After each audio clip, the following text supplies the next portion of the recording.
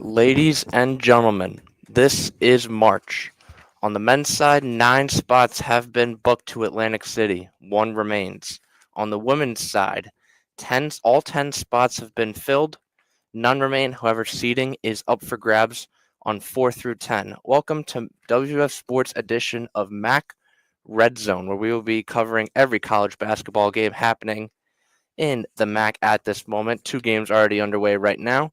4 more will be underway in the coming hour. I'm Andrew Jameson, joined alongside Logan Rundy. Logan, this is the best time of the year. What are you most looking forward to today? Yeah, just looking forward to good competition, right? You want to be able to see teams compete, right? Canisius is out of it. St. Peter's trying to improve their seating a little bit. So, again, we have 2 big games ourselves. 4 o'clock, we'll broadcast the women's game play-by-play in the studio here. And then, obviously, the men's game, Andrew, you have with Mike tonight. So that'll be good in the arena. So there's a lot to look forward to. A couple hours before that women's game kicks off, though, so it'll be fun to talk MAC basketball, and maybe we'll dive in a little bit to overall stuff. But we're watching the St. Peter's game here in the studio right now as they're about to get underway with Randolph, Bakari, Eaton, Roberts, and Sal, the 5 starters for St. Peter's, and then Canisius on the other side, who is out of the tournament. Still a little bit of pride to play for, trying to get a road win here in New Jersey. So, again, a lot of fun stuff. Let's talk Fairfield first before the game gets underway. The Stags of Fairfield women's basketball on the road against Quinnipiac tonight.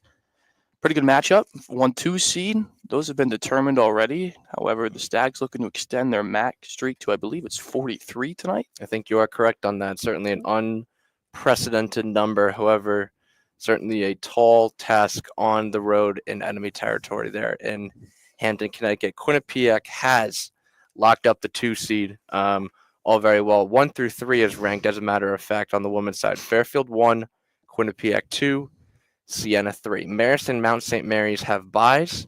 However, the rest of the seeding is up for grabs. That is certainly going to be a potential championship preview. Logan, I guess in terms of that, what are you most looking for in that game? Yeah, I'm looking forward to a lot of good stuff. I mean, Siena's going to be great. The 3 seed. Marist has been good all year as well. Mount St. Mary's is a little bit underrated. Haven't had a great conference year. They're at 11-8 this year, which is not bad, but expected just a touch better. Siena's been a pleasant surprise. Merrimack's done well for their first year in the conference, and then obviously Canisius is going to stole that final spot. So looking forward to a lot. I think there's a lot on the line today. I think there's a lot of pride to be played for, especially on Niagara. We were talking about Niagara in the start tonight. Again, it's been a tough year. 2-25, only won 1 conference game this year.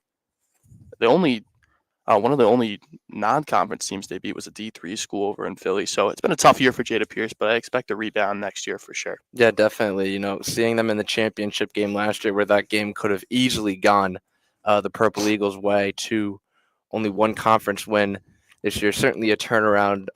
No one was expecting, to say the least, as they were picked second to finish in the preseason poll behind Fairfield, who had all 13 first place votes, but Niagara hoping for at least 1 bid into the Atlantic City tournament here, as St. Peter's is cutting here.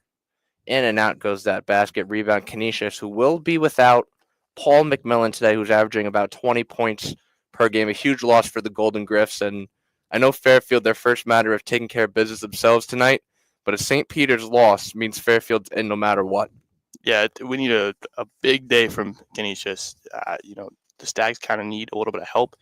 We were talking before we got on the air that Quinnipiac's going to come with everything as they're going for that number 1 seed tonight. So there's a lot in the air. They have that number 1 seed, but still there's a lot. You don't want to lose that last MAC game before, the conference tournament next week. So they're going to come out guns blazing. We were talking at the top here that they might not play all their guys for, 40 minutes, but we'll see.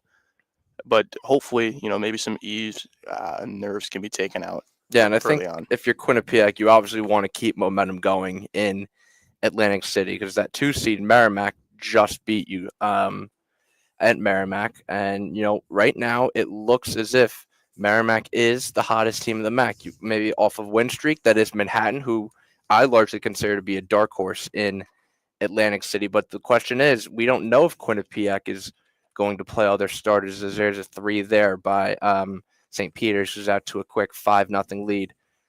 We know Fairfield's going to go all gas tonight. Everything's on the table, winning, and you're putting all your chips on the table. But for Quinnipiac, it's a matter of how much do you play? Do you risk injury? You have the best team, you have the best roster. I don't know what's going to happen. You really don't really know. If I know Coach Tom Pecora in his second season with the Bobcats, and more likely than not, the Coach of the Year in the MAAC on the men's side, there's a scrum for the ball there between Canisius and St. Peter's that, he's going to want to play his guys because March is a matter of momentum. Yeah, it's absolutely momentum, and I think it's hard to rely on Canisius today. St. Peter's is a really tough place to play. That gym is big. It's a little bit more empty, which is going to make it harder for Canisius, believe it or not. But again, Canisius 3-27, only won 3 conference games this year. So hopefully, if you're a Stags fan, you can root for a fourth. But St. Peter's off to a quick 5-0 start. Yeah, and I think Fairfield, I think they have that mentality inside that locker room. We hold all the cards on our table. It's up to us whether or not we are going to Atlantic City or not here. Canisius is without Paul McMillan, obviously, today. Likely will be a first-team All-MAC selection, averaging about 19 points per game this year. But, you can't be interdependent in conference play when relying on standings. You got to take care of business yourself, as we said time and time again. But there's a lot of other games that are interesting here today. But which one of those outside of the Fairfield games are you most intrigued by? Yeah, the Siena Manhattan game is pretty interesting in my mind. I think it'll be interesting to see how they kind of end their season. Manhattan's had a good kind of run at it. They've won 3 straight. Siena's a little bit slower, especially in that beautiful arena of theirs. For whatever reason, they haven't played well. They've been turning over the basketball a lot so far. This one's at Manhattan, though. Tough place to play at the Trady Gymnasium in Riverdale. So I'm expecting Manhattan to win that game pretty handily. Siena could come out. Manhattan does turn the ball over pretty often, so we'll see if Siena's aggressive defense can be a contributor. Manhattan is looking for a first-round bye still. They will clinch one with a win at home versus Siena. Did you watch the game on Thursday or follow up on it in any way or one way or another? I didn't. We were broadcasting Thursday night's game here at Leo D. Mahoney Arena, so I didn't pay attention too much. So for those of you who aren't aware, Fairfield was down by as much as 17.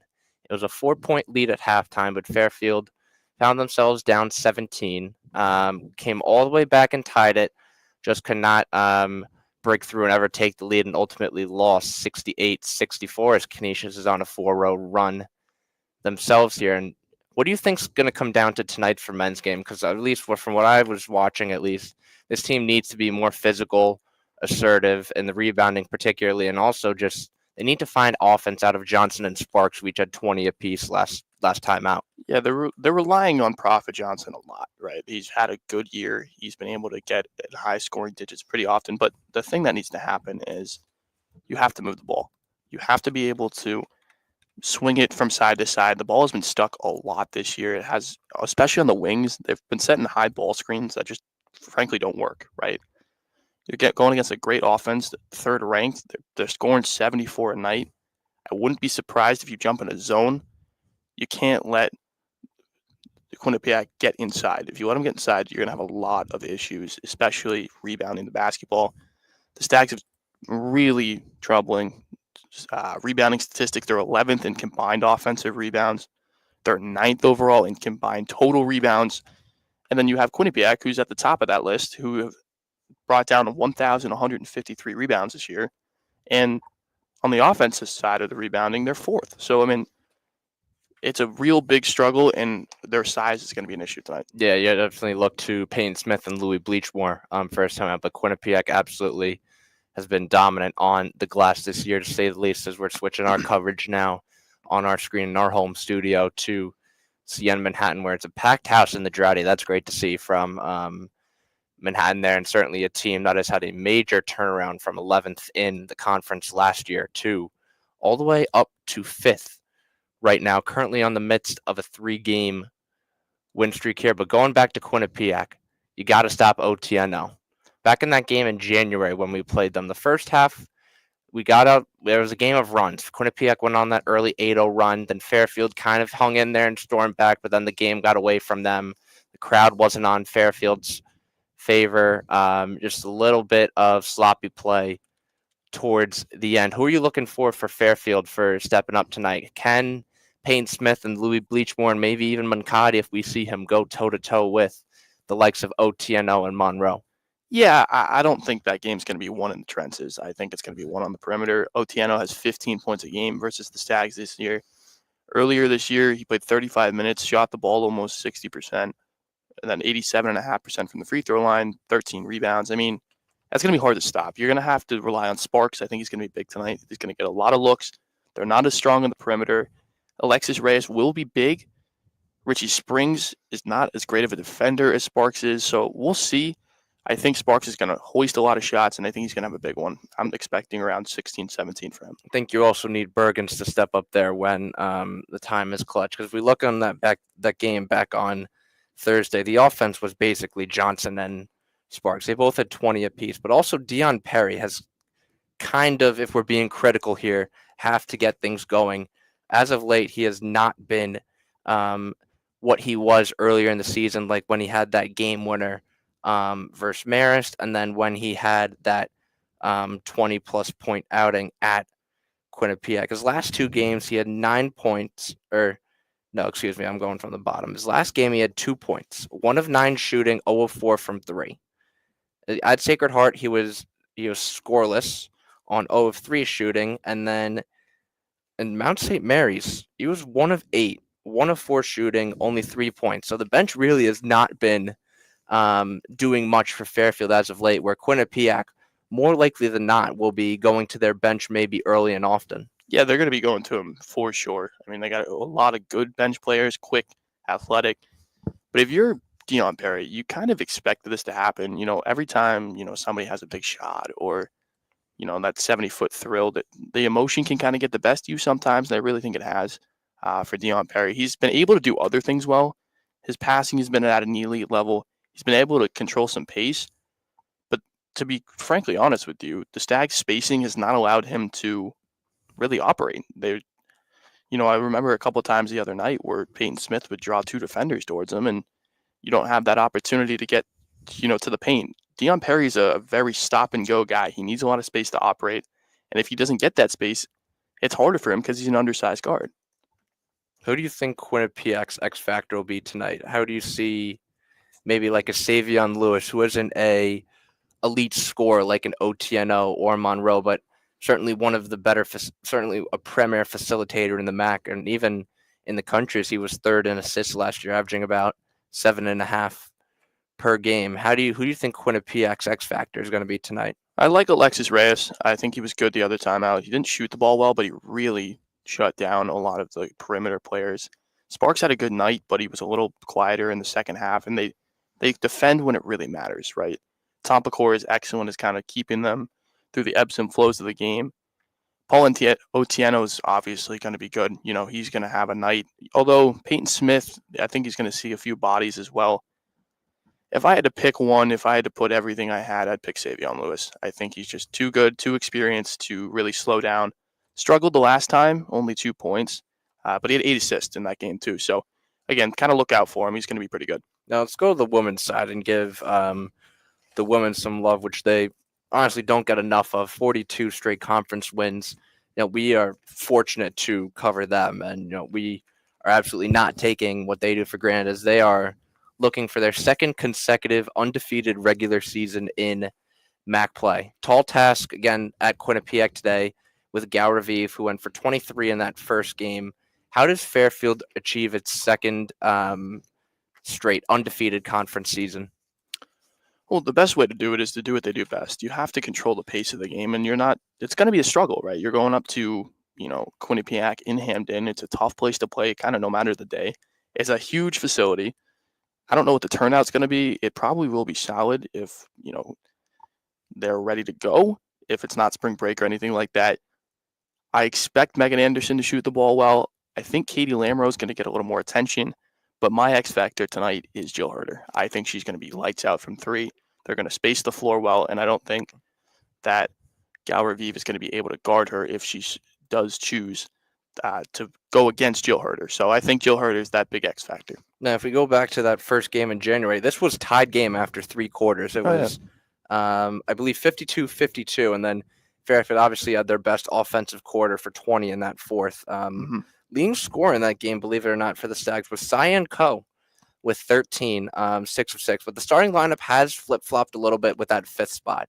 Some games it's been Ko, some games it's been Herder, some games it's been Magruder. Who do you think is going to get that fifth starting spot tonight alongside Anderson, Selimovic, Lamro, and Nicoletti Leite? I actually think they're going to go back to what they had. I think it's going to be Jill Herder. I think Kendall Magruder was in the other night for senior night purposes, but I also think she was there for more of a defensive presence. She's a little bit more, she's a little bit stronger than Jill is currently at the moment.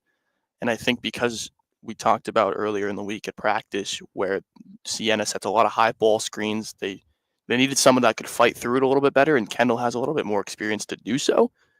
I think they're going to rock Jill Herder, Meg Anderson, Selimovic, Lamro, Nicoletti Leite. That's my starting five. And Quinnipiac, obviously, Fairfield, as much as great of a three-pointing shooting team as there, we also have to give Quinnipiac some credit for their three-point shooting 35% from three this year. More specifically, Jackie Grisdale is shooting 39% from three. So Quinnipiac has 4 players averaging double figures right now. Raviv obviously leading those Bobcats with 18 apiece. Who, maybe off the bench, which is going to be an underlooked aspect in this game, who off of Fairfield's bench do you think is going to maybe decide this game the most or extend Fairfield's lead or kind of keep them in the game?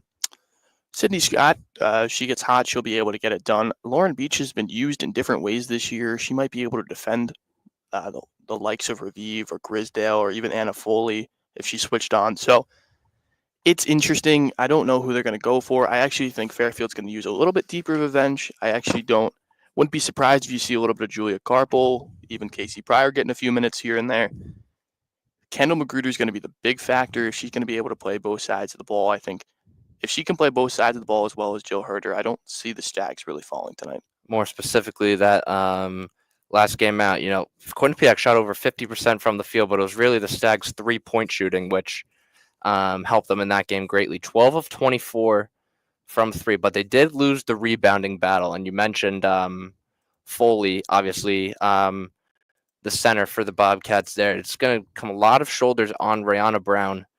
She'll definitely have a significant role. Actually, did not play in that first game at all, even versus Quinnipiac. But then the next game, wait, hang on, I just want to make sure I get this part right. So yeah, Quinnipiac had, or Fairfield played Quinnipiac. Then Rihanna Brown had that 31-point game. What type of Rihanna Brown role do you think will be in Atlantic City? Because I know, Fairfield, they love their guards and they love their road runners. But I feel like Rihanna Brown is a true solidified center, which not a lot of teams have in the MAAC right now. So what do you see her role in as Atlantic City? Yeah, in Atlantic City, we're going to get a lot of different looks. Fairfield's going to play on that Wednesday game. I believe it's a noon start. So You're going to have a lot of runs in that game. I think that game is going to start off extremely slow, whoever we play. I don't think it really matters. I think Rihanna Brown is going to be the first woman off the bench. I think that's kind of the idea. Maybe Selimovic, maybe Anderson. They might even go a little bit bigger when they have Selimovic, Anderson, Lamro, Magruder, and Brown. I think she's just going to be that kind of calm presence. I don't think she's going to go for 30. I don't think, they're expecting her to do so. Maybe a little bit of everything. But I do think that she will have an impact more on the emotional side of things rather than the physical basketball play. Yeah, I should definitely see one of the 4 seniors who was honored this past senior night. Definitely the impact the seniors have had on this team and fostering that leadership here has been pivotal. But going back to the women's side, looking a little bit deeper, our opponents more likely than not going to be one of these 4 teams: Merrimack, Manhattan, Iona, and Canisius. I know we were talking on the top. Fairfield kind of has an advantage in this type of game, but I want to kind of focus on the top portion in terms of teams who have already clinched a bye. Yeah. Quinnipiac, Siena, Mount St. Mary's, and Marist. Which team do you think could pose Fairfield the greatest challenge? I mean, it's Quinnipiac. I don't think there's really another argument for it. They're the best. With Fairfield aside, they're the best built. They're the best coach. I don't even think it's close. Mount St. Mary's can compete. I don't think they're disciplined enough to do so, but I like Quinnipiac almost every single time. That's fair. Kind of want to shift to awards now. How do you think Coach of the Year is going to stack up in terms of the MAAC on the women's side? Coach of the Year, it's between Carly and it's between I'm blanking on her name. Fabry. Thank you. I would even maybe I expect some votes for Terry Prim. Yeah, Sienna. He's yeah. going to get some votes just because of what Sienna was expected. However, conference record is hard to not give it to. Yeah, I like Trisha Fabry. I think Carly has been great this year. I think her staff is the best in the conference, and this is no shade towards Quinnipiac. I just think that the overall staff is better at Fairfield, so it helps Carly look better as well. I like Trisha Fabry as the individual MAAC Coach of the Year.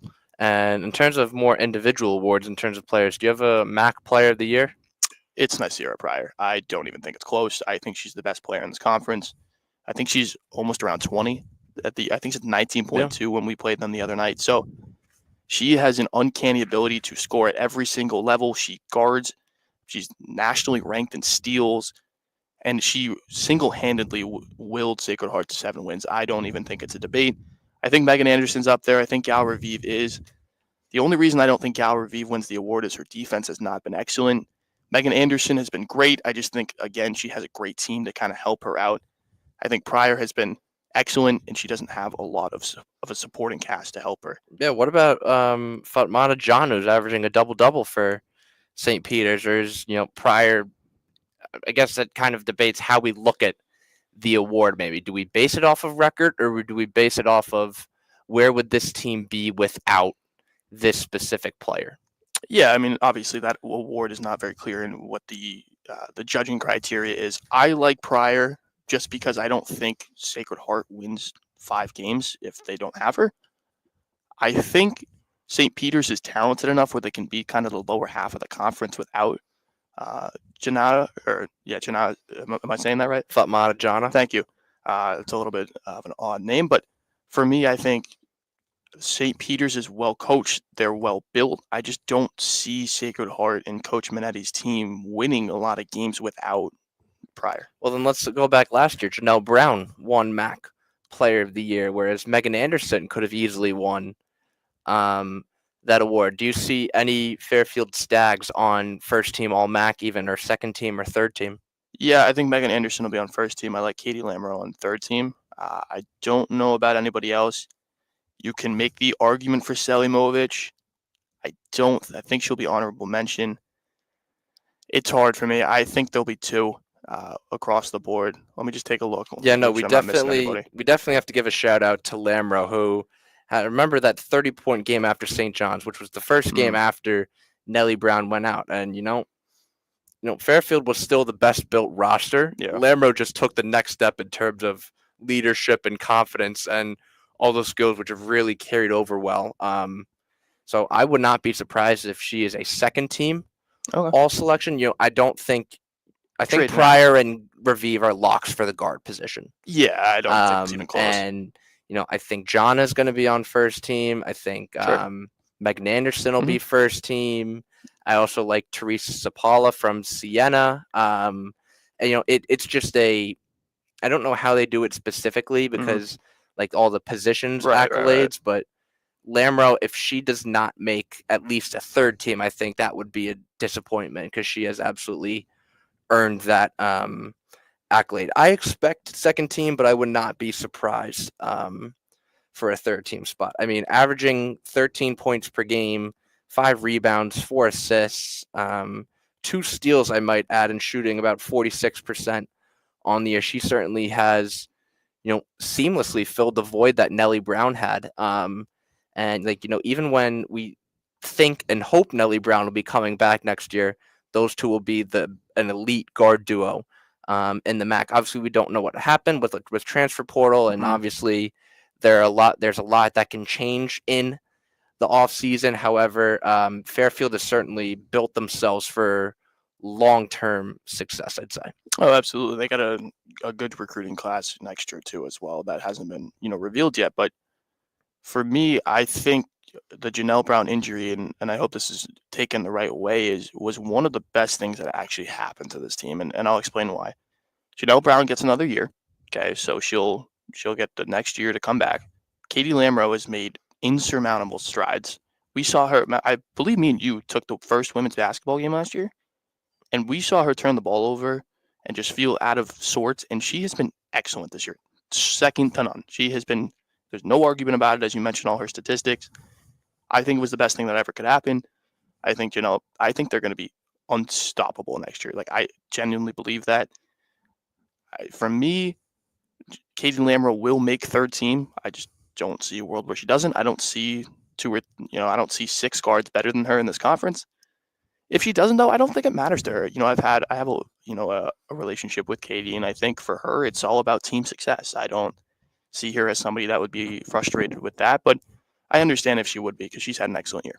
Yeah, I mean, I think that you echo that statement for everybody on the team. Like, it's not just one person. When you guys and Brendan Boudelier, one of our sophomore sports broadcasters, talked to Carly and Staggs in the studio, I think, the team isn't just one person. They prepare themselves for moments like this. But certainly an unfortunate injury nonetheless. But Fairfield has prospered and has been resilient, and there's just not a lot of words, and you have to give credit to Coach Carly and that entire staff for the job this team has done. You had the target on your back coming into the year again, but they've just kept it up. They just don't stop, and they have no signs of stopping here today. But in terms of like the rest of the bracket, obviously that 7-8 game, we're going to play the winner of that 8-9 game. I'm kind of curious on your perspective.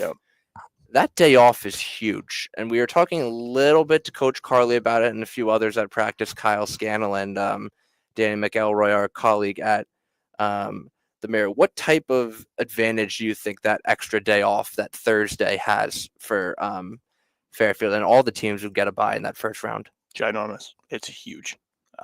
There's really no other way to put it. Fairfield is, yes, they run 10 women, but again, those 10 women are probably exhausted, especially because of how hard they go in practice, as we saw firsthand the other day. They gave Katie Lamro Monday off. She wasn't doing as much as she normally does. And so I think they've already even kind of gone into that mode. Once they clinched that seed, they were like, let's rest players. Let's, stay fresh, because whoever wins the MAAC tournament is going to go the next weekend to wherever they're seated, right? Right now in last week's bracket, we're going to Ohio State to play Alabama right now. Not a great look. I mean, that's a tough game. Alabama's fast. They're physical. They're well coached. Their big thing is they do not turn over the basketball at all. So you're going to have fresh bodies, right, next week. And to have Thursday off after only playing, one game, it's massive to me. Yeah, and obviously that part of the aspect there is overlooked there in terms of being able to rest and the fatigue. I don't think people realize how quick of a turnaround these types of games are. I mean, normally you only have 2 byes on the season entirely.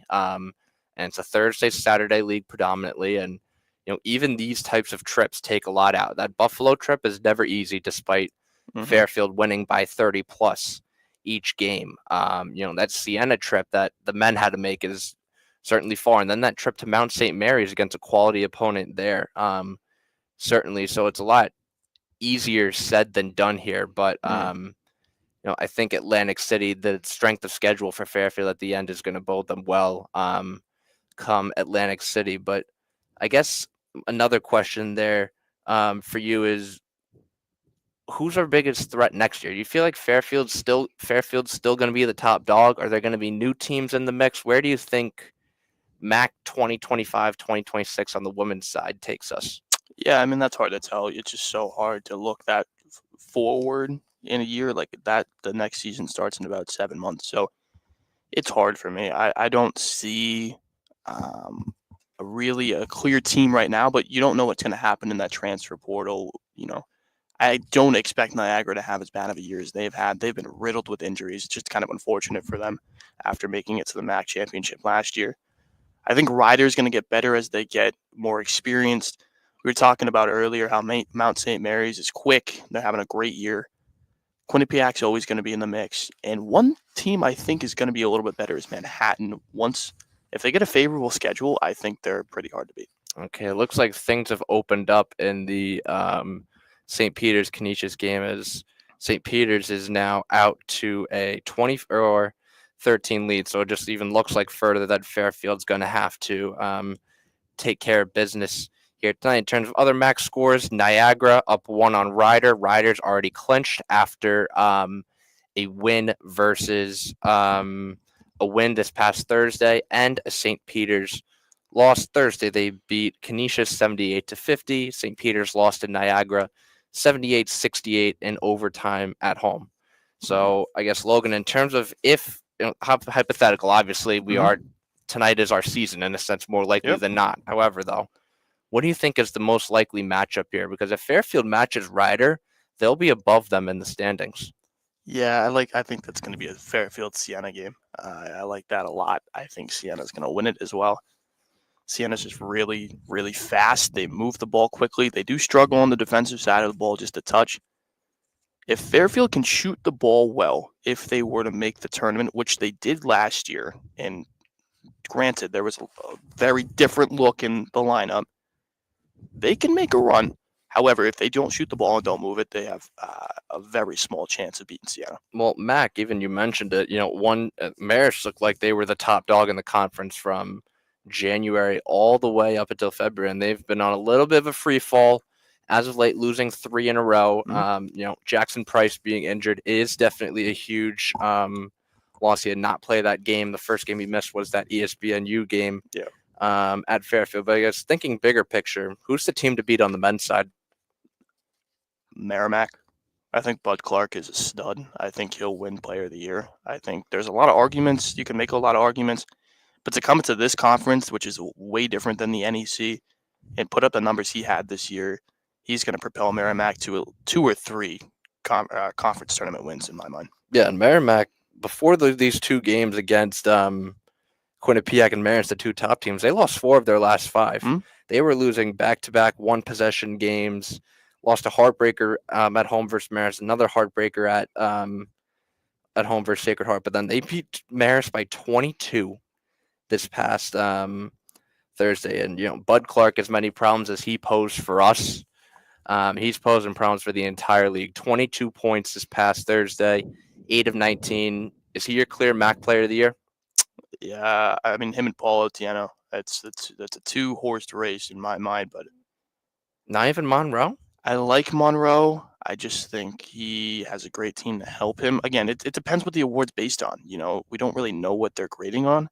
I like Bud Clark. I think it's his award to lose. You do make a case for Otieno. 13.5 points, 9 rebounds. Yeah, I mean, 1 steal, 2 blocks. Yeah. He's only doing 1 turnover a game. He's shooting 59% from the field. Tice has arguably a as equal resume. 18 points, 9 rebounds, 2.5 steals, a block. 41% from the field. But Quinnipiac has clinched the outright title. So we'll remind you that will be the first men's game on that Wednesday here in Atlantic City. If you look at the schedule, which we have up here, action starts this Tuesday. That'll be the women's game at 12 p.m. But yeah, Fairfield, that game is going to be at noon. WVF will be on the call for that, making the trip Tuesday, I believe. But once again, all hands on deck for tonight, as this is win or go home essentially for the Stags. As St. Peter's makes a deep 3 there. I believe that was Randolph.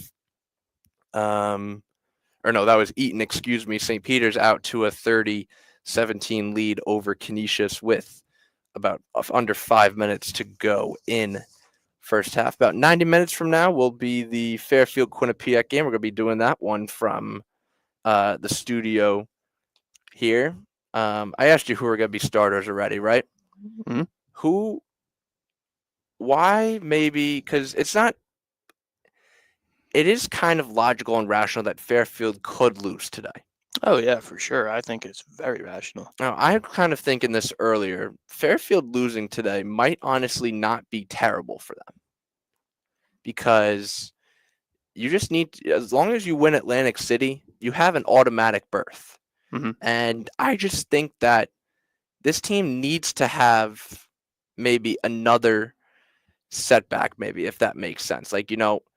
Maybe it's okay to lose one, just makes that motivation more further. Obviously, you're playing every game with a championship mentality, and you go out there to win. However, I think the record at the end of the day is, the record's not the conference title. That's not what they want. They want that Atlantic City. They want that March Madness. I think this team is firmly in position to potentially win a March Madness game this year than last year. Yeah, I agree. I don't necessarily agree with you that losing tonight is good. I don't think that's beneficial, and here's why. A lot of the AP polls around the country have Fairfield in the mid-40s overall, and I think if you lose to a MAAC opponent, I don't think that's really beneficial. There's only 64 teams that make this tournament, and you really don't want to fight. Like, say they lose a game next week, and you lose tonight as well, I don't think you make the tournament. I mean, obviously, a lot of other things have to happen, but the MAAC, if we're being 100% honest with each other, is not one of the stronger conferences No, it's not. in basketball, and I believe Fairfield was the only team to make the tournament last year. If right? you look at net rankings, Niagara did make the NIT, I believe. Yeah, And, I you wanna think make the real one. Quinnipiac is within that 90 range. But if you go down the list, the MAAC is not a relatively strong conference. Just a reminder, 31 teams are automatic bids.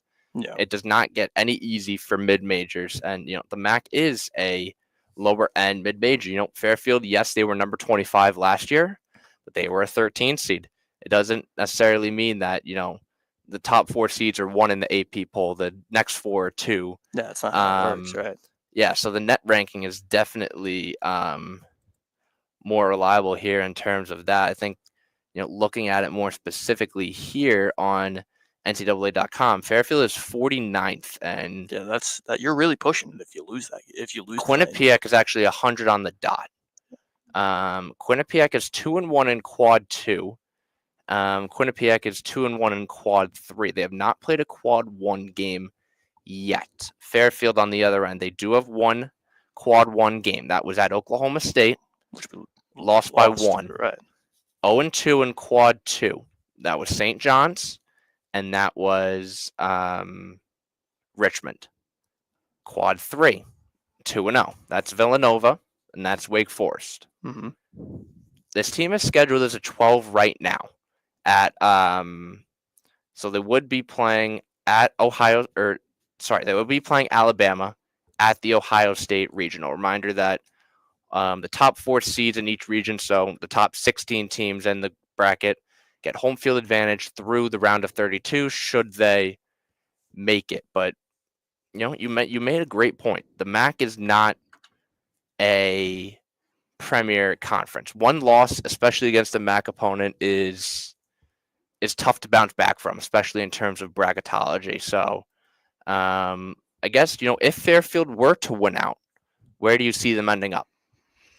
Yeah, it's tough. The thing when you look in the national stages, there's just so many teams, right, in consideration. But let's go back to a second to what we were talking about between Fairfield and Quinnipiac. If you lose tonight, Quinnipiac will end the season 26-3. Fairfield will end the season overall 25-4. Okay. In the MAAC standings, it doesn't matter. That won't change. However, you do have one loss. Okay. There are 51 spots between 2 teams with the same exact record. If you lose, you could drop like 35, 40 spots if you think about it. Yeah. Like, I don't think that will happen because Fairfield has a little bit more prominence than Quinnipiac at the current moment. But you just can't risk that.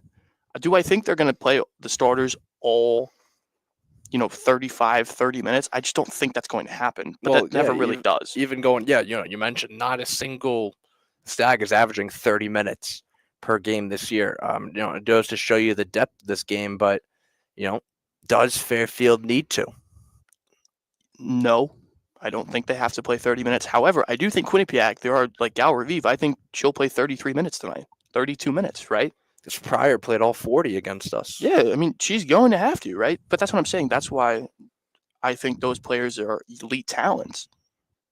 But the thing with Fairfield is they're so good and they're so deep that they don't have to play 30 minutes.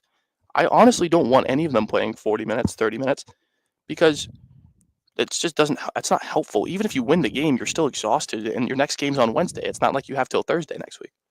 Yeah. I mean, I guess, do you see this team making it if they make it to the championship game but lose? Yes. Yes, I do. As I what think seed? they will be like a 16 seed. Okay. They may be the first, like the last four in. Okay. Like I think they have delivered enough this year where they'll just sneak in. However, I'd rather not roll the dice on that because I think there are going to be some dark horse teams in these conference But let me tournaments. ask you this: would they have made it last year had they lost to Niagara? Yes, they would have. As what, a 15? Yeah, they would have been like a 15, 16. Okay. My thing is, I only think they'll do it if they lose to Quinnipiac. I think they're going to be very unforgiving if they argument. lose to a Siena, a Mount St. Mary's, because I'll go back to that NCAA ranking. Quinnipiac's 100. Mhm. The next MAAC team, I'm assuming, is Siena. You have to. I'm still I scrolling bet you here. got to scroll to 180, 190. That would be my guess, Let's see. if not more. I will not be surprised if, honestly, Mount St. Mary's is. No, they're under 500 Oh, they are under 500 they're overall, or both. overall. Mount St. Mary's is ahead of Siena. Where's Mount St. Mary's? Mount St. Mary's is 210. Siena is 220. I don't know if I agree with that at all. We don't make these rules. We don't have the criteria. Again, this is what makes March so unpredictable and It's a really exciting. weird thing. But, it even gets weirder. Manhattan's the next team at 229. What? Marist, 242. What? Merrimack, 267. We're talking women's basketball here? Yep. What? Sacred Heart, 292. St. Peter's, 297. Iona, 307. Rider, 3830. Canisius, 331. Niagara, 354. Yeah, I'm not a professional at this at all, but that doesn't make a whole lot of sense to me. However, if they're grading based on quality of wins, that could be accurate. Well, let's not forget, Quinnipiac's lone loss non-conference was at Miami on the road in overtime. Their two conference losses, Mount St. Mary's, who, by the way, Mount St. Mary's only lost to Quinnipiac by 4 the other day, and us. to Siena. So there is definitely clearly a top, I'm going to include Marist in here. Top 5 on on the women's side here: Fairfield, Quinnipiac, Siena, Marist, and Mount St. Mary's. So whether you can make it's 2 and then the 3, or it's 3 and then the 2, you can go either way. But I think that's wild in my opinion. Not a lot of it makes sense here. But if Fairfield wins the tournament, you see them as a 12 seed. It wins out. If they win out, no, I think they can get better if they win out. I think they could get like a 10. That's a little bit of a stretch there, but then you need other teams to lose. Agreed, and I think that will happen. However, I think it's generous at a 12 right now, if we're being frank with each other. They were ranked 25 last year and got a 13 and won the tournament against the great. Well, what was their net last year? I don't remember, to be honest with you. Their net is a lot better this year than it was last year. We didn't play Lehman this year. We didn't play Lipscomb this year. Right. Our out-of-conference schedule consisted of Wake Forest, Arkansas, St. John's, Villanova. Good programs, good mid-major programs, and even some power conference programs. As that shot for Canisius, no good. St. Peter's will go into, unless that goes in. Nope. St. Peter's up 11 on Canisius at halftime. But I guess even on the men's side, if you want to look at that now, sure. Where do you see a Quinnipiac ranking? Because Quinnipiac played, this is right, latest bracketology, is playing Duke as a 16 seed. That's probably about accurate. I think, by the way, I don't even think they belong in the same gym as Duke. I do think, I forget what ESPN analyst made a comment the other day about Cooper Flagg. If he were to have a bad game, Duke could lose. I think that's very true. However, I do think if they were to go big for big, I think that Duke and Quinnipiac could go pretty well together. If they go guard for guard, there's no chance. But if the game is played in the paint, that is where Quinnipiac could pull something off. I don't see I see a MAAC team, the maximums of 15. I think if it's Quinnipiac, you could make an argument for 15 if they win out. Any other team, maybe besides Merrimack, is going to be a 16 seed if they win that tournament in Atlantic City. Well, that's I would even say first 4. Think so? I would even say first 4. I think the Quinnipiac one's a first 4, if I'm not mistaken.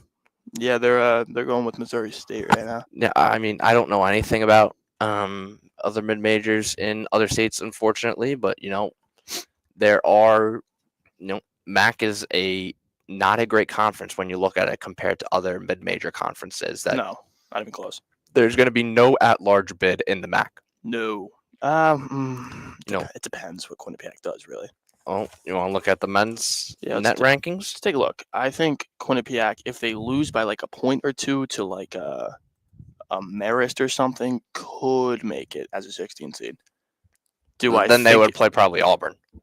Yeah, they would get killed. Like, let's be honest with each other. But they could make the tournament. All right, MAAC, because Marist has definitely taken a nosedive as of late. Because they were getting some votes in the mid-major poll like back in early January. Mm-hmm. Quinnipiac right now, Merrimack's actually the top team of the MAAC right now. 181.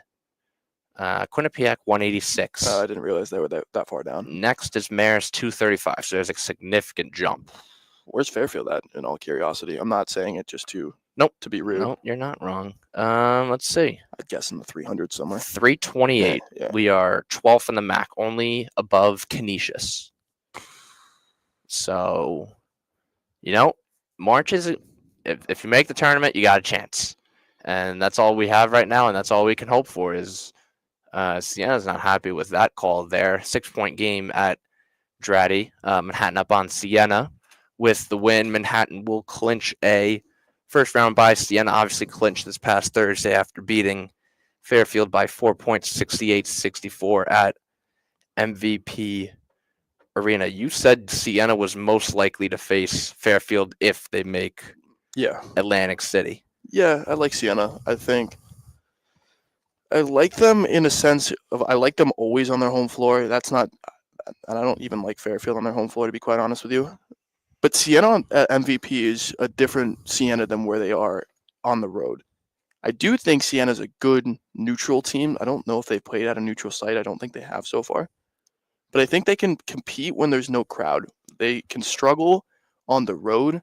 I'm going to look up their record right now. Yeah, I mean, Siena just fouled at the end of the half, and the ref just kicked the cheerleaders off the court. So something's developing there in Draddy. If you look at the replay here, it looks like Wesley Robinson was going up for three-pointer there, but then Gavin Dottie, it looked like, coach for Siena definitely did not agree with the call. They're going to go to the booth there with that one, though. Could be a 9-point game if that call stands. Yeah, the Saints are 4-9 on the road, and they're almost double. They're 9-5 at home. Like, that is night and day. That's almost reverse records, right? Yeah.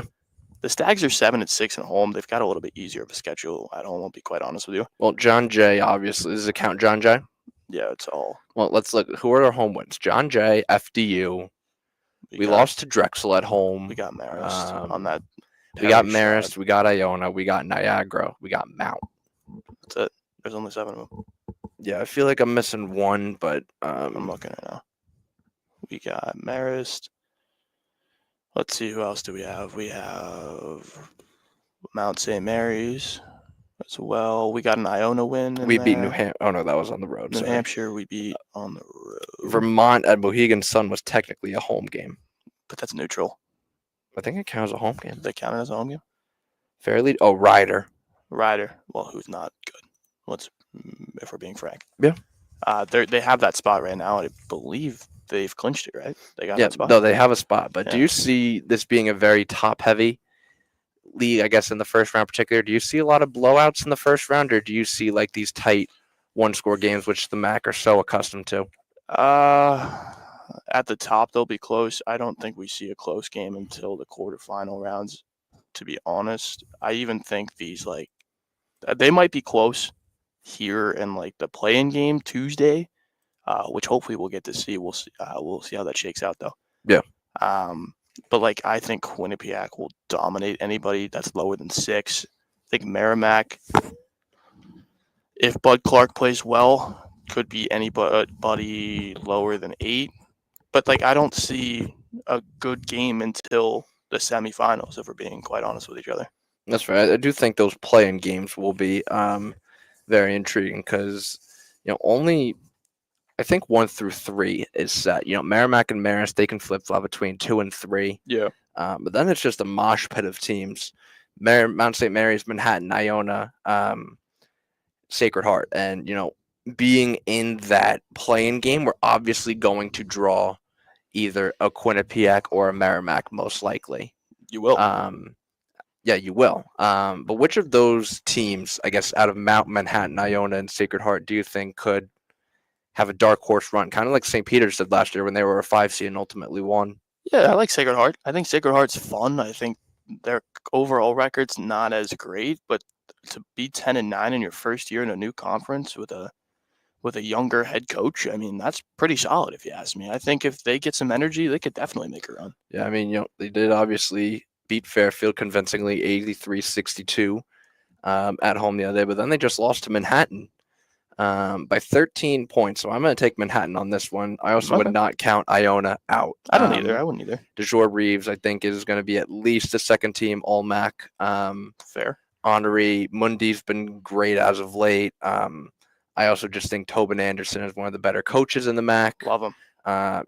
It helps when you have March Madness upset victory like he did against FDU. But, we haven't talked about Mount St. Mary's yet. They were picked to finish, I think, 12th in the conference in the preseason. So you certainly have to give credit where credit's due for that turnaround. But they definitely are still young. They have been a fairly inconsistent team, I'd say. I think they started 5-1 in MAC play, and since then they've been 6-7. I mean, Fairfield just beat them last Friday, so I would not be surprised if they are a first round exit. But we've seen crazier here in the MAC conference. Obviously, we were there for when Muhammad Sow tipped that buzzer beater in to beat Quinnipiac.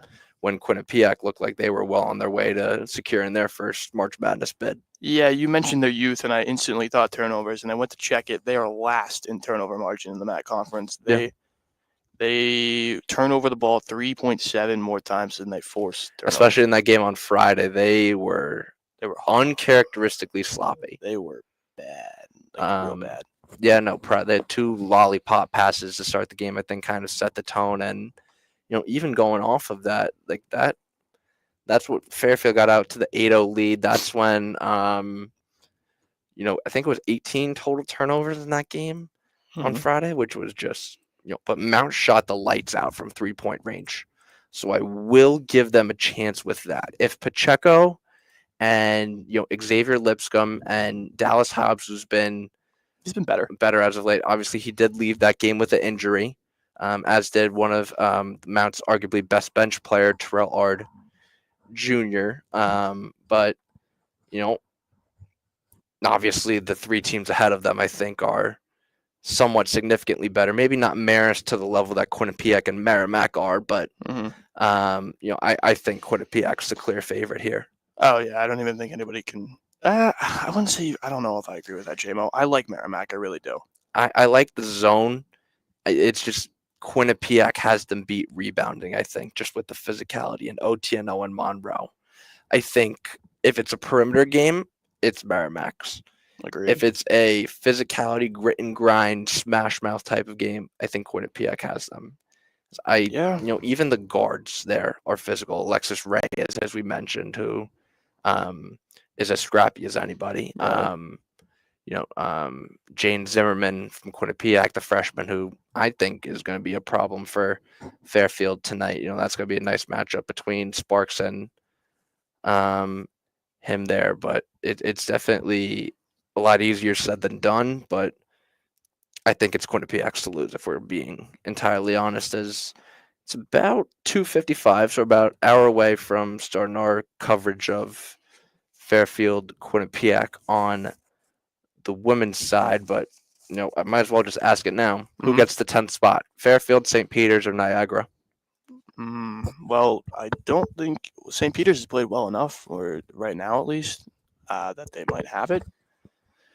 I don't know, to be honest with you. I don't think it's Fairfield. I think that's a pretty guaranteed thing, if you ask me. I think Niagara is going to steal it. You think that means... I mean, St. Peter's and Fairfield have to both lose, right? I think St. Peter's gets it if Niagara wins even. I think it goes Fairfield. In terms of winning in, I think it goes Fairfield, St. Peter's, Niagara. Fairfield, that's the tiebreaker over Niagara, but not St. Peter's. That game is going to loom large. And it does stink because in the MAC this year you only play some teams once, and that Siena game is going to loom large, and that St. Peter's game is going to loom large if Fairfield does indeed miss out on the tournament. But hey, winning in. Yeah, It's easier said than done, though. you could say that again. I've said it a couple times when we've been on live air, and I said it multiple times to you when we were off air. I just don't see Fairfield beating Quinnipiac when they're really trying to get something going. It's hard for me to see it. I don't know. We haven't been consistent enough. We haven't shot the ball well enough. We don't move the ball on offense. And I know I'm being pessimistic, but I'm trying to put us into reality here. Do you think Quinnipiac? Obviously, I think the starters are going to start. Yeah, I agree. Do they pull them? Because I know rivalry. Maybe Quinnipiac would rather see Fairfield than St. Peter's, in all honesty. The game on ESPNU, Quinnipiac was struggling for a good portion of that game before they came back. And Quinnipiac's kind of had Fairfield's number. And, maybe to Pecora, they're an easier out than St. Peter's would be just based on the style of play. Yeah, at the Division I level, I just don't think you try to play that matchup game. I just don't think that's how it works. Do you risk injury, though? I understand it's the MAC. However, do you risk injury? You don't, and here's how you avoid it. You tell your guys, play hard, but don't do anything dumb, right? You're not trying to, if you're trying to go to post or somebody, that's a dumb idea. I don't think they will be at their full potential. Like, when you and Mike broadcast tonight's game, I don't think you're going to see, any crazy highlight play. Just don't see it. Maybe, a three-pointer or something on the perimeter. But even then, I'm sure Tom Pecora is telling his guys, if you're closing out on a three-pointer, don't slide your feet close enough underneath theirs. You never know what's going to happen. Now, on the other side of the coin, you have Quinnipiac, who needs to, stay fresh at the same time. You don't want to go into a game next week where your guys, your starters, if that is, have only played 15 minutes.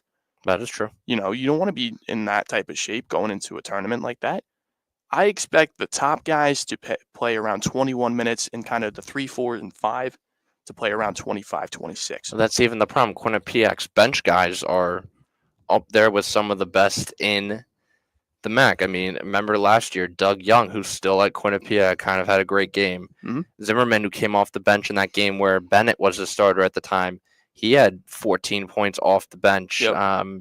Mabry, Randall, Springs, obviously, I feel like the starters are going to give everything they can for as long as another question here as Niagara's up 2 on Ryder here, heading into the second half. Rounder, my Niagara is out with a loss no matter what. I'm telling you, I like them. I'm telling you, JMO, I like this a lot for Niagara. Well, St. Peter's is up, I think, 13 at half. No, I think they're up 11. But we're playing apples with bananas here. I mean, it's nothing too crazy. I mean, Fairfield, again, winning, and Manhattan officially up 9 on Siena at half. 4 p.m. game's going to start in an hour. That's Marist and Mount St. Mary's and Sacred Heart Iona. That Sacred Heart Iona game could very well dictate who has a bye. Yeah, I mean, who do you think wins that one at Iona? Love Sacred Heart. Really? Love Sacred Heart in that game. I just don't think Iona's going to be up for the test tonight. You think the offense is too much? I do. I think Sacred Heart's the best three-pointing shooting team in the conference, if I'm not mistaken. Yeah, I think that they definitely need more offense outside of Reeves and Adam Najee. Yeah. However, it's evident in the stats. Reeves plays 34 minutes a game. Najee plays 29. The next guy plays only 21 minutes per game. And this is a team of all transfers, by the way. True. All transfers, great job by Tobin Anderson to have this team above 500 once again. Iona was poised for a run last year, too, until their star player, I'm forgetting his name off the top of my head, but he literally sat out from February. Yeah. I don't remember. Forget his name as well. But he torched us in the 2 games we played in Iona. Whenever we go there, they just have our number, I feel like. And we just haven't been especially on the road. Oh, yeah. And it's the physicality. You're absolutely right there. But Iona could very well make a run. They have been the most dominant team this decade. I want to see how they matched up against top teams, though, in the MAC. Let's see. Beat Marist by 4 on the road. Lost to Quinnipiac by 5 on the road. They beat Manhattan by 5. Lost to Merrimack by 7 at home. Split with Marist. Okay. Quinnipiac had their number 2-0. Okay. They split with Manhattan also. So Really? yeah, Manhattan won the first one by 21. Iona won the second one by 5. Mm. So, again, maybe it's a point in favor of Manhattan. I don't know. Gallagher's doing something there. Yeah, and he's great. it's we talked to him that Good. post game interview. He's definitely the right guy for the job. Absolutely, and I think, I don't know, JMO, I love the Sacred Heart team. I really do. And I know that's coming from, two Fairfield guys, but as neutral as we can be, I just think they're young, they're fun to watch, they shoot the ball at an excellent clip. They don't turn the ball over at all. In fact, they're the best assist to turnover ratio team in the MAAC conference at 1.37. And they're pretty good in the turnover margin, about 0.37. So that's not bad for your first year in the conference, and that's what's really important.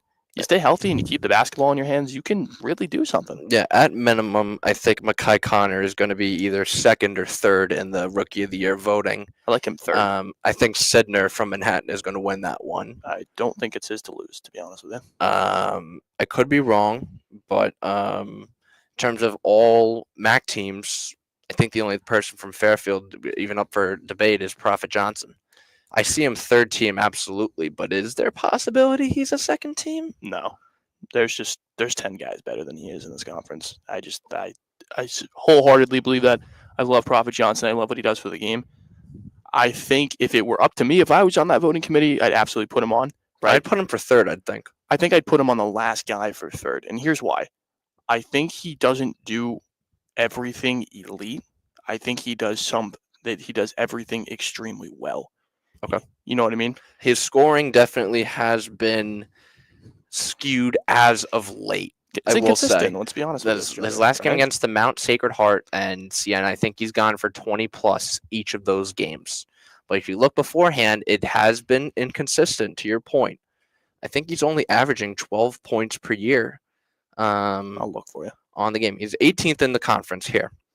13 points per game. 13. That ranks 18th in the conference. But then he can do other things. I'll agree with you. Let's see where he is rebounding, because he's definitely top 5, I'd say. I think he's third. He is third, 7.5. Yeah. You know who's ahead of him? Probably Otieno. And Monroe. Yeah.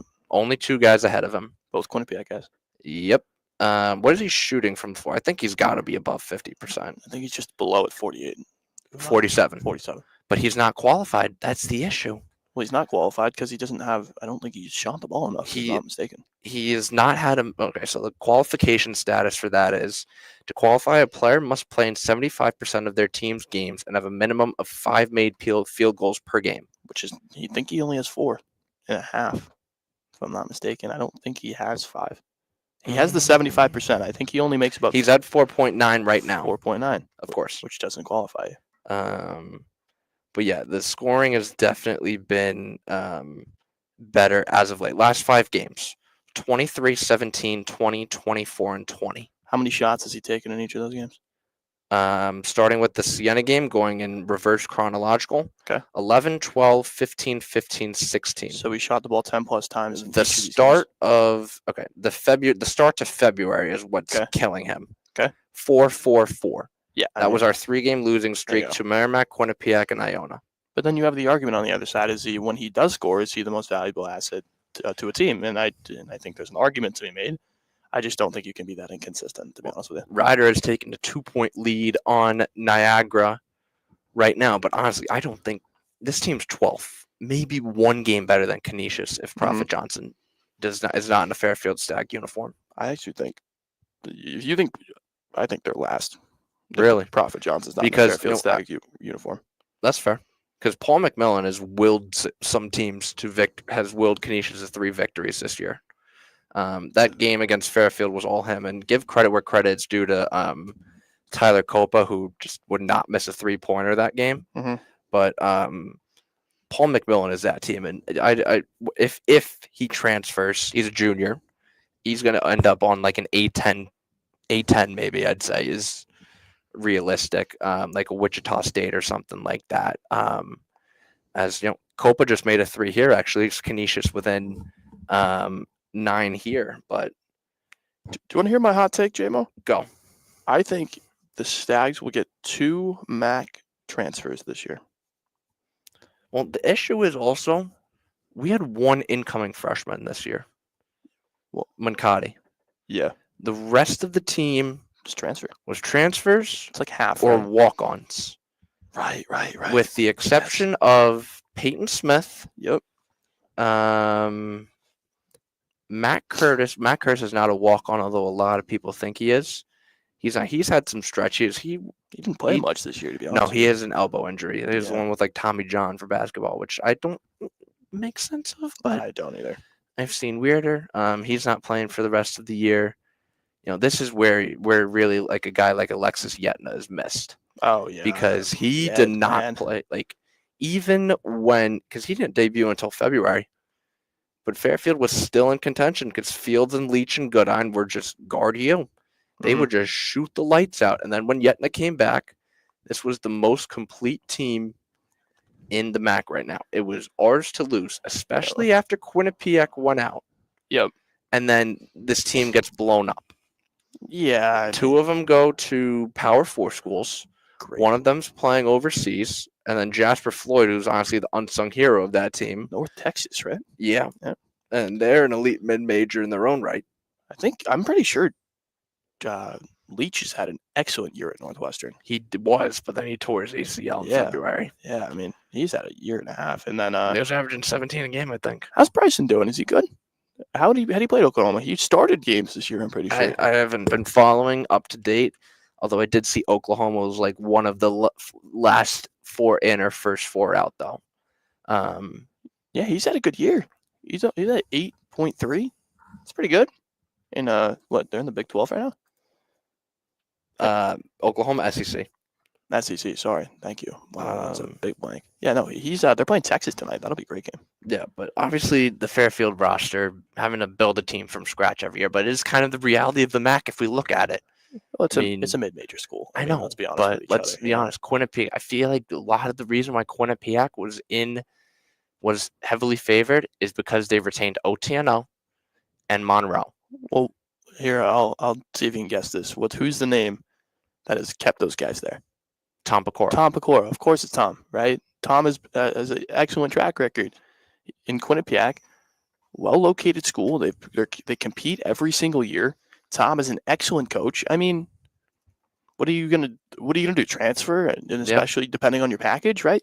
Transferring is not an easy thing. No, it's not. And especially with NIL, you never know what the incentives are. And if you're gonna play for a good program at a great school to get your education at the same time, why would you leave Tom Pecora's team? Well, let's also look last year. I mean, I guess going back to the Fairfield point. Outside of Louis Bleachmore, Jack Brown was good for us last year too. Outside of Bleachmore and Smith, there's no starters, really. Nope. Everyone is different, despite 8 returners. Actually, I will include Sack in that list, actually, because he did play a good amount for us last year. He's been injured this year. Yeah. But the rest of these guys are either walk-ons or just didn't have playing time. Mm-hmm. Curtis, he's left. McPartland, Davidson, as much as I love that guy. Joe Ganton, Mike Rogan, who's had some flashes, especially in January. He was even in the starting lineup at one point. Yep. But, you just can't rebuild overnight. It takes time. Yeah, and we talked to Luke Davidson in November, I want to say? Yeah. Yeah, we were talking to Luke, and he was like, it was a step-by-step process to relearn and know relationships. That team last year wasn't really together much, except a little bit the year prior. There was more put together than this team, for sure. Okay, that was Jay Young's team also. Let's go back to that. That was Jay Young's team, that 23-24 squad. Yeah, this is Casey's first recruiting class. Mm-hmm. And to give Coach Chris Casey credit that when they had got on a lot of these guys in recruiting, that window was a little bit closed already. The bigger guys had already transferred.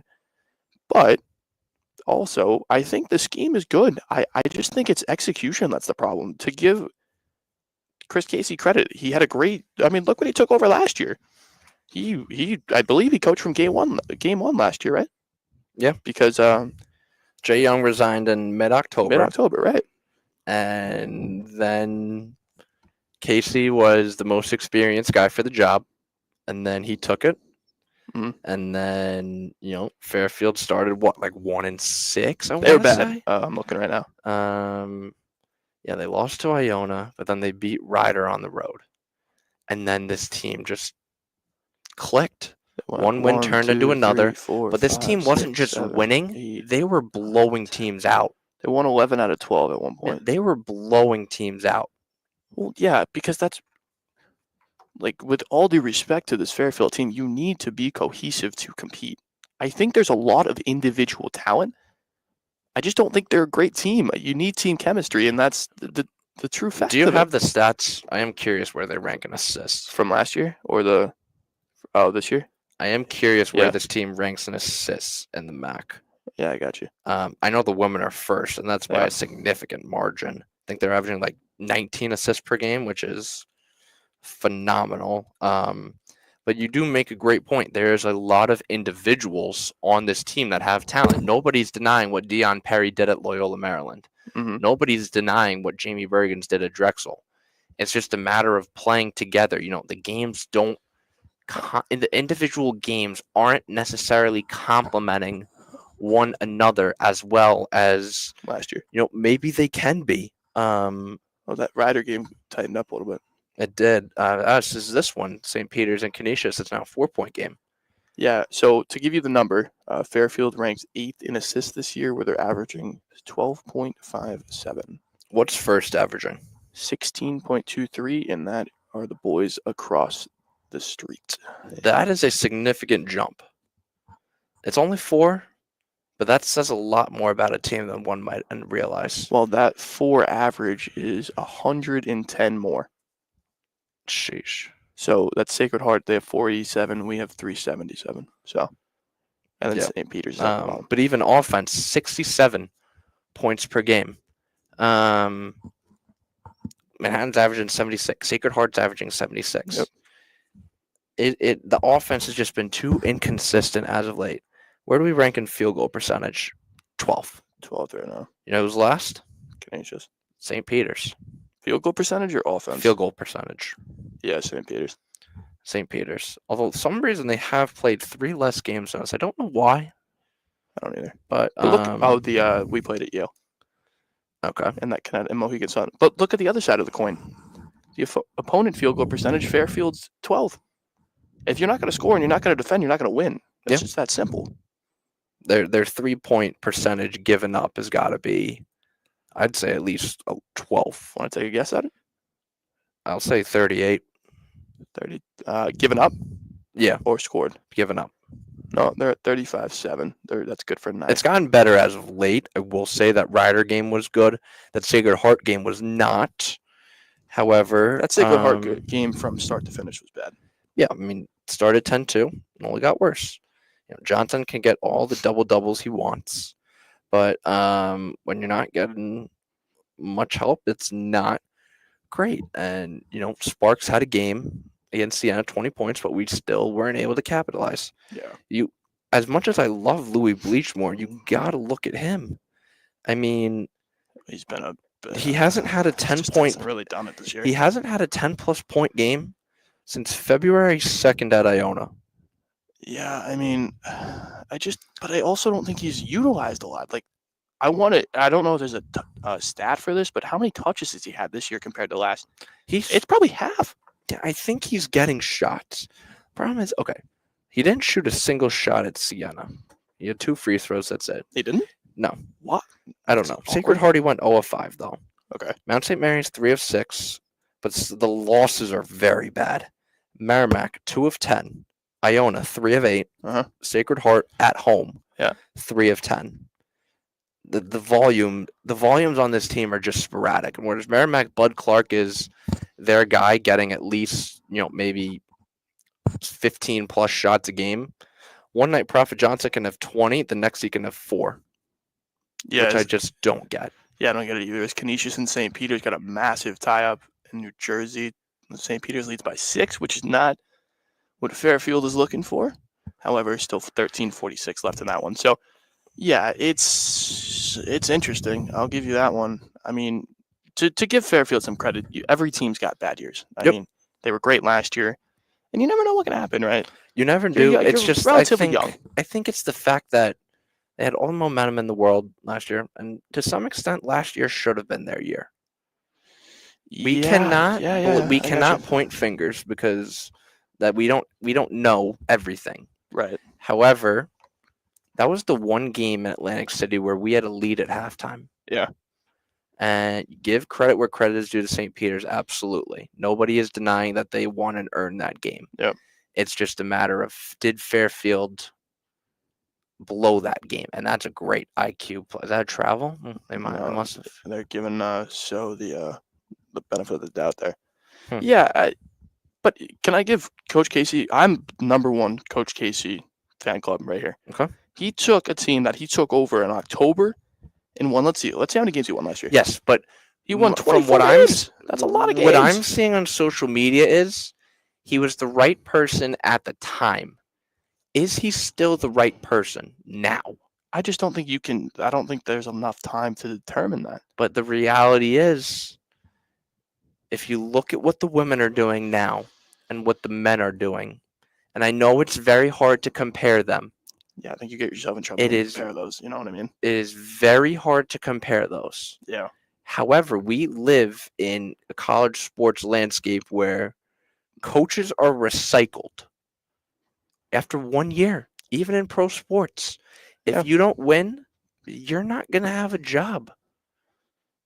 Okay, let me ask you a question then. Let's flip it to Jada Pierce. 2-25 season. Does she lose her job? Right? You do make a valid point. I just don't know the patience meters on various schools. What is the standard? Well, the standard. Well, I mean, you make a MAAC championship last year and lose to a top-ranked team in the country. That's the standard. But I don't see any world where she gets fired this year. I don't either. I will leave it at that. As St. Peter's going to take a media timeout. The lead's up to 8. They're looking elsewhere around the MAAC. Mount's up 11 on Marist, so it looks like. Really, man, Marist is really struggling. On the women's side. Oh, sorry. Mount's up 11 on the women's side over Marist. Manhattan's up 6 over Siena. Really? On the women's side, that could be interesting. Manhattan's only 8-11 in conference play, but holding tough with Siena. Obviously, great season for them, 14-5 in the MAAC. Every MAAC women's game is underway, with the exception of Fairfield and Quinnipiac, which starts at 4 p.m. Sacred Heart's up 20 on Iona. Really? For the women. Iona's lost 5 in a row. How many do you think Pryor has? What's the score? 53. Give me. I like 19 points. Above. What? 22. All right, that was close. Pryor's 22. Kirby is 16. Wood has 12. Underrated. They have 50 of the 54 points. There have no bench points for Sacred Heart. Brandon playing? Does she have a couple? She has played 4 minutes. Did they really? No bench points. They went with Pryor Williams, Wood, Johnson, Kirby. You want to know who I think is going to be great next year? Carmen Williams. She was solid when she played us the other night. I feel like it's the same story with the Ryder person who absolutely lit us up in Atlantic City last year. Los Morales, I think is her name. Marina. Coast Morales, sorry. Was it Mariana? Mariona, yep. But yeah, it is a very quick turnaround for some of these teams. Is Niagara is up 2 with 2 seconds to go in that game. Mm-hmm. So Niagara looking to end their season on a high note. I like yes. that. I really do like Jada Pierce. I do. And going back to that point earlier, we cannot deny what she's done. She is one of the better recruiters in the MAAC by far. She's the best. It's not close. Niagara did make an NIT appearance last year. Mm-hmm. They gave us a run for our money in Atlantic City. Yeah. Honestly, I did not expect to win that game, if I'm going to be frank. Yeah, I just don't think that. Obviously, injuries are a part of the game. It comes to a point, though, where how can we make injuries an excuse, maybe? What line are injuries an excuse? I mean, 2-25, none. 0. zilch. But if they were like 10 and let's call it 16, I would have been okay with that. What about 7 and 13 in the MAC? That would have been good, That would honestly. have been good for them. Because let's say 10 seed in the MAC on the women's side is going to have at least 8 wins. Okay. On the men's side, I think they'll have 7. your max is going to have most likely 7 or 8. Okay. It's definitely got to be 7. Yeah. As Fairfield right now is 10th with 7 wins. Okay. We'll say the women's league is a lot more top heavy. Okay. There are only 5 teams in that conference above 500, pending the St. Peter's win. Mm-hmm. On the men's side, there are 7 teams above 500 right now, and if Siena wins, that will be 8. I like that. Well, in conference play, not overall. Conference play. Yep. Right, Okay. right, So right. if Siena wins, it'll be 500 at 500. Let's be clear. Yeah, and then there'll be 15 and 16 overall, right? Siena, yes. Yeah. Which is not bad. No. I mean, I think they should be better. If they were a better road team, then they'd be hard to stop. But again, I think I mentioned earlier they're 9 and 5 at home and like 4 and 9 on the road or something like that. The splits are worrisome, Yeah, and it's something that you cannot ignore. If you look at the women's side of things, Siena's 10 and 4 at home, 7 and 7 on the road. Yeah. Marist 8 and 4 on the road at home, 7 and 9 on the road. Merrimack, this one's startling. They're better on the road, I think, aren't they? 10 and 3 at home, 3 and 13 on the road. Oh, I'm sorry. Wow, I missed that one completely. Same thing with St. Peter's, 7 and 5 at home, 4 and 13 on the road. Oh my God. Manhattan, 9 and 4 at home, 4 and 10 on the road. Aren't we 3 and 13 on the road? Or 2 and 12? We are 12 and 2 on the road, 13 and 1 at home. Oh, you're talking women. I'm sorry. No, you're good. Yeah. Okay, I thought you were talking about. No, but I mean, if we want to look at the men's side, I wouldn't be surprised if the splits are also pretty staggering. Quinnipiac, 12 and 2 at home, 7 and 9 on the road. They're 7 and 9 on the road. Merrimack is the only team. Merrimack, Marist, and Mount are the only teams that have a winning percentage at home and on the road over 500. Huh. Well, the Mount has to travel light years to go to any opponent. So as do the Western teams, but they Niagara, you can make the case too, honestly. 6 and 7 at home, 3 and 12 on the road. And let's include Fairfield in that one while we're at it. Sure. 7 and 6 at home, 3 and 13, right? 3 and 12. 3 and 12. You just can't. The Fairfield is no excuse. I'm sorry. Fairfield is centrally located to almost every school. Yep. Just saying. Let's say. All right. Sacred Heart, 15 minutes. Quinnipiac, 40. Manhattan, I'd say that's no more than an hour and a half. An hour. The 2 New Jersey schools aren't close, but again, not terrible. They're like they're an hour and a half both. The Mount St. Mary's trip is what, 5 hours, 6 hours. The 2 Buffalo trips are about 5 hours, but they play them in the same week usually, right? Yeah. That's usually like a back-to-back or the Friday, Buffalo Sunday. trips are almost always continuous. So it's not like they're traveling there twice. We'll give shout out to men's lacrosse. Just beat UMass Lowell 19-5. Those boys just keep on rolling. I mean, my UMass Lowell boys. I used to play baseball over at UMass Lowell. So shout out to the Riverhawks. Great community. They're at 17 right now. You see them going up? To be honest, I'm not the lacrosse guy. However, I do like the team. I love Radish. She's excellent. Again, lacrosse, field hockey, and what's the other one I don't cover? Volleyball. Volleyball. Yeah, those are my weak spots. So I like lacrosse. I think they're fun to watch. I watched them play 2 weeks ago, maybe 3. Yeah. Yeah, they're fun. Yeah, baseball is also a lot of fun too. They just beat They just took a series from James Madison. That's a big series. 2 of 3. I've played there. I played on James Madison's field before. And then, they're tough. Yeah, just beat George Washington. Sorry, excuse me, 12-1 yesterday. Yeah, they're not great. George Washington. Let's see what else has happened. Stags beat St. John's. Final 2 games in that series against JMU. The final game was a 7-0 shutout. That's good. And 14-2. So despite losing the first game, they lost the first. They lost the first game to JMU 13-6. Yeah, that's not great. They outscored the Dukes, who were a at-large bid last year. To remind you. Oh, okay. I'm not a lacrosse guy, so. This is baseball. Oh, baseball. Sorry. Baseball. They just beat a team who was an at-large bid last year, 21-2 in the final 2 games of a series. It's good. I mean, yeah. I mean, their pitching's been excellent this year. Yeah, right? Ben Alexson, recent MAAC Player of the Week. Was that who just won it? Yeah, another great outing. 6 innings of 1-run ball last night. Yeah, that's good Dean stuff. Ferrara, MAAC preseason Player of the Year. He had that put out earlier this year, right? Yeah. Dean from left field. Yeah. Yeah, expect a lot of baseball coverage coming up as for softball as well, and even lacrosse. Basketball. Yes, we are in our favorite season, crossover season. Basketball heating up. Spring sports just getting started, and already heating up as conference play for men's lacrosse starts literally 1 week from today. Yeah, softball struggled, right? Just a little bit. Yeah. 3-9. That's not great. Yeah, but it's early. They haven't played a home game. MAAC. It's MAAC.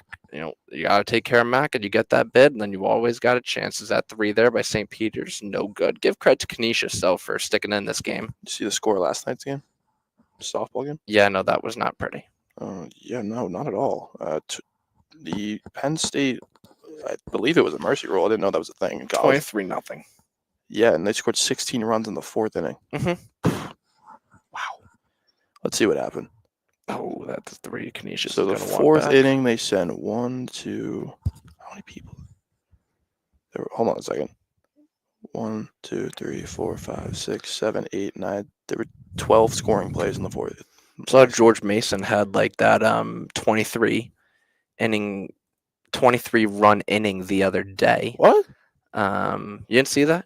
George Mason literally had another 3 there by St. Peter's. They get another one to go. That lead is stretched to 10. Really? I didn't know. I'm not gonna lie. I tune into the baseball side of things after we're done in Atlantic City usually. So I'll be in when I get on the call for the first one. I'll be in tune with everything. Speaking of that call, that will be in March 19th. Fairfield will host St. John's. That's Wednesday, right? Yep, they'll host St. John's at theirs at 3. Their much needed 1. What do we got on that game? We got Chris Bocari and Chrissy B. Trip Pisano. Chris Bocari knows Fairfield baseball inside and out. Baseball aficionado at its finest there. I like Trip, dude. Congratulations to Trip, by the way. Just signed an internship with the Somerset Patriots. Signed? Or, I guess, inked an internship, if you will, with Somerset. So shout out to Trip. He's been excellent this year for us. Yeah, no, definitely going to be exciting time. A lot of sports, bigger staff than usual, so it's going to be great. As for Atlantic City, myself, Andrew Jameson, Logan Rundy, Kyle Scannell, and Big Michael Kelleher will be the 4. What a squad we got. Going to AC. Believe we don't know what's going to happen yet in terms of when. However, we will be taking over all socials. So WVOF on radio, WVOF Sports on YouTube, and WVOF Sportscast on Twitter/X. Canisius down. Are we calling it X? I like Twitter better, I think. My mom still has the bird for Twitter app. I didn't think that was a thing anymore. No, my mom still has the bird on her app. J-Mo, I like how this turned more into a talk show. I enjoy this. It really has. But once the women's game turns on in about 30 minutes, obviously we'll lock in for that coverage. Do you think? All right, final thing. Do you think? Do they have a line or no? The women's game for the women's game doesn't have a line, but they were given a 75% chance. The men's game has a line, and it's -6.5 in favor of Quinnipiac. Yeah, it is since. When is that? It opened at 7.5. Yeah, which I saw. It has since gone down to 6.5. Huh. It's senior night. ESPN gives Quinnipiac a 64.4% chance to win. Fairfield a 35.6. Yeah, I think that's about right. I like Vegas here. Let's see though. Points per game is definitely going to be a big one. Quinnipiac leads that by 6. Quinnipiac 2% better in shooting than the Stags. This is the big one. 6+6 rebound margin for Quinnipiac over Fairfield. Turnover battle is going to be interesting. Fairfield does not turn the ball over a lot. They don't. That's been one of their bright spots this year. It has been, but it doesn't translate into success. I think it's the points off turnovers, which have been an issue, which was better against Mount St. Mary's. Yeah. However, then they just took 2 steps backwards in that game at Sacred Heart. Yeah, not great. That Sacred Heart game, you might as well just throw away. It was not a good game at all. Yeah. But, they've been good. I'm telling you, there's a lot of things to be pleasantly surprised about this year. Well, a 70-footer always helps, and our season may very well come down to that. Yeah, I mean, it will come down to that, actually. Yeah, in terms of looking around the rest of the MAAC here, we've been on the Canisius St. Peter's game for a little while now, but we'll check in with the other ones here. Niagara has stretched that lead to 8 over Ryder. Reminder, Niagara is out with a loss, and Ryder has already clinched a spot. We need the Golden Griffs to really step up here. Manhattan has stretched their 9-point lead to 14 in the early portion of the second half. Here, Manhattan is up 14 on Siena here. Leading the Jaspers is Wesley Robinson with 13 points and Sidner with 12. And this is a huge get. We were talking to Coach Gallagher about Fraser Roxburgh. Oh, yeah. Did he get a couple minutes the other day? He did come back in that game versus Iona. That game back was his first in 2 months. He's played 5 games since then. Has averaged, if I just do some quick math, 13, 30, that's 43. He's averaged just under 10 points per game in 5 games. Good for him. He has shot over 50% in 4 of the 5 games. Particularly this last game against Sacred Heart, he was huge. 5 of 6 from the field, 3 of 4 from 3. 6 rebounds and 14 points. Man, that's a solid game. It is a solid game, and he is a very underrated piece. You know, with him coming off of the bench for Gilliard, who was, I believe, one of the better refounders in the game alongside OTNO, Monroe, and Prophet Johnson. Gilliard was an absolute force in that game versus Fairfield. Yeah, Gilliard's the best rebounding guard in the conference. I don't even think there's an argument about it. Well, I mean, it defines what a guard is. Johnson, I think, is listed as a guard. Under 6'5". That's what I'm going to consider. That's fair. But yeah, a lot of this could come down to the bench tonight. Siena is Justice Schultz struggled tonight. He did not against the game against Fairfield, where he had, I believe, 20 plus? I'm fairly certain he had 20 plus. Yeah, 23. We held him to 8 of 20 shooting. The defense was not terrible. Don't get me wrong. We shot better than Siena did. Really? We shot 50%. Siena shot 40%. We shot 21% from 3. Siena shot 22% from 3. Yeah. Where did we lose that game? We lost game in the rebounding department. Like we've lost most 37 to 23. This is the stat that's troublesome. 13 offensive rebounds given up by the Stags. Fairfield only had 2. Really? Turnovers, we only had 10. Siena only had 14. It's the points in the paint were even somehow though, which only doesn't make sense. We're under 10, right? Turnovers a night, or like we gotta be. Yeah, we're definitely like top. I think we're like 2. 8. I think MAAC just does not turn the ball over at all. They don't.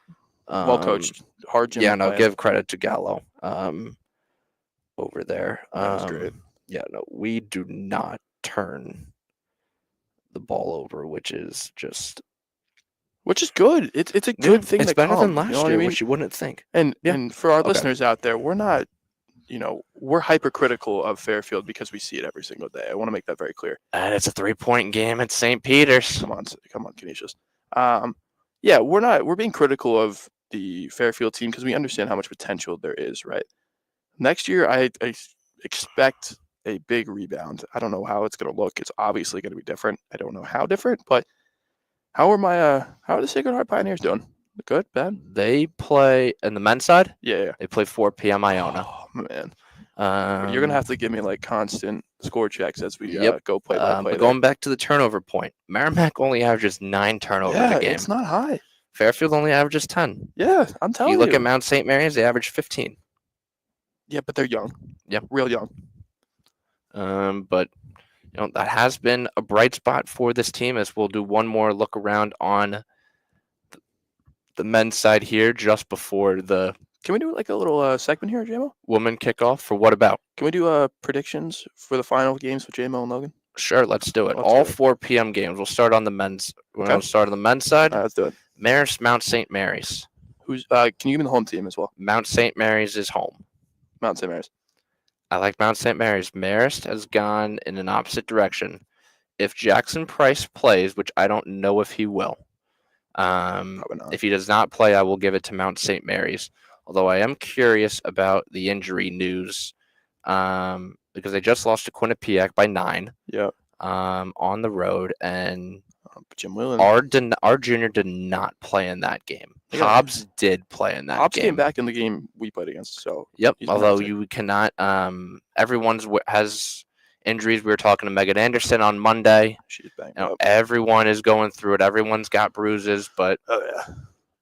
everyone's still going to play. I don't think our junior might not come back. I don't think. He got hurt pretty bad, I think. We will see. I'm going to take Mount St. Mary's as well in that one, though. All right. Other 4 p.m. game, Sacred Heart, Iona. Give me the Pioneers. Give me the Pioneers. I think Iona's going to win that game. Oh, come on. Give me the Pioneers. Iona's going to win that game. I expect they are just... The guards are going to be very good in that game, I think. Yes. I also think the home field advantage is going to be huge for the Gals. Okay. Copa shooting the lights out right now. Yeah, we like Copa. 5 of 8, jeez. Yeah, no, he torched us in that game in January. But Sure. going back to Iona, okay, I think Reeves is going to be too much for Sacred Heart.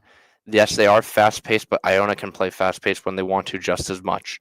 And watch out for Adam Najee, who had 26 in his last game. All right. 11 for 16 shooting. And when Mundi, if he's clicking, he can exploit Sacred Heart's bigs.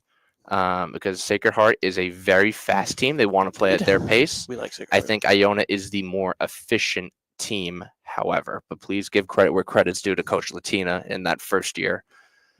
He's really good. In the MAAC, yeah. He's a great guy. We got to talk to him after that game. He's a good dude. Yeah, we watched the Chase Coburn interview. Oh, Chase. And he just...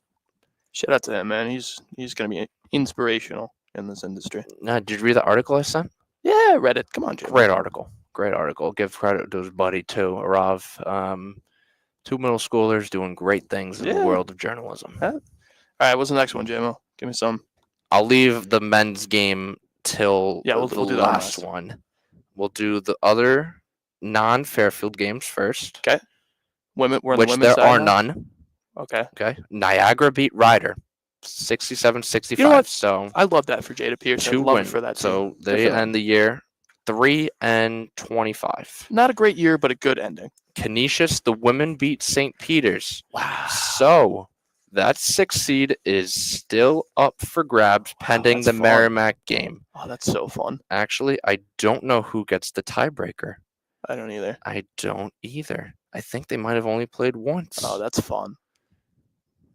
All right, well, what else? Merrimack beat St. Peter's. Yeah, that's not too surprising. 64-49 back on January 23rd. Have they had a matchup since then? No, they have not. That's fun. So That's Merrimack, really good. Manhattan, and Iona and Canisius are all still alive for that 6th seed. Oh, that's Jim Christian. That's right. He's over at Canisius route. Yeah. You know, fun facts with Logan? Fun facts with Logan. What's the next one? Where did Jim Christian coach before he went to Canisius? Somewhere in New Hampshire. Not New Hampshire. Major school. Also Jesuit. Holy Cross. BC. They're BC indeed. My eeks. Anyways. Going back on other scores in the MAAC on the women's side, wrapping up.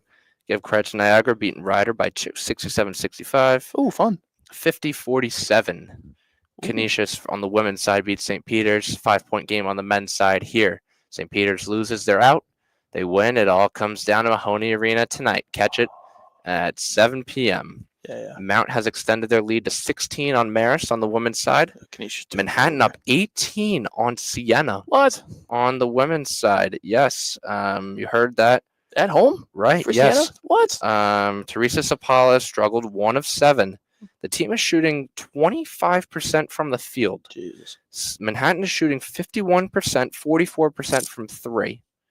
44% from 3? Yep. Manhattan? Mm-hmm. They're like the 7th. If you look at it, it is... I don't know how they... Oh, points in the paint, they are dominating. I was going to say, they're not shooting 32-12 in favor of Manhattan. Is that Manhattan shooting the ball well? Manhattan is sharing the ball. 16 assists. What the heck? Already. What? Hold on a second. And the craziest part, Siena has 14 offensive rebound. Manhattan only has 2. Yeah, Manhattan is the 7th best three-pointing team in the conference, shooting team in the conference. And then Sacred Heart up 20 on Iona to round things out. Pryor still at 22. They've gotten some of that bench going. Sierra Johnson is up to 7. Kirby is up to 16. Good for Kirby. Dudley has 5. All right, we'll go to the Fairfield games. Fairfield, Quinnipiac on the women's side in Hamden. Quinnipiac. You really think so? Yeah, I do. I think we're going to struggle to shoot. So are you seeing my argument? Oh, I see your argument. I think it's. Do you want me to really derail this argument, JMO? Go for it. We've got time. Quinnipiac sweep. That's what I'm going with. Okay. I do see, being as critical as I do, this is a game of two stories. Quinnipiac plays everybody. Yep. Fairfield's going to be playing their hearts out all night. Yeah. I think Quinnipiac will be slightly too much. I agree. It depends on the bench. Does Dion Perry step up? Does we have offense outside of Prophet Johnson and Braden Sparks? Does Peyton Smith, we're not asking him to outplay OTNO, go maybe toe-to-toe with OTNO and not make it like a one-sided game like it was the first time around? Can I answer your question? Go. Both answers are no. Does Louis Bleachmore get it going from the perimeter like he did earlier this year? Yes. Here's the thing, though. Dion Perry, I think he had 18 in that first half against Quinnipiac. He scored 3 in the second half. Yep. That's all I'm saying. Another question here. What are they going with the bigs for tonight? Are they going Smith? Are they going Jenkins? I'm going to go Kyle. Peyton Smith started the game at Siena. Kyle's been good. I like Kyle. When he was contagious from scoring the other night. They need that again. Oh, yeah, with ease. Let's see. And then I guess on the women's side, I'm going to take Fairfield. I think they'll do it. I don't think so. I think they'll do it. I hope they will, obviously. Every game they play with a championship mentality.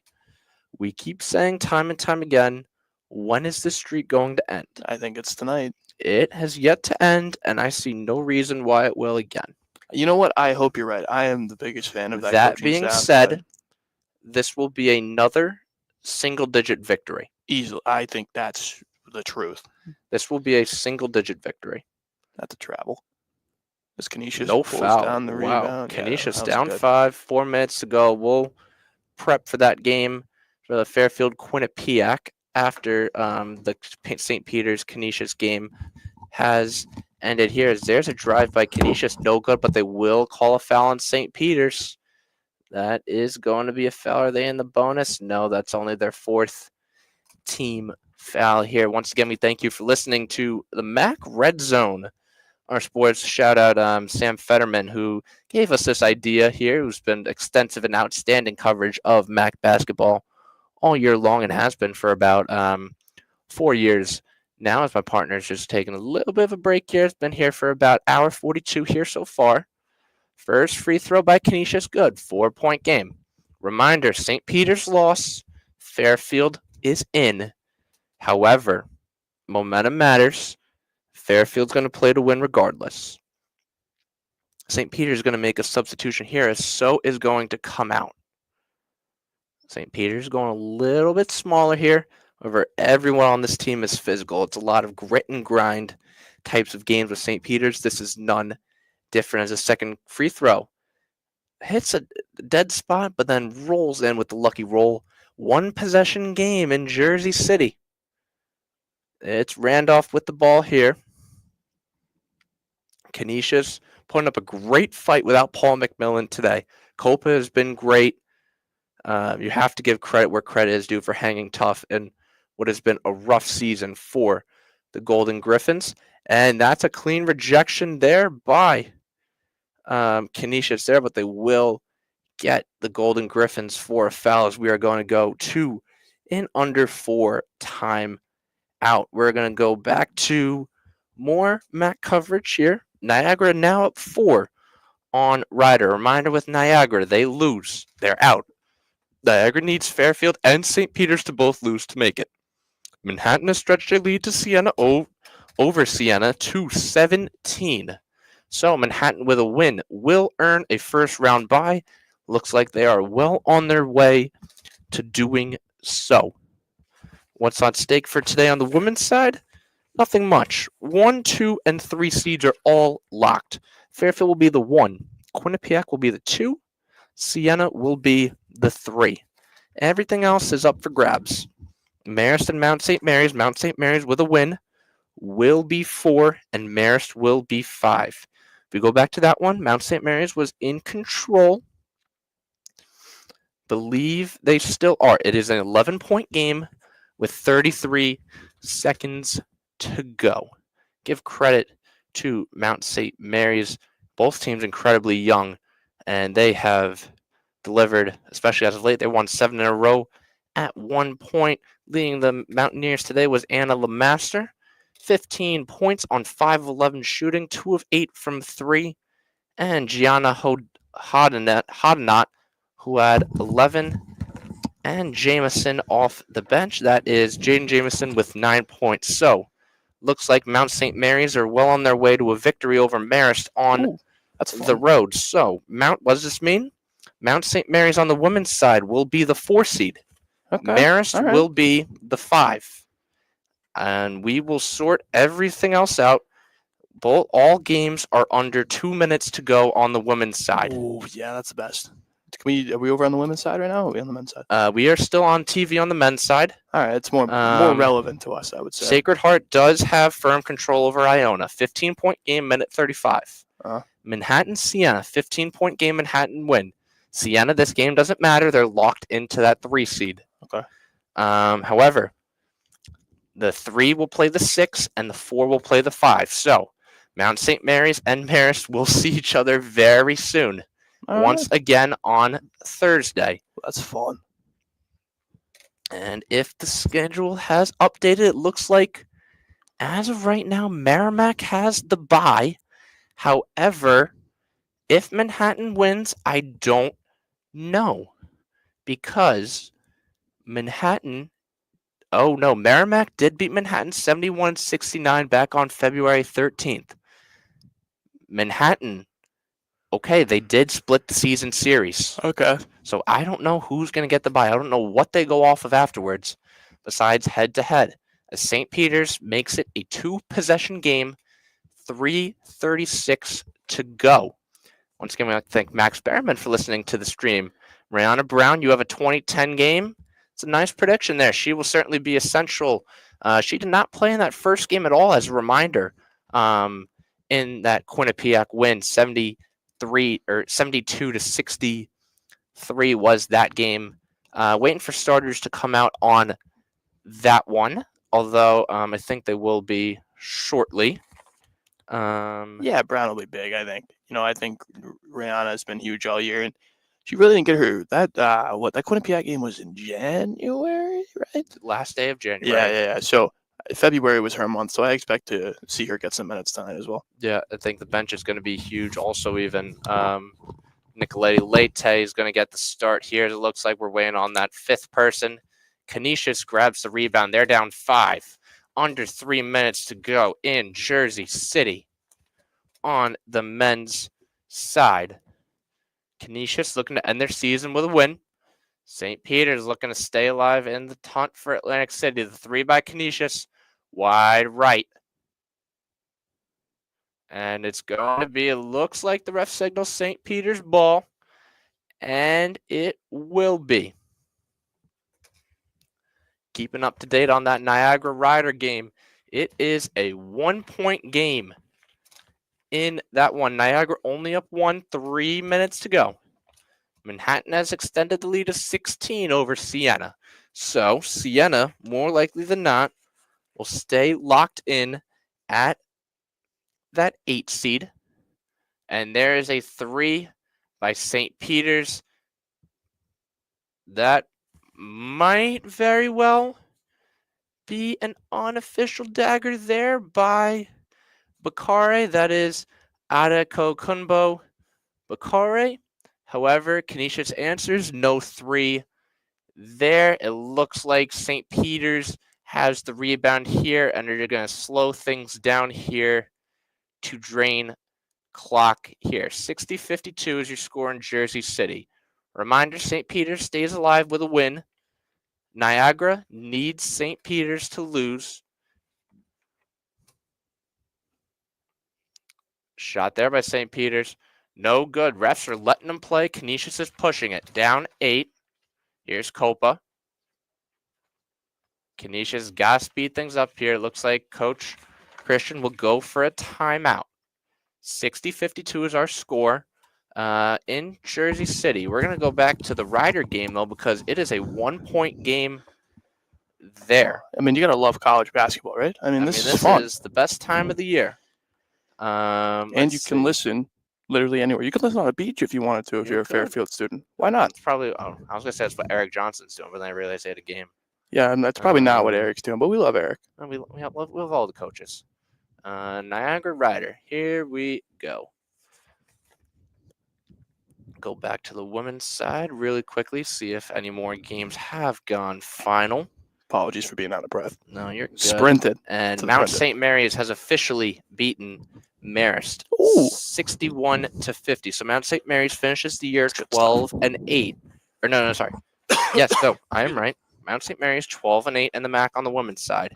Marist will end the season 11-9 in conference play, 16-14 overall. Those two will have a date next this upcoming Thursday in Atlantic City in the quarterfinals round. Looks like Weeks just pushed the Niagara lead down to 1. Full court press from Ryder, 1:56 remaining. Niagara trying to get a little bit of an advantage, trying to sneak into the playoffs here. Ryder trying to stay in it. Drive to the basket's good by Niagara. Ryder going the other way. Down 3, 1:35 remaining.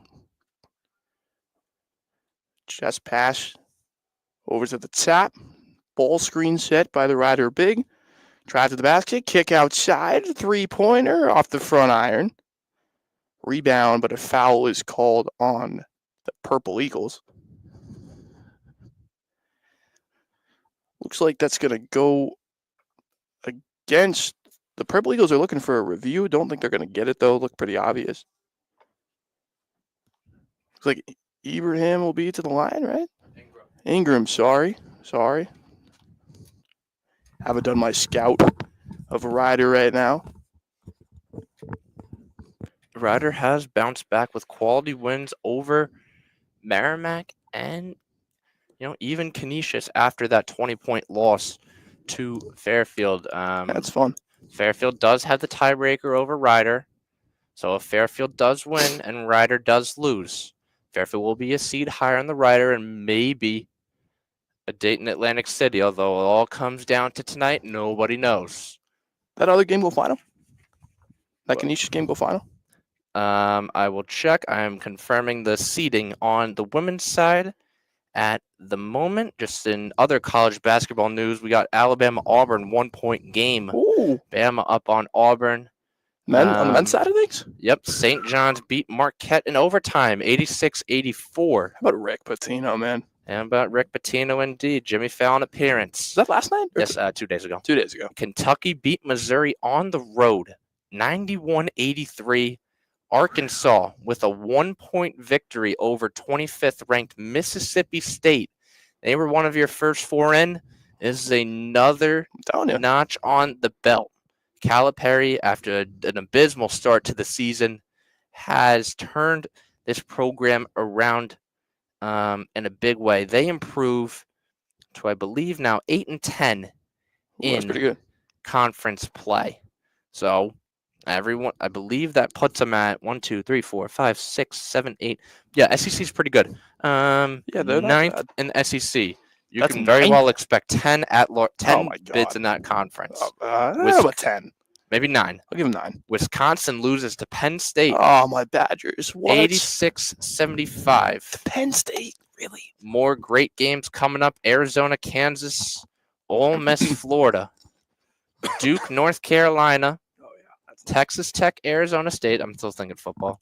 Houston, Baylor could be an interesting one also. 2 Texas schools. Why not? Let's see. That St. John's game was a great game from start to finish. Largest lead by either team. Oh, give me a guess here. Give me 6. 4. Oh. We got our Stags going in 3 minutes too. Isn't that fun? We do have our Stags going in 3 minutes, and we got to start lineup, Jamo? We will check. I'm going to let this one ride out no matter what at 4 o'clock, though. We are going to Hamden, Connecticut from our VOF studio. All right. That's fun. Let's see if we have a starting lineup. If I had to guess, who's the fifth? Are you saying Herder? Give me Jill Harder. I like Jill. You are going to say Herder. I'm going to take... Oh, Roger going the other way. No, I'm going to take Magruder, actually. All Let's right, see. all right. I don't know. Summary. Team stats. Give me Jill. No. Give me Jill. Give me Jill. I don't see anything yet. Huh. Well, I'm going to assume it's... I don't like the opposing stats, the opposing team's stat scores, like how they keep stats online. pretty popular. Most of the MAAC teams do it. Yeah, I don't love it. What's it called? Remind me? Sidearm. Yeah. Ours is a lot more elegant. Give credit to Drew Kingsley, Zach Dayton, and all of those We love Drew. guys there. Ryder shot. Was he fouled? No, he was not. Weeks is arguing for a foul. Play resumes. Foul, I think. Yep, that's a foul on Weeks there. I don't know how that was not a call there on Davis. Nonetheless, play keeps going. I'm gonna. You know what? We'll turn on the Fairfield Quinnipiac game now and go Let's do it. there while I finalize women's seeding, and we'll keep you up to date on the men's side as well. We've got a great one in Hamden What's this afternoon? It's the evening. It's tonight, yeah. Daylight savings is tonight, I believe. Yeah, we do. I believe we're going to lose one. Yeah, we lose an hour. Hey, but it's going to get brighter later. I like that. It's fun, especially going to the beach. Absolutely. Right? Spring, who doesn't love it? All right, let's confirm seeding on the women's side now that all games are final, with the exception of Fairfield Quinnipiac, but those two were locked regardless.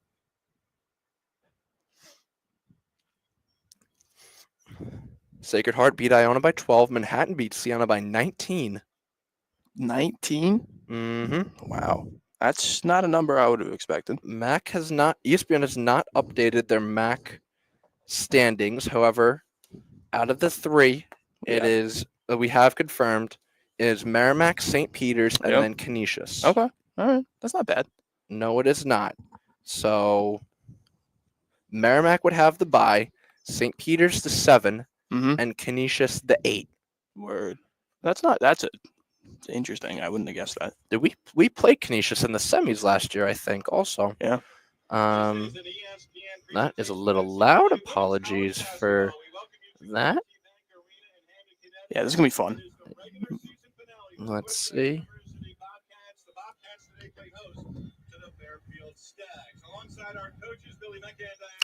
This is a tough place to play. M&T Bank. We were there broadcasting on the road. Let's see. Yeah, they have the graphics here. Mount. Okay, they are not updated as well, because St. Peter's just lost to Canisius. Yep. That's unbelievable. St. Peter's lost to Canisius by a score of 50-47. Jana had gotten a foul trouble early, was held to 4 of 19 shooting, 11 points. More notably, Layla Grant, second leading scorer, was held to 1 of 12 on 37 minutes, 2 points, 0 of 6 from 3. St. Peter's went 2 of 22 from 3. That's 9%. Great win for Canisius heading into Atlantic City. Yeah, for sure. And Canisius didn't need it, but it's a good momentum boost for sure. Yeah, Jalen. Yep. You gotta mute it. Okay. Fortunately, we can't. We'll bring you the commentary, but we don't want to get copyrighted here at Fairfield, so we won't give you the sound as well. But again, this is a big one. I think Jackie Grisdale is going to have a day. I just got it. And look what they're putting on the screen, JMO. Jackie Grisdale, right? I mean, she has been great and their best 3-point shooter all year, so I would not be surprised with that. Just got the pregame graphic from Katie Lamro, who's had a great season once again in her sophomore campaign for the Fairfield Stags. And we do have confirmation on the women's basketball standings. Your 6th seed belongs to the Merrimack Warriors. Okay, all right. So that leads 7 as St. Peter's, 8 as Manhattan, 9 as Canisius, 10 Iona. So what does this mean for Fairfield? Fairfield will play the winner of Manhattan and Canisius, which will be on Tuesday at noon. Tuesday at noon. So the 8-9 games are first, and then the 7-10 games. Okay. You have the women's game 8-9 noon, 7-10 for the women 2:30, men's 8-9 6, men's 7-10 8:30. 8:30. Wow. We might be that 10 seed. Last year we had long days there. We put a game I think that started at 10:30. Yeah, there were a lot of overtime games. Would not be surprised if that's the case again. What we got? The Anna Foley. Looks like they just went through the starters. Yep, looks like Foley, Grisdale, Raviv. What else we got? We got Grace Martin. Yep, Martin, and I believe that is Perea, maybe? Yeah, I didn't see who was introduced. Yeah, I think it is Perea. Fairfield in the red. That's a fun color. Back-to-back games with red. It's predominantly been black and white, but good to see them with the vibrance. Man, it feels like Christmas Day, doesn't it? It really does. This is fun stuff. I need to figure out who's starting officially. Looks like Selimovic. Looks like Magruder. It looks like Magruder, Lamro, Selimovic, Anderson, and Nicoletti Leite. That's 1 for 1. 1 for 1. That's 5 for 5. JMO. Well, I got Magruder right. Oh, you got it. Okay, I got you. Let's see.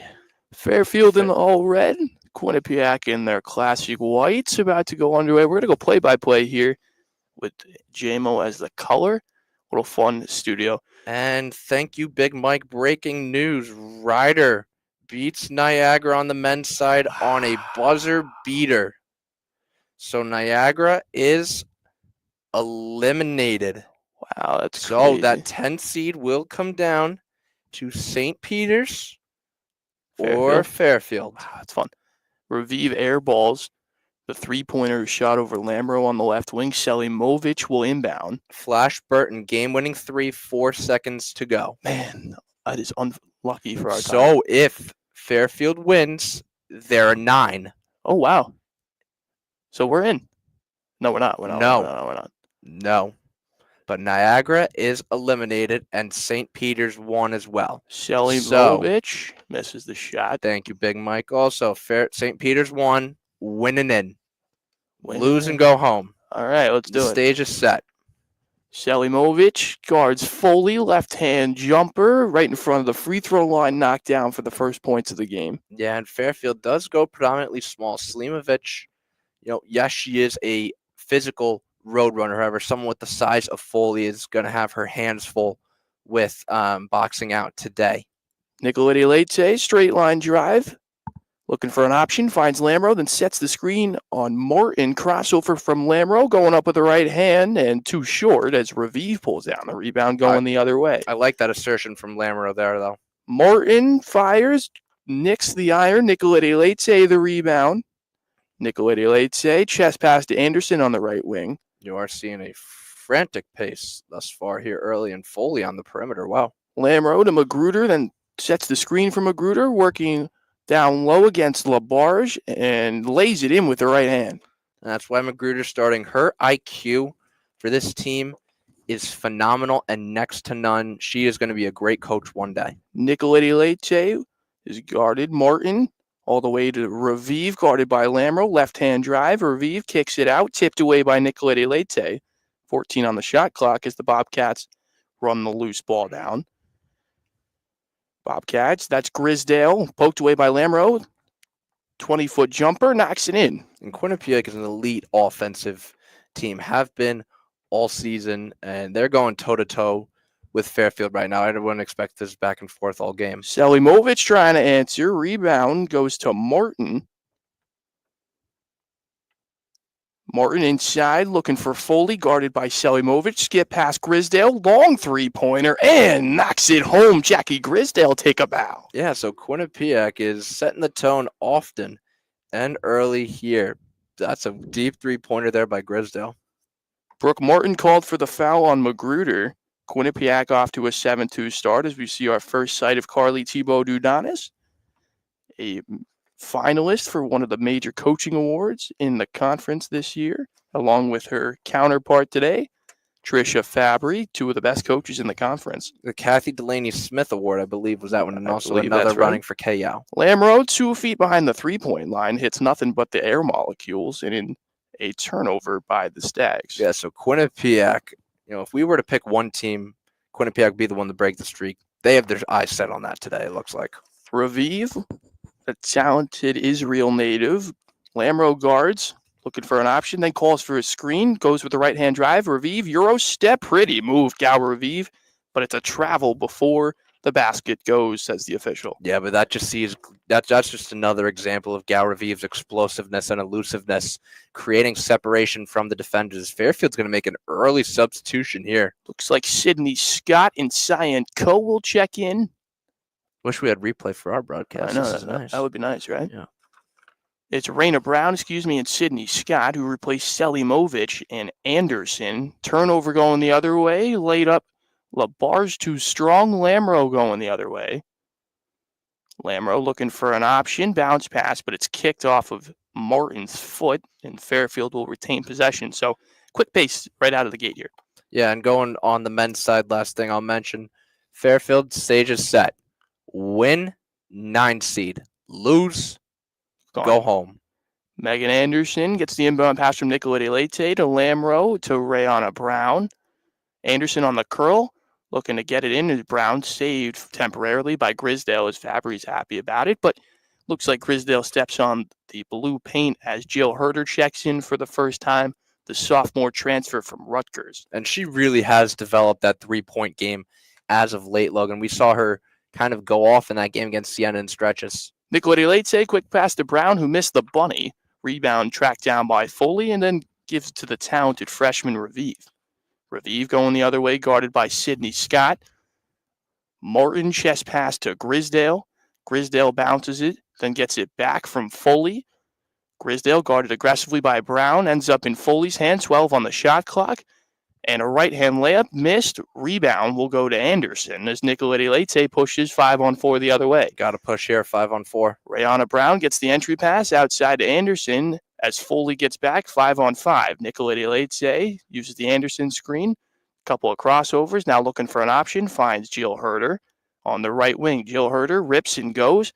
Looking for an option. Falls to the ground and turns it over into Foley's hands. Raviv pushing the other way.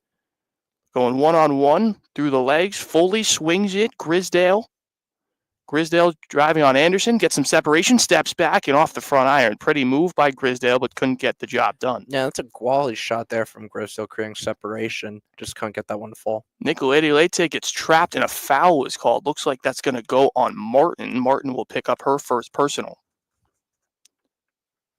Frantic start from Quinnipiac here. Yeah, really. Geez, I mean, we're already 4:45 into first quarter, and Fairfield's held at 2 points. And, we talked with Coach Carley and a few players trying to maintain consistency across 4 quarters. Fairfield just 2 points here thus far and has gone to the bench early, so they know it's going to be a complete team effort here today. Absolutely. Nicolette Leite inbounds to Lauren Beach, who checks in for Anderson. Sydney Scott, one-handed pass to Jill Herder. Herder looking for an option, stuck for a second, but Rayana Brown gets it on the left wing, drives, kicks out. Sydney Scott, one more. Nicolette Leite, skip past Lauren Beach, who drives right hand. Got to get a shot up in 5, 4, and it's stolen away by Foley. Excuse me, that's not Foley. That's Ella O'Donnell, who checks in for the first time. Raviv, left-hand drive, takes the contact and gets it to go. Raviv, the talented freshman, gets on the board. Yeah, and I would not be surprised if she's in contention for MAAC Player of the Year. Just an absolute sensation and thrill to watch. Sydney Scott, Nicolette Leite, Lauren Beach in that order. Nicolette Leite sets a screen, then gets the ball back. Nicolette Leite drives left hand behind the back dribble, then chest pass to Scott, then Jill Herder on the M&T Bank logo sign. Jill Herder, long chest pass to Beach, then to Sydney Scott, who jabs once, now twice, in entry pass to Brown, who's double teamed. Lazy pass is picked off temporarily, and a shot clock violation is called on the Stags, and the Bobcats have the Stags all out of sorts early. Yeah, and the Bobcats came to play, and I am not surprised one bit. When we talked to Trisha Fabry, she goes, they won round 1. They got to come to our place now. They're sending a message early. Yeah, they are. 9-2 start over the first, big stretch of 4 minutes here. And really, the Stags look at it short. Carly Tebow Dujanis can't be happy at the pace they're playing at either because it's right into the Bobcats' hands. No, absolutely. And Quinnipiac is playing at their play right now. Fairfield has been so good for most of the season, especially early, at getting teams to play at their tempo. And with Quinnipiac thus far, it has just been everything the Bobcats. It's almost like a trap that Fairfield is playing into.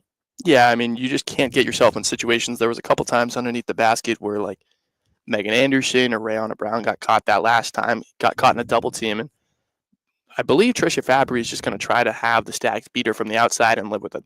Yeah, and I mean, if that's going to work, keep at it. But we know Fairfield does not go away easy, as they overcame a 12-point deficit at Sacred Heart. They overcame that game against Mount St. Mary's. This team bends but does not break. And I would have a correction actually about earlier. Fairfield, their highest seed will be a 10 if they do make the tournament. So Siena is locked in at 9 with their loss at Manhattan. Ryder is locked in at 8. So those two are going to meet on Tuesday. On Tuesday, right? If Fairfield makes the tournament, they are playing either Iona or Sacred Heart. Oh, I don't like those matchups at all if you're the Stags. We split the series against Iona. Okay. We won that game in January, but then got blown out in February. By Sacred Heart. Sacred Heart at home. We had a lead, lost by 6 eventually. Yep. Then when they were home, lost by 21. Yeah, I don't know. So your 10 seed will either be Fairfield or St. Peter's. This is everything you'd want as a college basketball fan and everything we want. All eyes on us.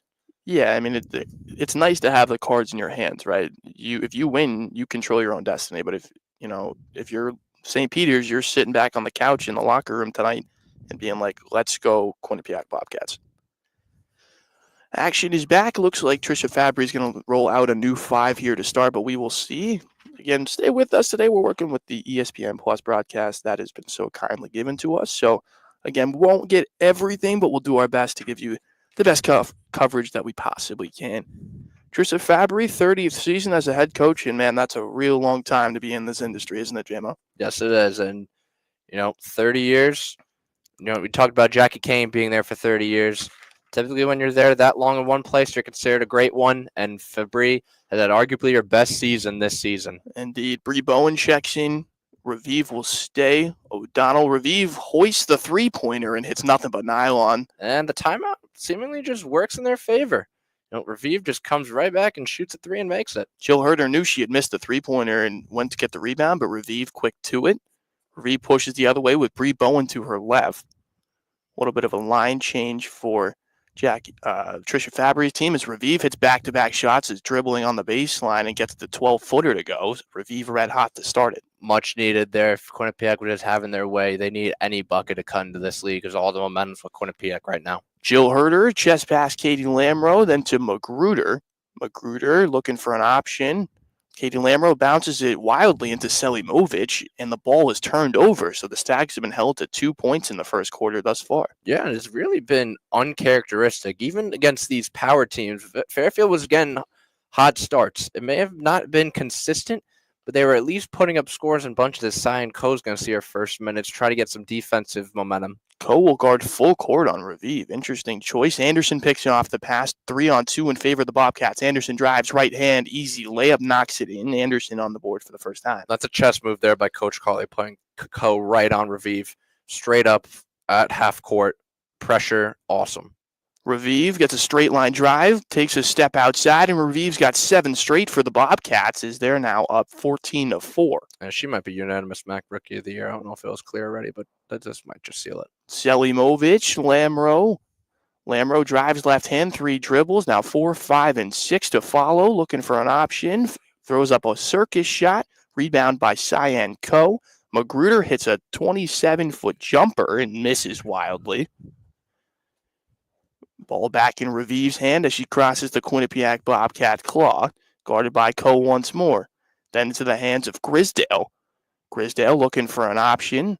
Will find Raviv, who on the other side of the floor drives right-hand dribble, steps back through the legs, then gets it to, looks like that is Girardi. Girardi gets it to Grisdale. Grisdale gets it inside to O'Donnell. And It looks like a reach-in foul has been called on Selimovic. Yeah, I'm interested to see here how Fairfield goes after Raviv, because Raviv is just cutting effortlessly through the Stags 2-3, it looks like right now here, as you have Lamro in the paint here and Ko gets knotted up. 15-footer by, looks like that is Carson Martin is knocked down, the sophomore from Woodstock, Georgia. Anderson steps back for three, toilet bowls around, but can't get it to go. And Raviv pushes the other way with a 14-point lead. Raviv almost travels, gets it inside. Swung over. That's Martin who hoists for three, and she's got 5 straight points. Timeout, Carly Tebow Dudonis. And she is fired up, and rightfully so. Don't think anyone saw this start coming. I could tell you I didn't see it. If you told me the Stags would be down 17 with 1 minute and 43 seconds left in the first quarter, you would be calling me crazy. I don't think we have seen Fairfield been dominated like this since that first home opener game versus Richmond. And they only had 3 points in that first. They had 7 points in that first half entirely. But Quinnipiac is just not missing right now. Well, they're not missing, but they also are not being guarded on the 3-point line. That was wide open. I'm looked like that Martin had about 10 feet until the closest defender, and this Quinnipiac team's going to knock down those shots. Yeah, and Quinnipiac 9 of 14 from the field start early, 3 of 6 from 3. Gower Viva's 9. Martin and Grisdale each have 5. Fairfield's played 10 players already. 10 players already. Nicolette Leite and Selimovic will be the two to start it up again. Full court pressure from Paige Girardi, the sophomore from Warwick, New York. Anderson, Nicolette Leite, Cyan Ko will set the screen on Girardi's hip. Selimovic looking inside to Ko, who's double teamed right away. Nicolette Leite will launch from 3. Nothing but air. Ko will save it to Anderson, who corrals it. Great effort by Brown there. Anderson. Or Ko, sorry. Nicolette Leite trying for a second in the same possession, in and out, and the rebound goes to the talented Raviv. Yeah, I don't hate her shooting that shot, though. She needs to keep shooting to get her confidence back up, but we've seen her flourish, have a bounce back year offensively this year. Raviv to Carson Martin to Girardi. Girardi looking for an option, but guarded aggressively by Selimovic. Girardi gets it to Foley, who's guarded by Anderson. Raviv on the back cut, trying to swing it one more time, gets it back. 7 on the shot clock, steps back is Girardi.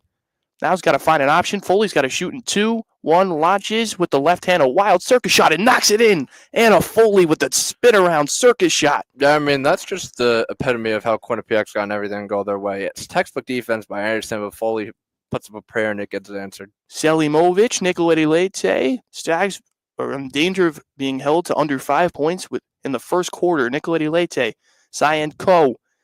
Nicolette Leite uses the Ko screen, looking for an option. Right-hand drive, kicks it all the way to Magruder, left wing three-pointer, knocks it in. Little momentum shift for Fairfield to end the quarter. Yeah, and Fairfield needed that one desperately. Jeez, that it's something is better than nothing, Logan. Raviv, left-hand drive, 4, skips it. Paige Girardi to put an exclamation point on the quarter, can't get it, and ball is knocked around. And the Quinnipiac Bobcats are out to a 16-point lead with after 10 minutes of play. I mean, JMO, this is a start that is a nightmare if you're Carly Tebow Dudonis. I mean, it is. I have not seen – Fairfield is used to forcing teams to play their style of play. Yeah. Quinnipiac has just flipped the script here entirely. I mean, Quinnipiac is creating separation, getting the shots they want, wide open, by the way. And, you know, they're making Fairfield pay for a little bit of laziness and non-assertiveness defensively. Yeah, they're off to a slow start. It doesn't even look like the Stags are rotating in the way they need to. They just don't look the same for the first 10 minutes, and I'm sure that will change come the second quarter. Yeah, I mean, Magruder has 5, but then Anderson has 2. That's it. I mean, Nicolette, they're shooting 3 of 14 right now, 1 of 7 from 3. That Magruder 3, honestly, is why this game is not 20-plus points. Oh, easily. At the moment. However, we just saw Fairfield run into a wall. Yeah, I mean, Trisha Fabry camo out with guns blazing, and we fell asleep. It didn't look like we got off the bus in that first quarter. So We did. We weren't even ready for that. no, we weren't, and I don't think JMO and I were ready for it either. I think it's a hot start for the Bobcats, but let me tell you something: the Bobcats won't shoot that effectively for 4 quarters, and we won't shoot that bad. So the game will even out. I do like what I saw though from Cyan Co defensively. You have to even down. You have to establish swarming defense immediately, and putting Co on Revive immediately up top, Right. and you saw that offense go after that with Anderson. That's what we need more of. Right. You need to keep up with Revive because Quinnipiac is fast. It's Real like fast. a track meet when we played them. The first time we played them, we were going back and forth, tit for tat with them. Yeah. It was just there was no relentlessness, and thus far, it's been relentless, but it's been only one-sided. Yeah, Carson Martin has been just unbelievable to start. I believe she's knocked down 5 points already. So, I mean, that's an excellent start from one of your players that doesn't really have a huge impact on the scoring all the time. Yeah, but this team, I mean, we mentioned it earlier, like what's been a couple hours ago now at this point, but there are 4 Bobcats averaging double figures. 2 of them, the exception for Revive, it's between that 11 and 10 range. However, this team can get scoring from different places besides Revive. And they showed that this morning. Revive is the anchor right now, though, without a doubt. She is the clear captain of this ship. How about Foley on the selfless end? 3 assists for her. And then that Circus Olay shot, to say the least. That was just... everything's going their way at that point. Yeah, absolutely. Looks like the ball is going to get back into play here with Rayana Brown will be the inbounder. Selimovic will be on the floor. Martin will be on the floor as well for Quinnipiac. Again, you got to find a little bit of momentum if you're the Stags. Got the last points in the first quarter with a Magruder 3-pointer, but got to find a way to carry it on. That's Grisdale will pick up Nicolette Leite 3/4 court. Nicolette Leite, Sydney Scott playing a little 2-woman game. I like the older lineup here. Nicolette Leite, Magruder, Sydney Scott. Nobody younger than a junior on the floors. Yeah, you got all 4 seniors instead. Nicolette Leite, right-hand drive, drops it off. Rayana Brown on a cut. Ball is on the ground. Everyone's on the floor. And it looks like it will be a jump ball. And the Bobcats will take possession. And Quinnipiac, once again, just being at their spots when they need to. They're not letting Fairfield get anything easy. Rayana Brown makes a cut. Foley matches her step for step.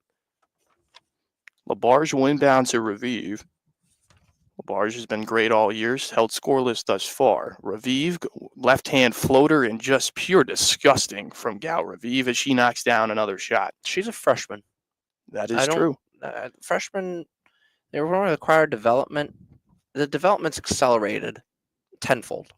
Nicolette Leite finds Rayana Brown, who hoists a rare 3-pointer and knocks it home. I mean, you might be seeing an opposite world here at this Quinnipiac Fairfield contest. I mean, good for her for shooting that. She shot it from time to time sporadically, but if she gets that, her confidence is going to go through the roof and add to an already dominant paint game. Looks like a foul is going to be called on Brown. That'll be her first personal. Fairfield will pick up their second team foul.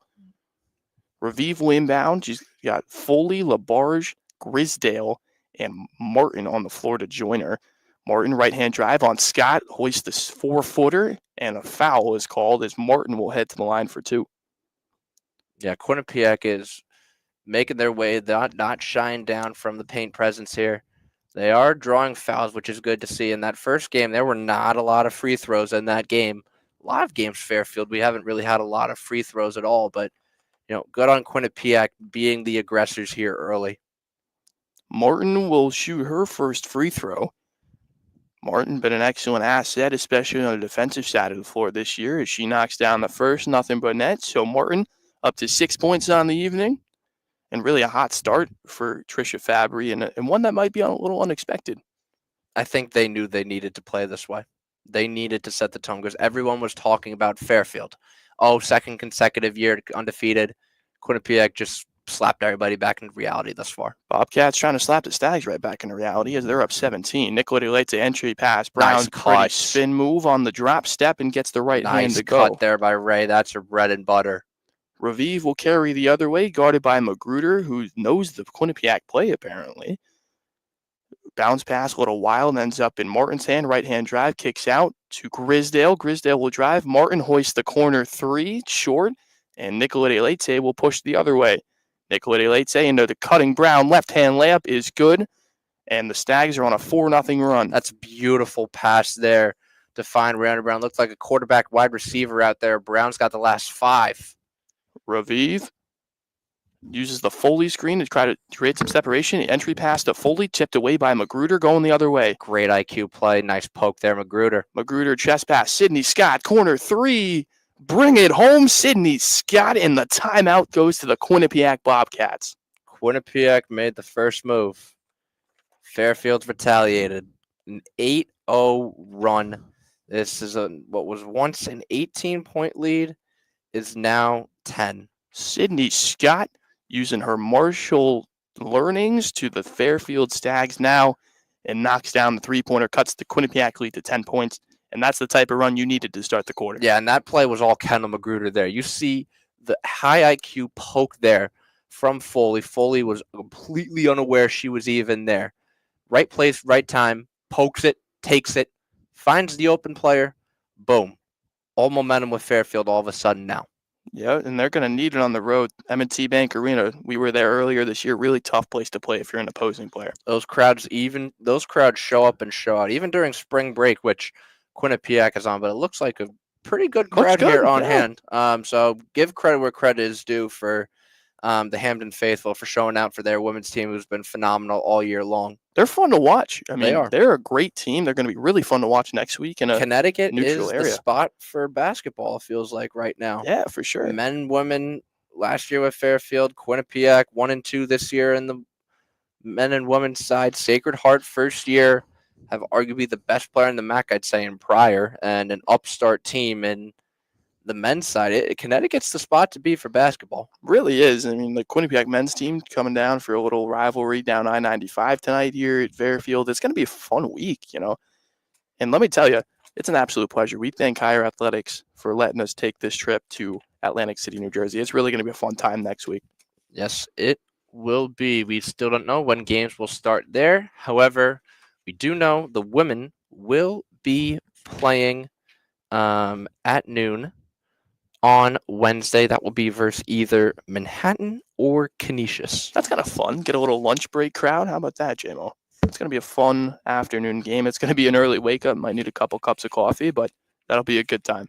It should be good time this year. Expanded tournament. We just had the new MAAC ESPN agreement deal. I'm not sure if you saw that in the news, but that's obviously very exciting. Oh, really? Can you give me some details? So, lacrosse will be on ESPNU. MAAC Championship will be on ESPNU. And MAAC will have a standalone title game on ESPN2 Monday for the women, men on the Tuesday. Oh, that's fun. Back here at M&T Bank Arena, WVOF 88.5 broadcast is from our studio located in the middle of Fairfield's campus. It's been a pleasure to be with you. Martin will be the inbounder, and we'll get it back. Full court press from the Stags, 2-2-1 to be more specific. Coase checked in for Slimovic here, and I believe that's Anderson. No, that's Lamro.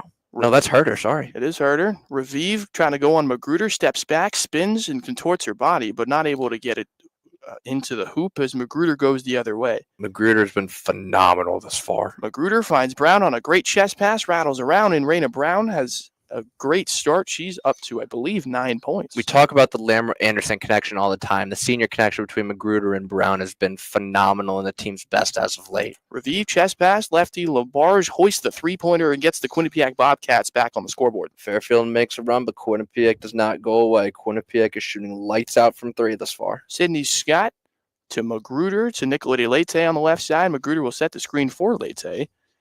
Then chest pass to Sydney Scott. Scott to Magruder, guarded by Grisdale. Then to Jill Herder to get her first touch of the possession, guarded by the taller Labarge. 10-9 in the left-hand drive, trying to find some separation, the spin move, trying to avoid the travel to hoist a shot, but she traveled anyways. Yeah, not enough movement on that possession there. If I'm going based on that, it really Herder held the ball for too long there, and Quinnipiac was just everyone got their man, and for bad turnover there. Raviv will go the other way.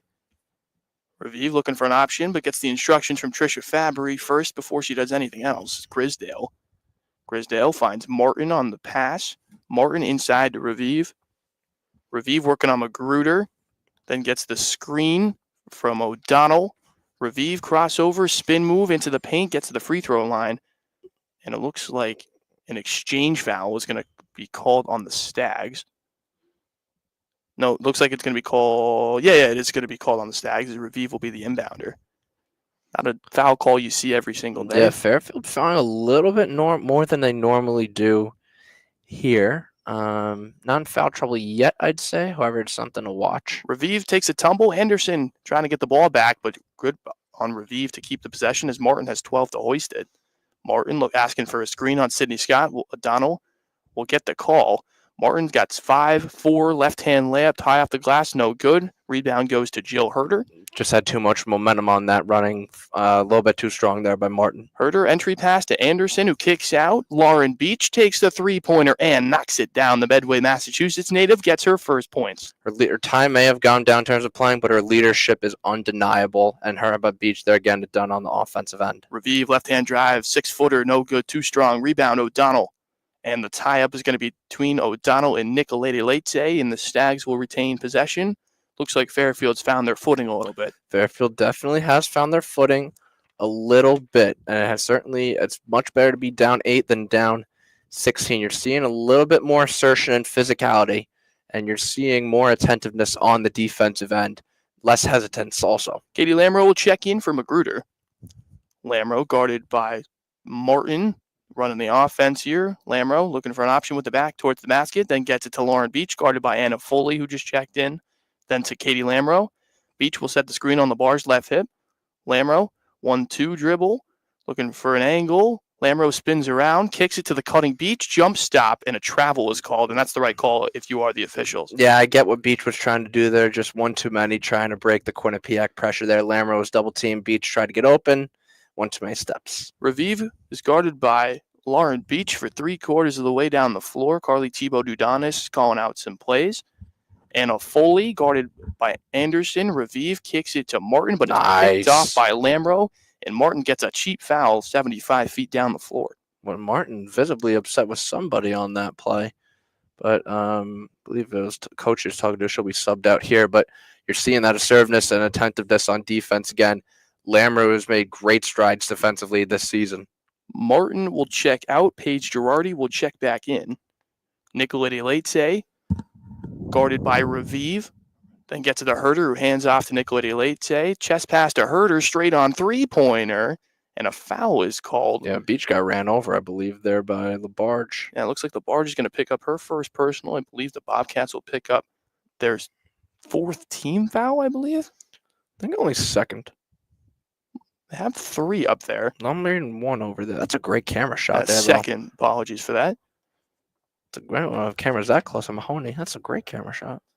Nicolete Leite will be the inbounder. Leite looking for an option, finds Jill Herter, who jab steps, going with the right-hand layup, and rattles it home. The Stags have cut the lead to just 6. Primarily catch and shoot, but Herter getting it done on the paint there, being assertive, cutting, gets 2. Looks like a little bit of blood has been found on Megan Anderson, or a shoe tying problem. It is blood. So there, she's going to get cleaned up by the trainer of Fairfield. Shout out Ava. She's excellent. She's been great for us the last couple of years. As we kind of just digress the game a little bit, Quinnipiac started red hot. Their lead ballooned to as much as 17. The Stags have cut that to 6 and looking to get a little bit of momentum before the half. Yeah, and Brianna Brown is really, we talked about her pregame. She's been needed here for Fairfield. 4 of 5 from the field, 9 points to lead all Stags. Raviv leads all scorers with 11. Raviv red hot to start it. She'll be guarded by Lamro as the ball gets back in. Picked off by Anderson on a good read. She'll have a free run at the basket. An easy right-hand layup to go. Stags down 4. Bloodied, bruised, doesn't matter. Megan Anderson's going to show up and show out. Raviv running the duties again. Magruder will check in at the next stoppage. Lamro guards aggressively on the Quinnipiac Bobcat logo. Raviv between the legs. Inside. Pereira to Foley, who takes a 6-footer and knocks it down. That's Foley's bread and butter as soon as she turns to the basket. Going the other way is Nicolete Leite. Leite looking for an option. Finds Lamro. Steps back. then gets it to Rayana Brown. Chest pass to Jill Herder to Nicolette Leite at the top. Lamro on the right wing, guarded by Girardi. Lamro, Nicolette Leite, and an offensive foul has been called on Jill Herder. Yeah, Nicolette Leite had a wide open three there. Just Herder doing a little too much there defensively, putting the elbow out there. Pereira will get her first minutes. The graduate student from Altoona, Pennsylvania. Pereira will inbound to Raviv. Raviv played a majority of the minutes so far here at M&T Bank Arena. Quinnipiac will play the winner of St. Peter's and Iona in the quarterfinal game. That will be a fun matchup as Foley gets it to Girardi. Foley gets it back, looking for Raviv on the dribble handoff. Will get it. Raviv will be switched on to Anderson.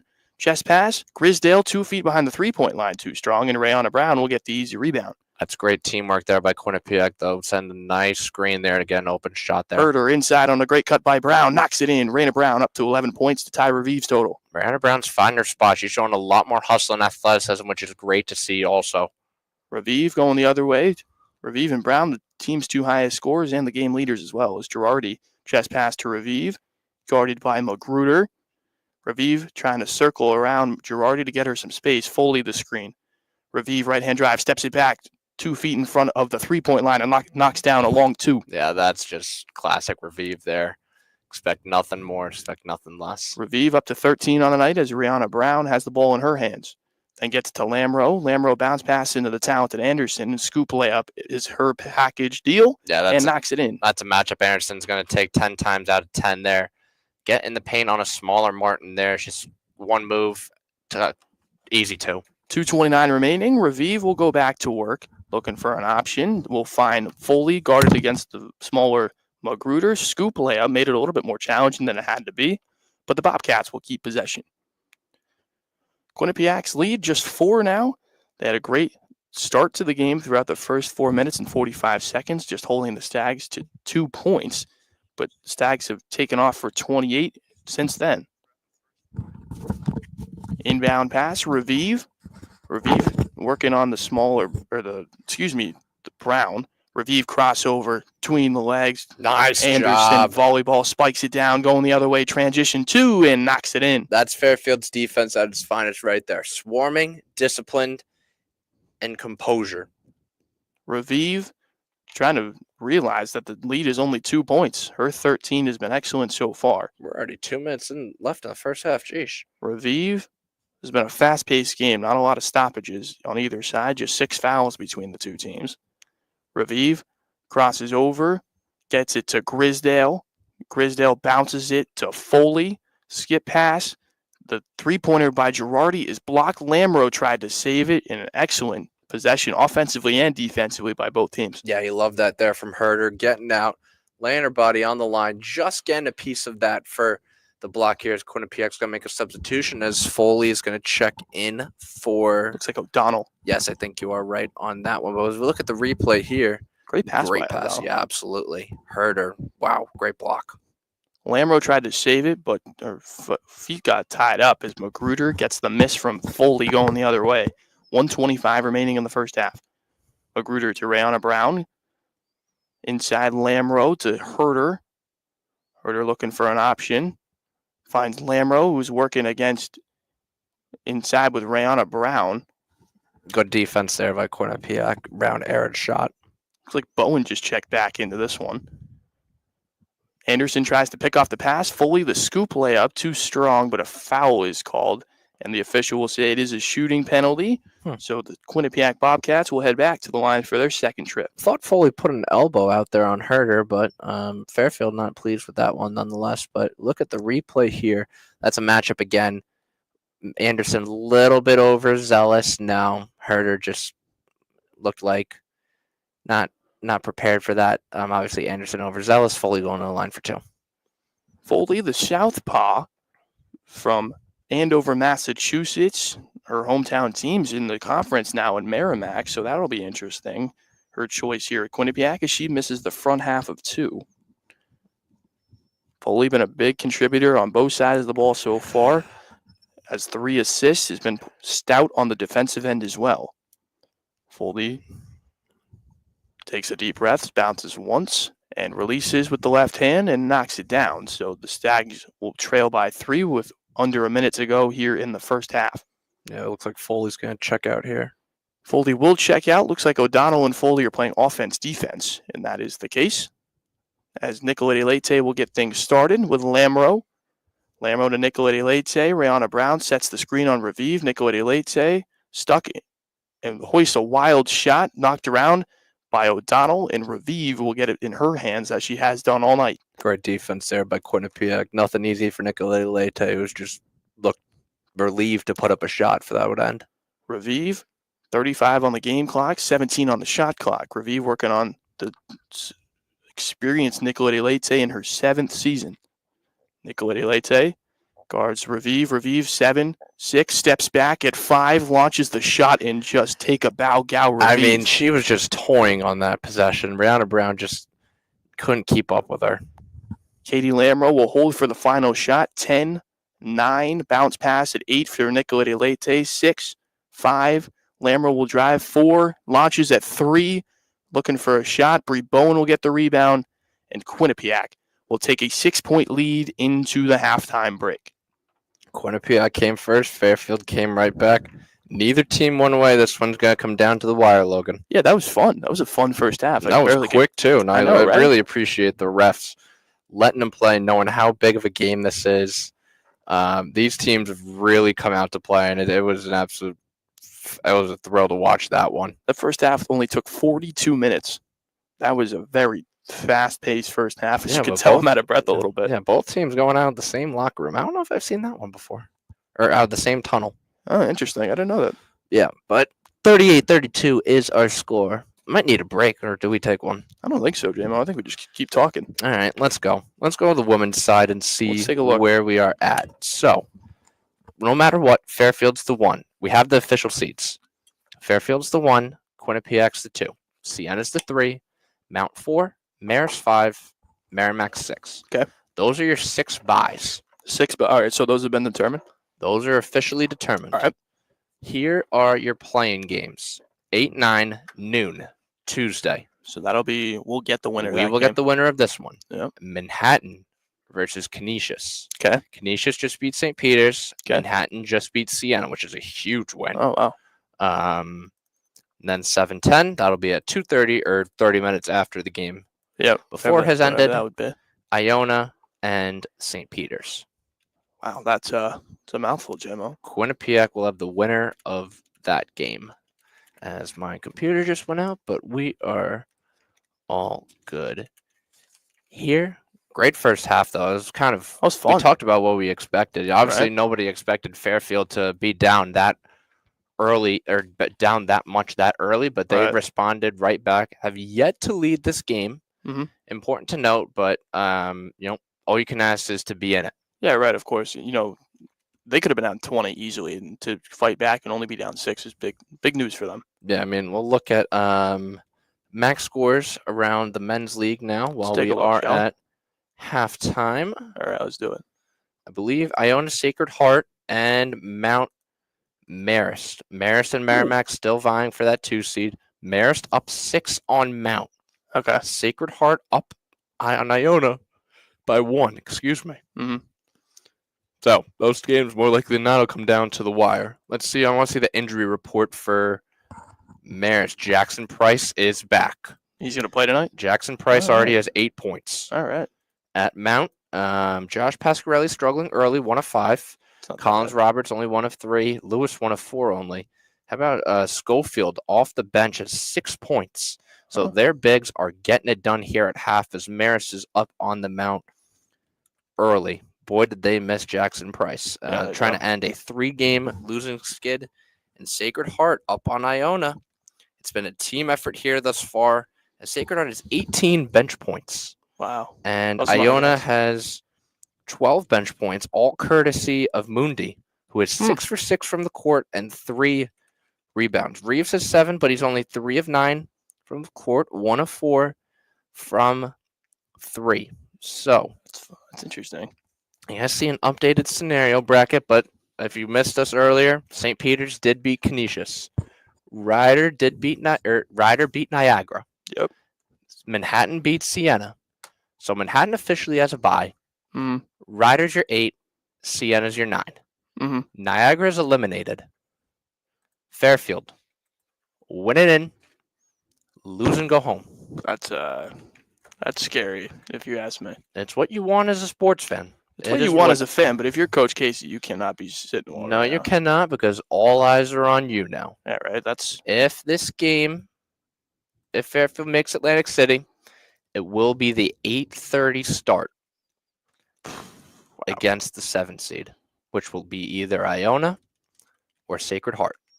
It might be a long day, Jimmo. It probably will be, because we will be at both the noon game watching to see who the women will play. Maybe we'll see if we're down there by then.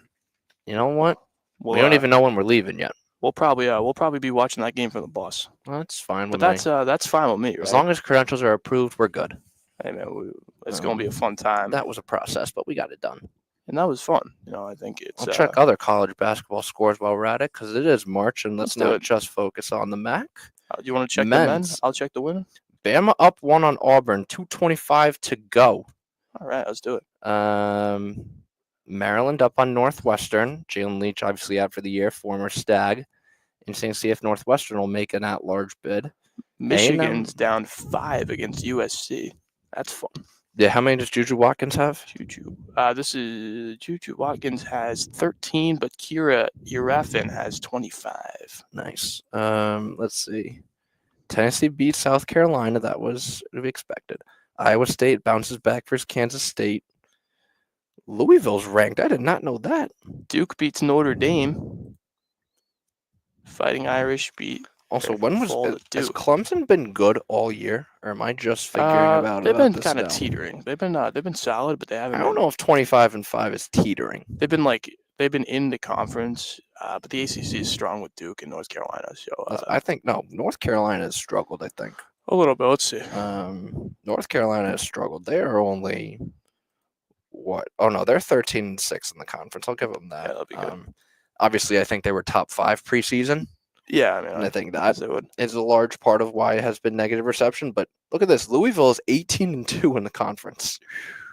Clemson is 17-2. It is a very top-heavy, as you mentioned, right now. This is fun. The SEC tournament, South Carolina's up to a 5-point lead against Oklahoma. Duke undefeated at home. Duke's 9-1 on the road too. Jeez. Villanova gets their upset against Marquette. I don't see women's basketball other mid-majors to see if they lost. Looking around right now. South Dakota State, nope, they've dominated thus far. They have their Summit League final is going to be tomorrow. Who are they playing? Versus TBD. Should be a good one. What's the options? I have no idea. It just says TBD. All right. They've beaten everyone by at least 20 points or more, though. Yeah. That team's a lot of fun to watch, and their crowd showed up last night. Big. St. Joe's beat Richmond today in the Atlantic 10 tournament. I think Richmond will still be an at-large bid. They might be the number 1 seed I believe they're in the Richmond A10, should still very well be an at-large bid. Yeah. BU beats Loyola Maryland in the Patriot League. And I am curious about James Madison, because that is someone we are vying with for AP votes. I'm not sure how much it means, but St. John's will fall to UConn by 31. Paige Becker's had 20. AZ Flood had 11. The Sun Belt tournament format is absurd to me, though. I don't pay attention to the Sun Belt. That's not my expertise. Hang on, no. You just have to Google the bracket, and it's absurd. Let's see what else we got. We'll have Duke and NC State tomorrow on the women's side of things at 1:00 Eastern time. Listen to this for the Sun Belt. I'm listening. 11 through 14 play in the first round. Okay. I don't even know how to explain this. It's absurd. I don't even know how to explain it. Why does the bracket look like that? I don't enjoy that. I don't even know how to explain that. 12, 13, 14, 11, 10. What? Yeah, it kind of makes sense. Yeah, that makes sense. It's just weirdly set up. If those teams make the champion, if you go from 11 to a 14 to a championship game, you get all my respect. Yeah, right. You play 7 games in 6 days. That's crazy. How do you even stay fresh? You don't. Guess you kind of just battle through it, right? Yep. But let's see where we're at. 38-32. You had to have been impressed with. I think Kendall Magruder was the unsung hero in that first half. Yeah, when we were talking about who would be the X factor, I almost said her name, but I didn't have a lot of confidence in that. But Kendall stepping up in the big moments, maybe some Texas roots in there. Yeah, no, she is definitely. You see that IQ on full display here. And is that a student sports broadcaster? How about that? It looks like, yeah, we're Oh, doing no, some it might have been honorees. just like a hockey interview, maybe. Looks like we're doing some honorees here at M&T Bank. Arena, less than 2 hours until the Fairfield Stags season is decided. Will they continue at Atlantic City? Will they go home as the 11th seed and miss out on Atlantic City? Find out at 6:57ish for the Fairfield Stags against the top-seeded Quinnipiac Bobcats. That'll be fun. Gemma, that's got to be exciting for you, huh? Yes, it will be. If there were script writers, they certainly nailed it on this one. Oh, Last for two sure. meetings last year were absolute thrillers both Yeah. ways. Both teams won on the road last year. Really? This year, Quinnipiac won the first one at home. We were there. Good first half outing. Just the kind of got away from them as the game went on. A little bit of mental lapses, so can't really afford that. Hopefully, things are a little bit better in that regard with Fairfield crowd tonight. Got to make students on student break though, so that might be. But that's at both schools, in all fairness. Yeah, there's a little bit everywhere right now, but you can't let Amari Monroe get 27. I don't know if he'll play that much to get 27, but you can't give up 27 to him. Yeah, I'll be interested with what they do, what Tom Pecora does. But you need Perry to have a type of game he had last time, though. Oh yeah, I mean, but he's got to be there for all four phases of the game. But actually, I heard this debate. Did you see the Jay Billis? Depends on what it was. Segment. His argument for quarters instead of. Oh yeah, I did see that. I totally agree. Yep. I don't think the half thing is outdated. I do agree with that, and it is suited for TV. People like their media timeouts, and people like advertisements. There would be more. Sound like rug. There'd be more commercials, right, in the quarter format, or it's the same amount, but it's more. I think it would be. Yeah, I think just quarter format, it increases engagement. I tend to agree with you. Like you see the women's games all the time. How they always do these segments with Casey. Great job by the marketing once again. Yeah. Absolutely great stuff from Mahoney this year. I just think, I get the media timeouts are every 4 minutes, but you need a sense of urgency and pace to it. I agree. And I think the quarters would bode well for that. But hopefully we need offense outside of Johnson and Sparks. Johnson last time didn't play in the second half at all, I believe. This was when he was still battling that ankle injury. He's playing probably 40 tonight. He'll be playing all 40 plus if we need it. But Bergen's played 40 all that game last time. Did he? He did. He had 6 points to start. I think Casey then only went rolled 2 of 11 for the rest of the game. The bench will be very thin tonight, I'll tell you that much. That bench will be thin. Barima Sek is inactive. Matt Curtis is inactive. Don't know about Kyle Jenkins. He is questionable. Dion Perry, Mike Rogan should be back. I believe he had a burst appendix, but he should be back hopefully. Yeah, I don't think Kyle Jenkins is missing his last opportunity to play college basketball. I don't think so either. We'll honor the 3 seniors beforehand. That'll be, or 2 at least confirmed, Jenkins and Bleachmore. Possibly Barima Sek, we don't know. Jamie Bergen's obviously had the last honoree when his family was in here for the Netherlands, as we are almost about ready to go back to Hamden for second half coverage. Logan, what does Fairfield need to do to win this game and get back? Yeah, I just think you got to go back to what you're good at. Play fundamental defense and really play in the transition game. You can't play in the half court against Quinnipiac. As you can see, Raviv has been lights out. So you almost have to switch against Raviv. You kind of have to get up in her space and let other people beat you. But again, just get back to what you're good at. Raviv leads all scorers with 16. Yeah, 16, wow. Averaging 18 per game already. She's more likely than not going to eclipse that mark, barring a event of drastic proportions. How about Foley and Martin, though? 7 apiece. Quinnipiac, 0 bench points. Fairfield has 19, which has honestly kept them in this game. Anderson's been great with 8. Magruder's been solid with 5. You really have to look toward Lamro and Nicolay Leite to kind of get some perimeter offense going or set the tone here. Yeah, well, Brown had 13 and a half, right? Yeah, she had 11. Or 11, sorry. No, you're good. No, I mean, that's big. Yeah, that kept us in it. That connection between Brown and Magruder kept us in that first half. And I don't know where we would have been, honestly, if Magruder didn't make that three to end the first quarter because, basketball is a game of momentum, especially in March. Yeah, And, this thing could have easily spiraled out of control quickly. But, who do you go to for times of resiliency? Your seniors who have been there before. We saw that with the lineup in that second quarter where Fairfield cut into the lead from 17 to 10 and then to 6. You put in the four seniors, Brown, Magruder, Nicoletti Leite, Slimovic, and then Sydney Scott, who's I'd say one of Fairfield's better catch and shoot players. Yeah, I mean, you just got to find ways to get everyone else involved. Like Anderson's obviously going to get her points. Lammer will get some input as well, but you got to go to Brown. You have to go to your Jill Herders of the world. You got to go to Kendall Magruder to really make the difference in the night. Yeah, and I think you said it best. Lammer can put up a sneaky 7 before you know it. Anderson can put up a sneaky 8 before you know it. It's just a matter of consistency and getting all of those players involved as we have halftime scores from the men's side. Sacred Heart up 1 on Iona, 37-36. Those Pioneers, man, they're going to be good. Marist up 6 on Mount, 29-23. In terms of other Fairfield athletics news, I will see if we have more scores here. Can I? I'm gonna put this out in the air, and if I'm right, I'm really have a field day. I think Sacred Heart is winning the MAAC tournament. Putting it in the air now could be completely wrong, but I like it. They do have momentum. I will give you that. I think you could make be good, but you could make a case for at least 6 teams to win the MAAC tournament. I think that's fair. Quinnipiac, yes. Merrimack, yes. Marist, yes. Mount, I'm a little iffy on. Yeah, Manhattan, I think, is a dark horse. Yeah, sure. I think Gallagher should very well should be considered for Coach of the Year. Think so? I don't think he's going to win it. No, I don't either. That turnaround is undeniable, though. True. That turnaround is undeniable. From an 11 seed to a first-round bye. I don't think Tobin Anderson will get it, but I think Iona you can make a case for.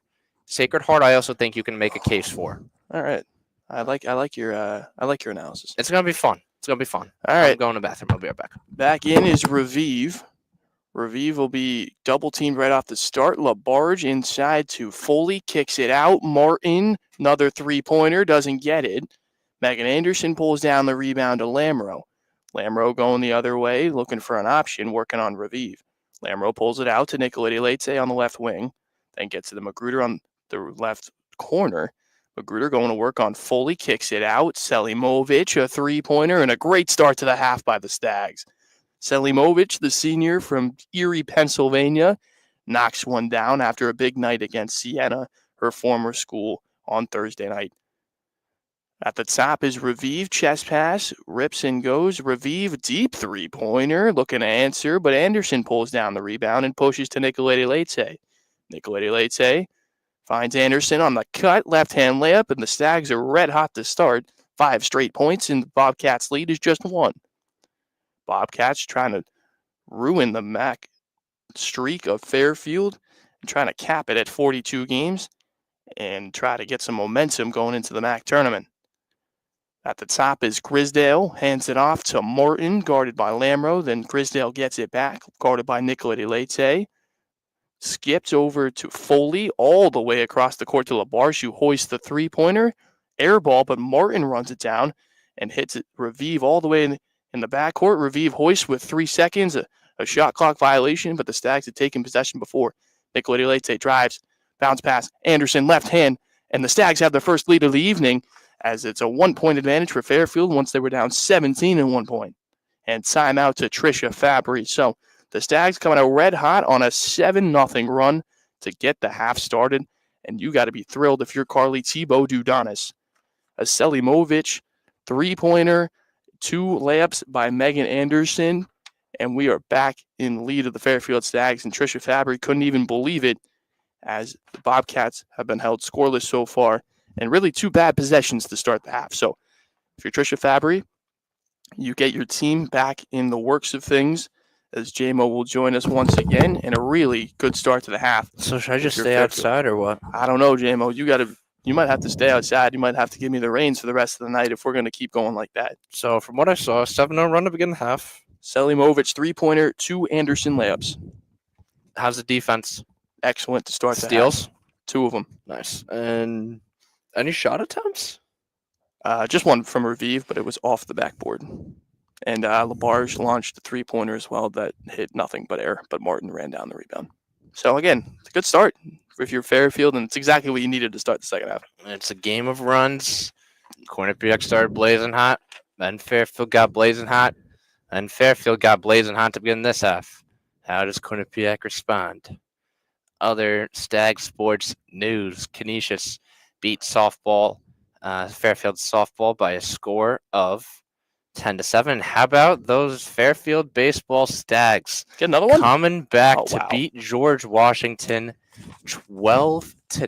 They took the series too, right? They have clinched the series. The final game will be tomorrow. An 8-run fourth inning. Jeez. 8-run fourth inning. I'll say that again. That is. I don't think that beats Penn State's 16-run inning yesterday against I don't know, the softball team, but TJ Schmalzy, I'll give a shout out to. 4 for 4, 3 RBIs. Got a tank in there? Matt Bucciero, 3 for 5, 5 RBIs. Good for Matty B. Bowen Baker. Good start. Didn't have the best outing, but the bullpen came through clutch. Who got him on the back end? Matthew Grabman, 4 innings of 1-run ball. And then how about Kevin Kell with a save? How about that? 2 innings of hitless baseball on 43 pitches. Wow. Threw a lot of pitches, though, to get hitless baseball. But, but no hits. No hits? No hits. Any base runners? A couple of walks mixed in 2 there? walks. 2 walks. All right. But we'll take it a win to win. Anytime a comeback happens, that's good. Stags will conclude the series tomorrow at George Washington at noon. MAAC play is going to be here before you know it. Fairfield is a series with Manhattan beginning March 14th, so that's less than a week from now. Begins Friday as Logan will take it back in Hamden. Back in Hamden, Grace Labarge will inbound to Cal Raviv. Raviv, I don't believe, has sat in this game so far. I do not believe so either. Raviv trying to play spoiler on the win streak of the Stags, which is currently at 42.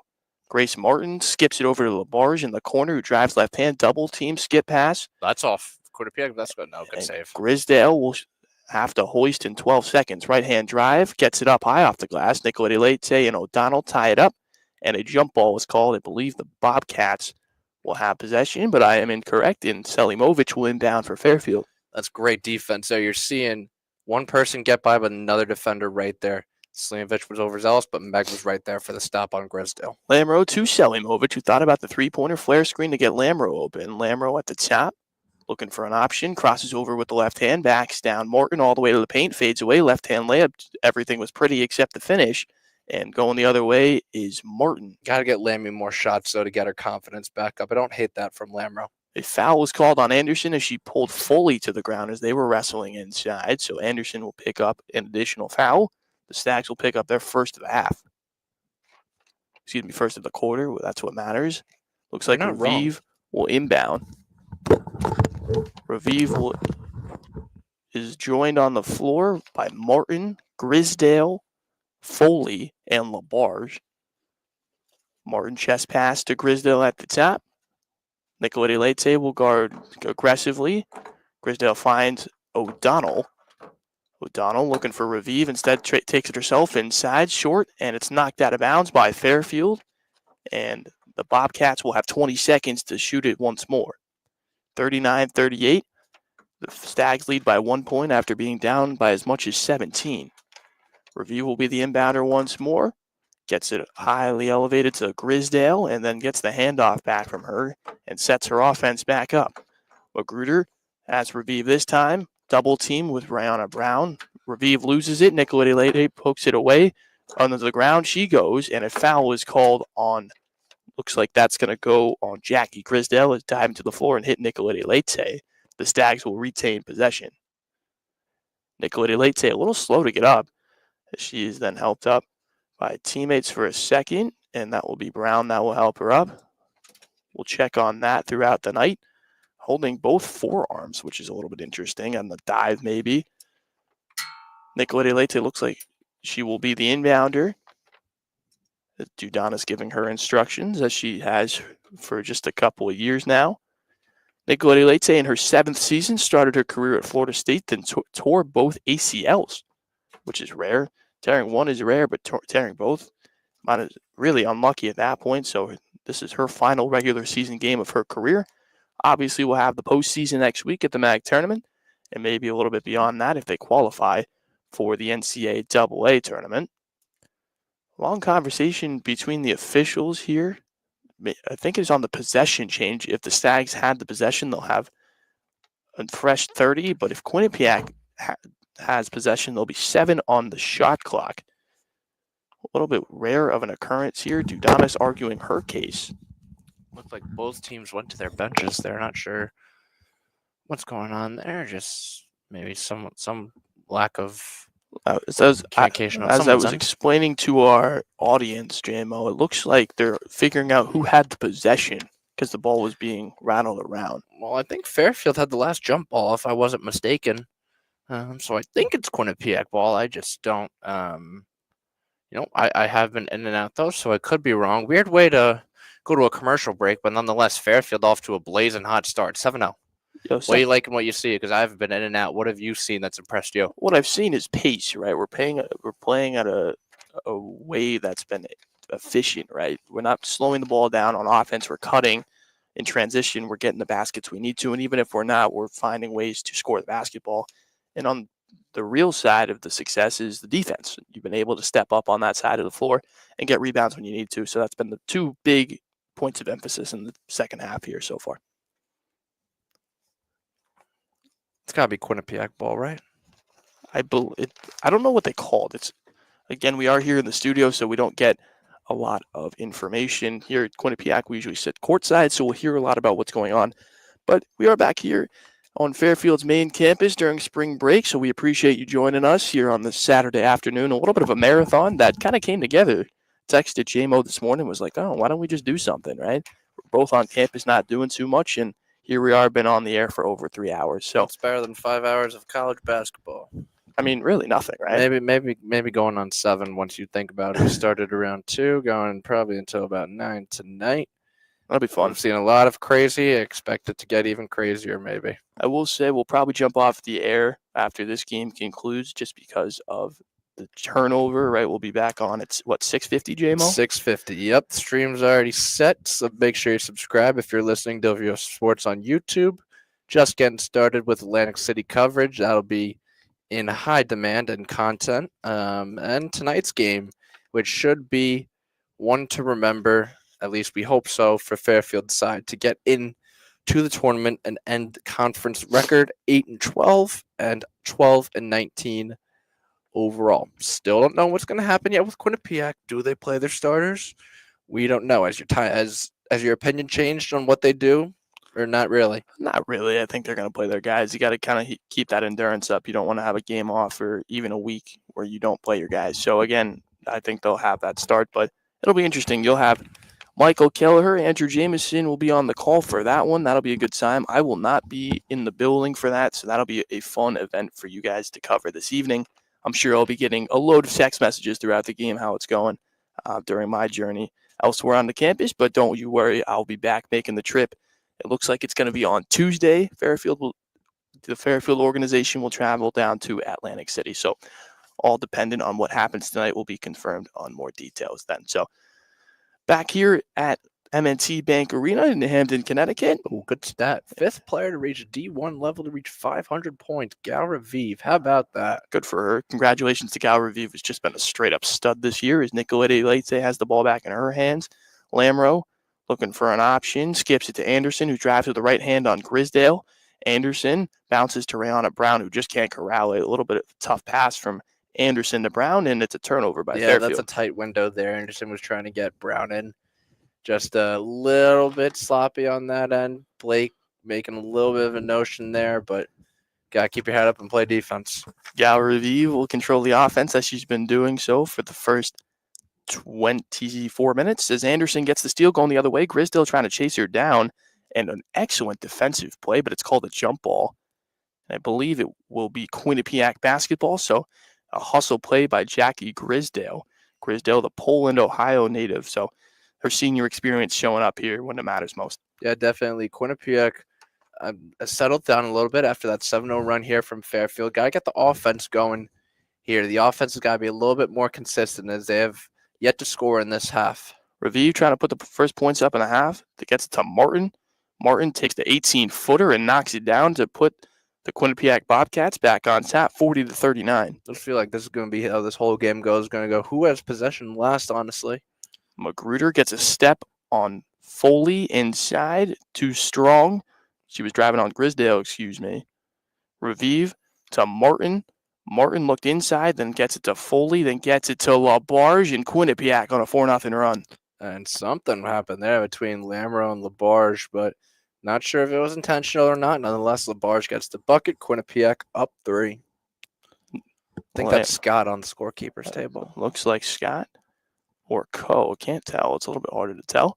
Nicolette Leite getting it to Anderson as Jill Herter will check in. Skip past Lamoureux, gets a step on Foley.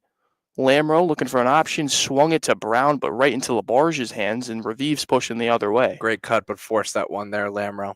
Revive gets it inside to Foley, working on Anderson. Foley jab steps twice, drives to the right hand, spinning shot. Good hands by Katie Lamoureux. Left hand circus shot by Foley, no good. Nicolette Leite going 2-on-5 the other way.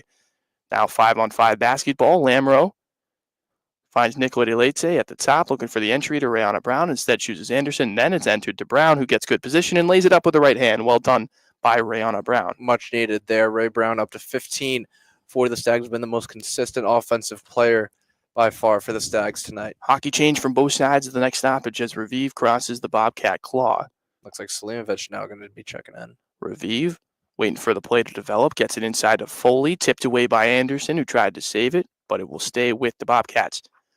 Looks like O'Donnell and Bowen will check in for the Bobcats. Selimovic, Scott, and Herter for the Fairfield Stags. Revive looks like will stay on the floor, as she has been all night, and will be the inbounder. Martin will stay as well. Sydney Scott will guard Revive at the top. Rayana Brown, Amina Selimovic, Jill Herter, and it looks like Megan Anderson will be on the floor as well. Revive the inbounder. Nicolette Leite will stay. Martin trying to drive on Herter. Looking inside. O'Donnell will set the screen. Martin chooses not to use it. Step back three-pointer. Knocks it down. Take a bow. Might have been a 2. Might have been a 2. Bree Martin, the Pennsylvania native, knocks it down. They will give, it looks like 3. Nicolette Leite inside. Brown gets another good position. Lays it up right hand. Not good that time. Roundabout. Brown has been great thus far. Couldn't get that one to go. Good defense there. Quinnipiac is adapting as needed. 3 defenders on Brown on that one. Revive looking to find some separation. Elevates 2 feet behind the free throw line. Misses off Selimovic, but the official gives Fairfield a little bit of love and will give them the basketball. Fabry can't even believe it. I think that assistant coach is more pissed. But I do not agree with that. I think I'm like lackadaisical, but that was off Selimovic, I think. Selimovic to Herter, who uses the Rayana Brown screen. Herter stepped back. Good crossover by Herter. Gets inside, right hand on the left side, and a beautiful move by the Rutgers transfer. Yeah, Herter's got to be more assertive there on offensive end. Nice job there, cutting, elusiveness. Revive, guarded by Scott. Right in front of Trisha Fabry, behind the back, crossover, drive, left hand, skips it all the way over. Jackie Grisdale wide open, and just needed that little bit of space to knock it down. If she had 3 extra seconds after that shot could have been released, that was wide open for days. Nicolette Leite to Sydney Scott, who plays a 2-woman game with Nicolette Leite, drives right hand on Grisdale.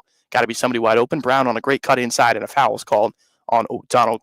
Rayana Brown has been instrumental in the last 5 minutes. Yeah, beautiful cut there by Brown. The offense is sort of running through her in this second half here as we are already under 3 minutes here. But you're seeing Fairfield is struggling from 3, so they're going to the paint. Brown has size on everyone, especially with Foley off the court right now. As soon as I say that, of course, she's going to come in. But Brown going to the line for 2. Rayana Brown. Foley will check back in for O'Donnell. They've been substituted a couple of times here. Brown will the Texas A&M International transfer. Texas A&M International is a Division II school. Brown has had a great year so far in Division I with the Stags as she knocks down the first free throw. Brown looking to go perfect from the line with 2:55 remaining in the third period. Brown misses badly off the front iron, and Morton pushes the other way. Scoop pass to Raviv, who's working on Selimovic, steps back, behind the back dribble, and goodness gracious, Gal Raviv, Amina Selimovic has a family. Yeah, I mean, not much I could say that one. She's filthy. Selimovic trying to answer back with a three-pointer, and does Selimovic giving Raviv a little taste of her own medicine. Yeah, you can see she is a firecracker on this team, trying to get the team fired up and back into this one. Apologies, but Alabama has beat number 1 seeded Auburn in men's basketball in overtime. Score? Can't tell right now, but back to the action. Raviv, Martin working on Rayana Brown. Skip pass to Bowen inside to Foley.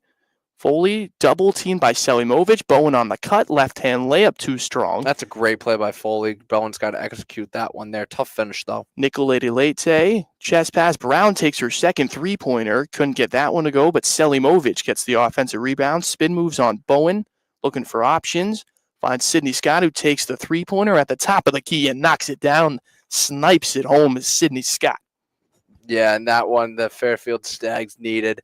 Offensive rebounds are huge. I don't believe they updated the score here, though, but There it is. yeah, that looks right. Raviv trying to keep the Bobcats ahead. Raviv now guarded by Brown, trying to get a step on her.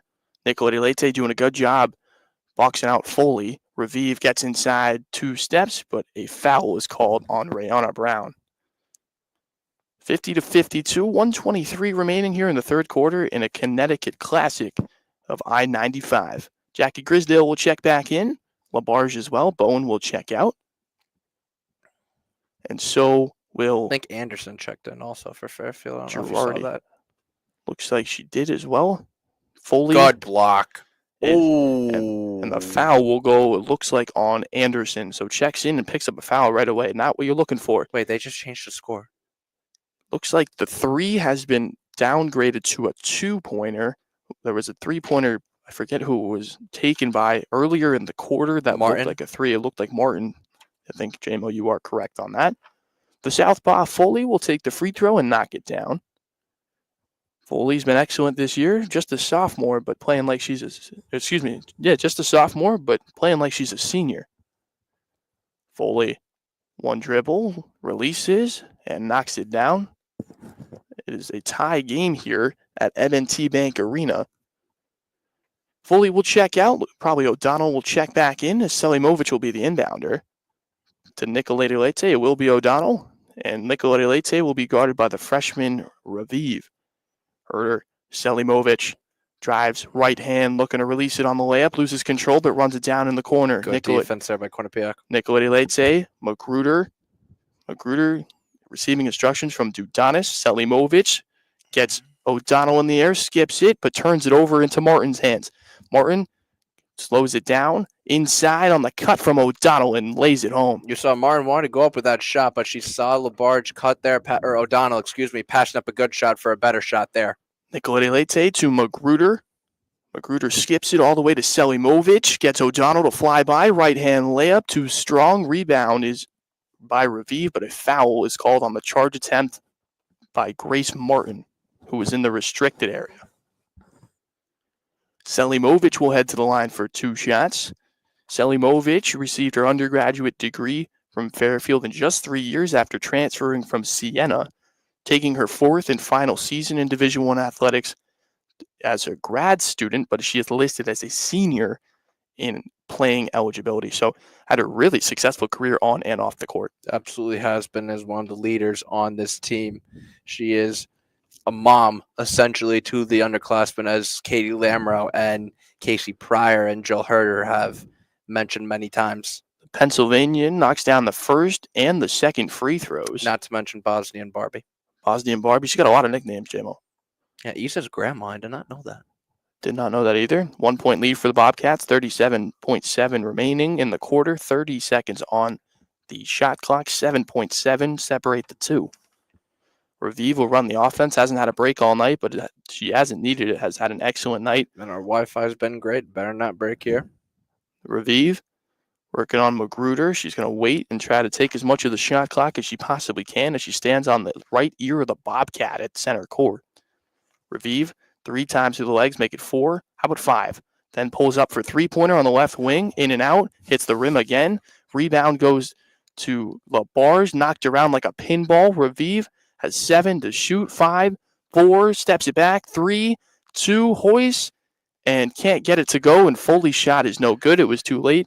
And, man, it's a classic. It is a game. Connecticut classic, as you said. Raviv, 2 textbook times there with the handles, just couldn't get either of those shots to fall.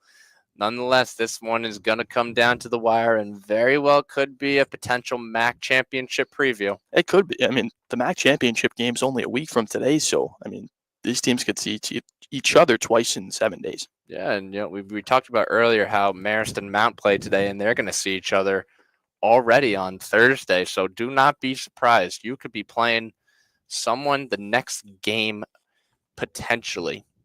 Try to see if we can get a MAAC men's basketball update scores here. Let's see, 36-34. Mount has taken the lead on Marist. Sacred Heart has extended their lead to 9 over Iona, 52-43. Ooh, how about those Sacred Heart Pioneers, JMO? I never said anything about them. I'm just saying I was with them the entire day. They are referred to as that school here, but they do have a basketball team, and I will give them credit for that. The addition of Anquan Hell coming back has also been absolutely huge for Sacred Heart. He's got 7 points off the bench, 3 of 4 from the court. Sacred Heart shooting 51% tonight. 51? 51. How about that? Iona's shooting 45, so also good in their own right. But where is Sacred Heart winning this game? They are winning this game. Let's find out. 3-point range. That's it. How about that? 10 3-pointers. 10 of 24. 10? Iona, 3 of 16 from 3. 3 of 16? The more impressive part is Sacred Heart by far, though. 10 of 24. 10 of 24. They shoot in bunches, but they make them in bunches. 42%? Good math. Yeah? Yep. How about that? Tanner Thomas is leading all scorers with 15. Actually, I take that back. Mundi is 18 on a perfect 9 of 9 shooting. However, Thomas has 15. Iona just cut it to 5. Bryce Johnson has 11. He's good. He is very good. Anquan Hill up to 10 on the bench. Now Sacred Heart has outscored Iona 18-11 in this half. How about that? As we're going to go back to Hamden for the final quarter and what should be a thrilling finish. Take it away, Logan. I feel like I haven't breathed in this game. I haven't breathed in 3 hours. Martin, Raviv, Grisdale, LaBarge, Anna Foley, the 5-4, the Quinnipiac Bobcats. Carly Thibault-Dudon is being tested. She hasn't been tested in just a couple of months, it feels like. They need to be tested, though, in order to get to Atlantic City. A lot of these games are going to be closer than we think. Maybe some one-possession games, maybe some nail-biters. These types of games will bode well, especially as we get to Atlantic City and potentially March Madness. Nicolette Leite, Selimovic, Raina Brown, Megan Anderson, and Magruder, the same 5 that started the night, other than Brown, will start the fourth quarter. Anderson inside, double-teamed right away, and the officials have granted Anderson the basketball, and Anderson took her second hard fall of the half and slowed to get up this time as well. Yeah, we talked to her, Anderson. Great article by Danny McElroy there. She's favoring her left forearm, it looks like. I'm not an expert on anatomy, but hopefully I'm right there. But this type of year, the bruises are there. You are not denying them, but you got to play through them. Nicolette Leite enters it into Brown, chest pass to Magruder, to Nicolette Leite once more, guarded by Raviv. Anderson gets it inside on a beautiful isolation play, drop steps it and lays it home with the right hand. And a little bit of an abbreviated give and go there, but gets the job done nonetheless. Fairfield first lead. We're going to be taking action here. Quinnipiac, that's a nice find to Foley. Brown right on her, though. Better offense there on great defense from Rihanna Brown. Quinnipiac takes the lead right back. Here's Nicolette Leite. Leite finds Brown. Brown on the perimeter, Foley slightly on her. Anderson. Right back to Nicolette Leite. Hard defense there by Quinnipiac. Here's Brown. Anderson on the perimeter, 15 on the shot clock. Magruder, apologies for that. When you get a text message that's that important, you got to answer it. Magruder just unicycles it over. I don't know what that was. And gets bailed out. Yeah. Wow. I don't know what that was, but Fairfield's lucky to still retain possession after that. I think lucky is a strong word. I mean, to be fortunate. I mean, to really just even have the basketball, that is crazy. Looked like one of those inbounds plays where you're trying to save. It's a lollipop cross-court pass, but Quinnipiac, she does not like that call. That's 21. That's Grisdale. Is that a shooting foul? I think it very well I think is. it is called a shooting foul. That's going to be 3 for Nicoletti Leite. Nicoletti Leite will shoot 3. Grisdale handing out instructions. And did she make the first and Cameron did not catch it? I believe she did. The game is tied. We were down 1 before that. Nicoletti Leite will hoist her second, and that is good as well. So again, Nicoletti Leite, 7th season, one of the most experienced women in all of college basketball. Her assist-to-turnover ratio is good for a top 10 number in the country. And at the free throw line, she goes 2 for 3, and the Stags have the lead. Going the other way is Revive. Revive has been playing the whole night. Trisha Fabry didn't even give her a break. Revive to Martin. Martin chest pass it to Grisdale, who's standing on the Quinnipiac right eye. Then drive, steps back. Then gets it to Foley. Foley to Revive, guarded by Anderson. Aggressively at the top. 9, 8. Double teamed at 6. That's Foley, a great double team. 6-foot shot is good. Quinnipiac Wow. retains the lead. Great possession both ways there. Quinnipiac just found Foley, got enough breathing room on that shot. Going the other way is Nicoletti Leite, Selimovic.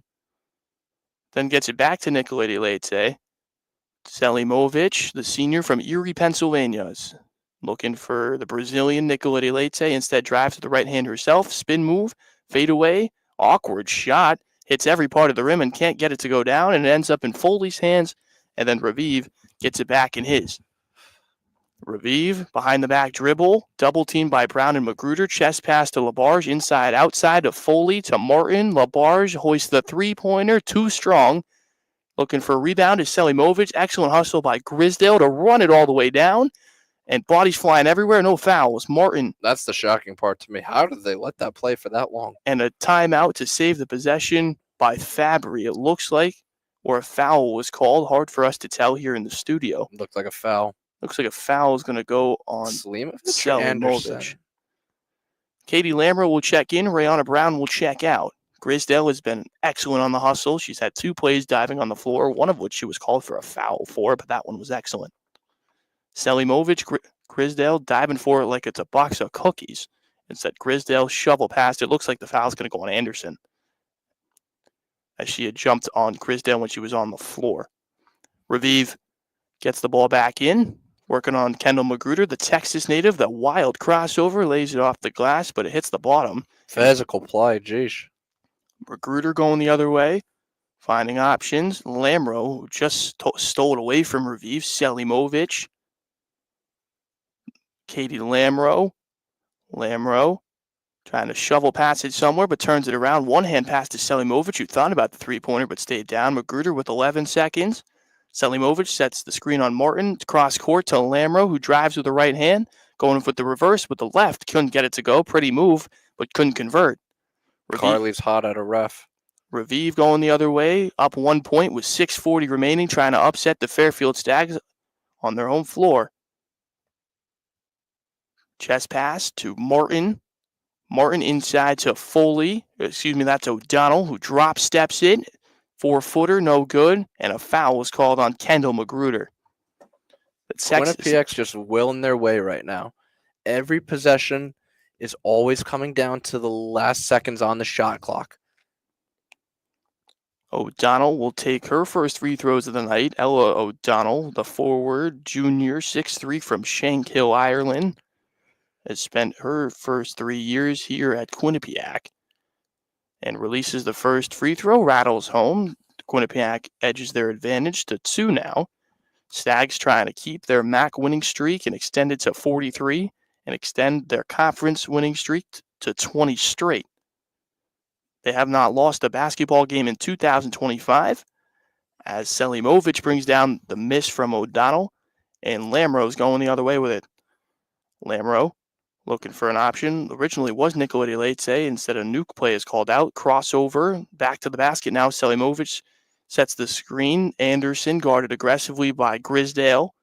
Anderson, nice crossover, gets it to Sydney Scott, who plays it back to Anderson. Left-hand drive, gets Crisdale all the way down into the paint. Anderson's shot rattles around, couldn't get it, and the rebound goes to O'Donnell. Anderson just could not get the roll right there. Tough shot, wanted a foul, but not when they wouldn't get one in the best basket, wouldn't give her a bucket.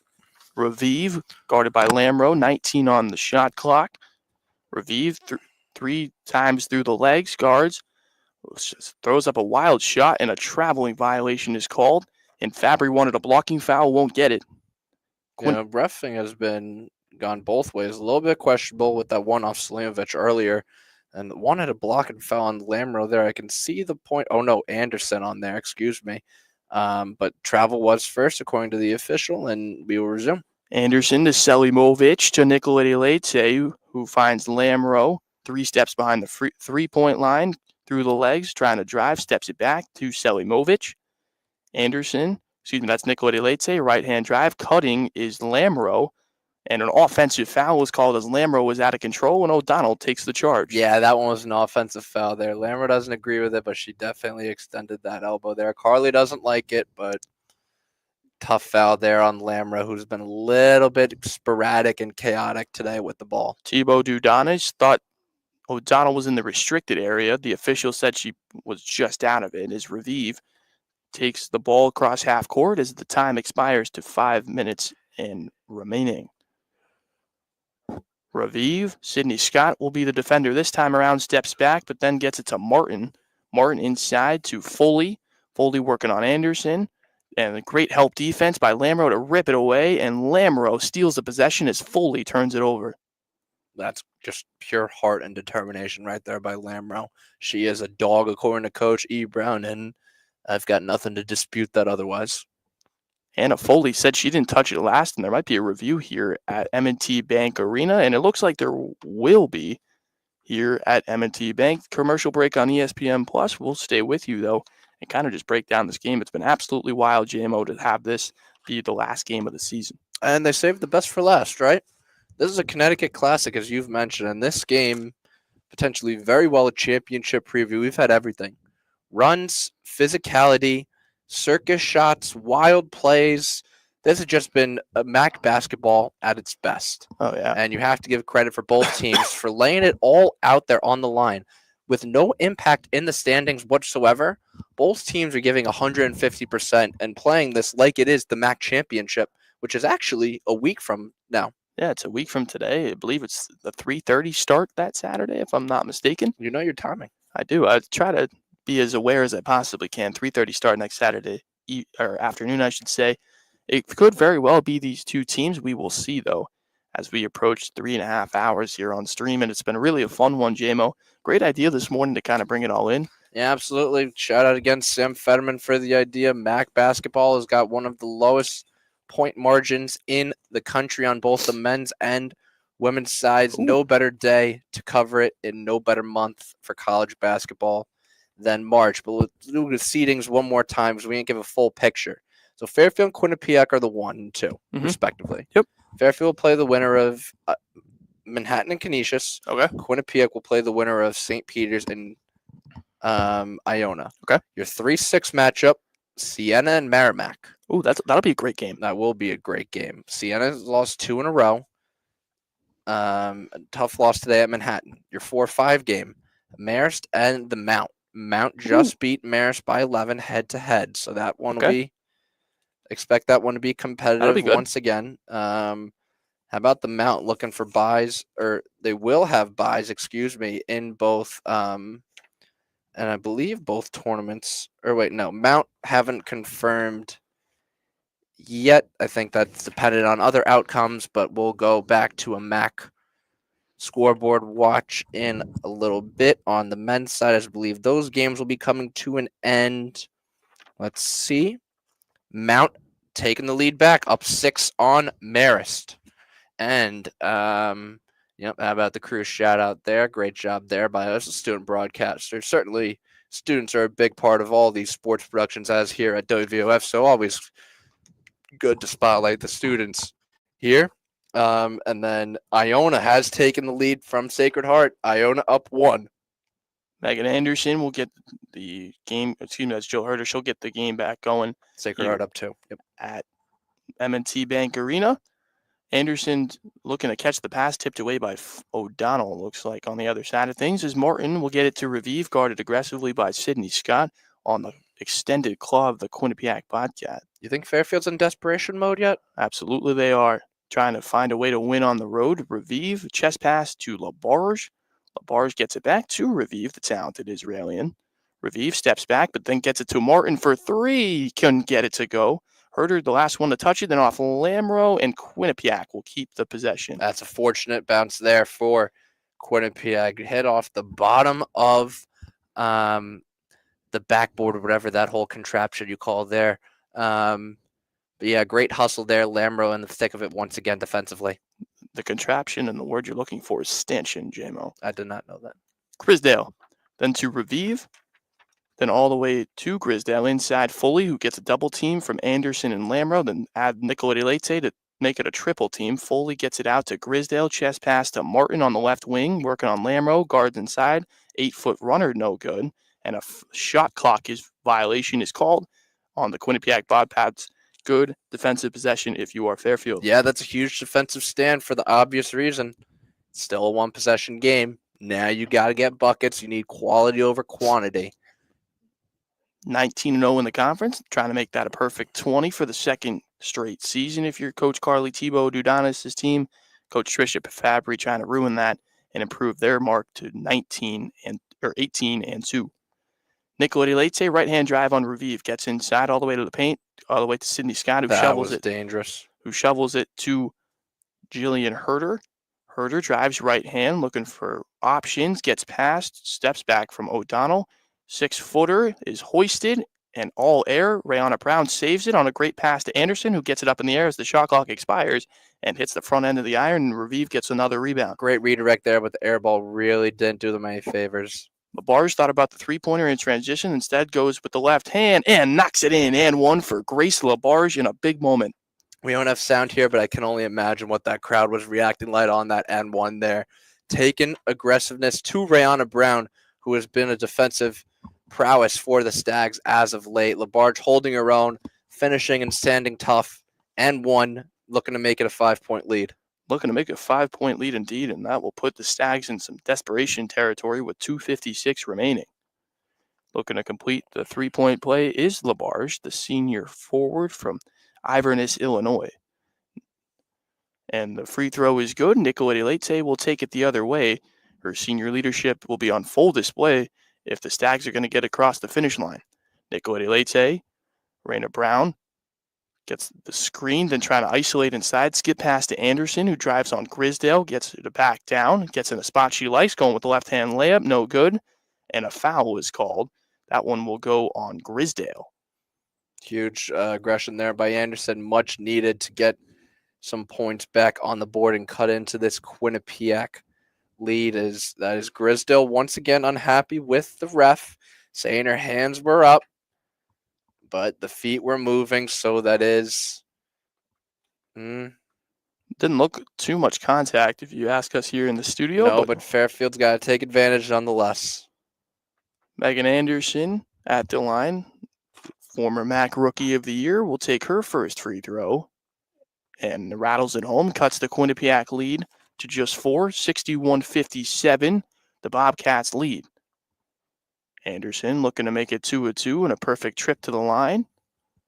And it is released and knocked in, 58-61. It's a one-possession game between the Bobcats and Fairfield in this I-95 thriller. Revive calls out of play. Looks like it's a zipper motion. Gets a screen from Foley. Then to Labarge gets a screen. Anderson will be the one switched on. Martin will hoist a three-pointer in front of the Bobcat bench. It's rebounded by Foley, tipped away. Then Sydney Scott knocked it into Anderson's hand. 4-on-1 going the other way. Anderson, Euro step inside. No foul call, and it will stay with the Stags. And Carly Thibault Dudanis is beside herself. Yeah, that was pinball action down on Quinnipiac's end there. Martin has had good looks, just can't capitalize on them to put in maybe an unofficial dagger. However, Foley's going to check out here, and it looks like this is going to be time for Rayana Brown. Fairfield's going with who's hot. Nicolete Leite will inbound to Sydney Scott all the way to Magruder. Nicolete Leite will set the screen. It's a flare to get it into Anderson's hands. Anderson, Brown will clear the paint for Anderson to go right to work. Drop, step, fade away at 4 feet, too short. And Raviv will pull down a crucial rebound as the clock ticks down under 2 minutes. Raviv, guarded by Magruder. It will be Labarge to set the screen. It's a fake screen. Step back from Raviv, hands it to Martin. Martin skips it to Grisdale. Grisdale steps back on Nicolete Leite, who recovers. O'Donnell inside. Grisdale's got to get up in 9 seconds. Raviv will come and get the basketball, and a foul is called on Kendall Magruder. Yeah, PX is draining away the clock. Fairfield playing a little bit like scared cats right now, chasing after the Quinnipiac offense. Remember, this is uncharted territory for Fairfield. Looks like Quinnipiac will be in the bonus. Quinnipiac in the bonus. It'll send Grisdale to the line. Jackie Grisdale, the Ohio native, in her senior season, 5'9" guard, as she knocks down the first free throw and pushes this to a 2-possession game. Curious to see if Fairfield goes and puts Lambro back in despite her struggles this far. This game, she is one of your better perimeter shooters. Grisdale hoists right away and pushes the lead to 5:63:58 with a 90 seconds even on the game clock, 30 on the shot clock. Nicolete Leite will control the pace as Sydney Scott scoops it to Leite, who gets it back. Scott hoists the three-pointer 2 steps behind the line, way too strong. Yeah, she rushed that. And Raviv has it, and that could be an issue if you're the Stags and your winning streak is on the line. Raviv calls out another play. Trisha Fabry in that all-blue suit calls out instructions. Carly calling out to Ken, get up on Raviv. Raviv looking to put the dagger in. Gets inside, left hand, and got it. The dagger has been put in the Stags' back. It might be over as Raviv puts an exclamation point to a 7-point advantage. Yeah, Raviv, just big-time players make big-time plays, and she could very well, she's probably be unanimous MAAC Rookie of the Year. I would not be surprised if she wins Player of the Year. I don't see a world where she's not Rookie of the Year. Big-time players make big-time plays. Just absolute great speed there by Magruder. We'll be right back after a commercial break once I load this, but actually we'll keep you on the air because my computer just decided to refresh, but we're all good here. It's not like the stream's affected or anything. It's just the TV which we're watching the games on. Again, Quinnipiac trying to play spoiler. Doesn't really matter for seating or anything as we got a little bit of a crowd compiled outside of our studio right now watching the game as everybody is here for the men's game. That starts in 1 hour and 17 minutes. JMO, quick turnaround for you here. Yeah, definitely. But thankfully, I'm on color. You've taken play-by-play duties. Hey, if we're in March, it's all about basketball. Right. I mean, there's no better thing to be doing right now. Felt as if I won't be here tonight, so I'll take the greater half of the duties tonight. But still, JMO added that excellent commentary per usual. Magruder will be the inbounder, and we'll join by Herder, Anderson, Nicolete Leite, and Sydney Scott. Nicolete Leite's got to get a shot up quickly, down 7. Skips it. Spacing's poor from the Stags, but get lucky as Grisdale couldn't corral it. Yeah, it's a little bit of sloppiness there out Fairfield. You think you'd want a quicker shot there, but Quinnipiac swarming the Stags right now. Grisdale, Raviv, Foley, Martin, and it looks like O'Donnell will be the 5 for the Quinnipiac Bobcats. Anderson's got to get a shot up relatively quickly here. Been holding on to the ball too long. Magruder's got to hoist it. Gets it to Sydney Scott, to Nicolete Leite. Nicolete Leite drives right hand, hits the 11-footer, and a foul was called. Looks like it's on the floor against Nicolete Leite. So looks like there'll be an inbounder. It will be Nicolete Leite to inbound with 36 even on the clock, 20 on the shot clock, and the Stags need points fast. Yeah, they do. Time is not on Fairfield's side. Jill Herder got to hoist one quick, gets a straight line drive, left, right hand. It's foul. Oh, I don't know about by that one. Labarge. It looked pretty clean, but again, we don't have a great angle at it, and Labarge is beside herself. As is everyone on Quinnipiac. We're only in that arena. Trisha Fabry demanding instructions to her group of young women who is quite experienced. A few seniors on the floor, a couple of juniors, and obviously Raviv's on the floor as a first-year student. Looks like this play might be reviewed. Herder got down the lane, and it looked pretty clean if you ask me. Yeah, it did, and Labarge, obviously, late whistle, too. You can see that ball was blocked way before the whistle. There's a good 3 seconds in between. Herder really needs these free throws in a crunch time situation, misses off the back iron. Joe Herder, famous brother Kevin Herder, who's now with the Chicago Bulls, spent a lot of time with the Sacramento Kings. Herder will knock down the second free throw. It's now a 6-point advantage for Quinnipiac. Quinnipiac gets the ball in bounds. Revive is fouled by Lamro. Okay. And a little bit of heat between Revive and Lamro, even though Lamro had to intentionally foul. So yeah, this is where you're going to see some maturity here kick in, see how much maturity Lamro has had progressed. Revive was not happy with the intentional foul there by Lamro, as that is okay. She took one a little bit to the chest or upper throat area. Revive not happy. Lamro, I don't know what she's doing there. She's just got to stay in the game. I understand you're trying to make a play. Good job by Nicoletti Leite there, though, to calm her down. Yeah, Nicoletti Leite using her senior experience. Joe Herder using her calm presence. As Revive will stroke it with the left hand and knock down the first free throw. And that could be the 1 point that you couldn't have on the scoreboard if you're the Fairfield Stags. Very well could be, but let's not remind her. This is just the last game of the regular season. Oh, yeah. This is just Atlantic City, and this is just a preview of what we're going to see potentially with these two teams down the line. Revive puts the exclamation point on and knocks down the second free throw. And the timeout is called by Thibaut Dudanis. And it looks dismal if you're Fairfield on those big winning streaks, but you still have that number 1 seed to be more positive about it. And, we got to look at the compliments. We had 42 wins in a row. Yeah, that's big. Like, when you guys interviewed Coach EJ and Coach Blake, yep, that never even crossed the mind of anybody. Right. 42. And if you think about it, no loss is a good loss. No. I would rather this happen now than in Atlantic City, because they can bounce back from this. Right. If they lose in Atlantic City, they potentially don't get to come back. So this has been a great game nonetheless. Quinnipiac has been beyond ready and then some. This game has probably been circled on their calendar since the beginning of conference play. Well, I think we circled it on our calendar as soon as they met the first time at the end of January. And these two teams are only proving that these two are the best two teams in the MAAC right now. Herder will get the inbound from Nicoletti Leite. Need quick points.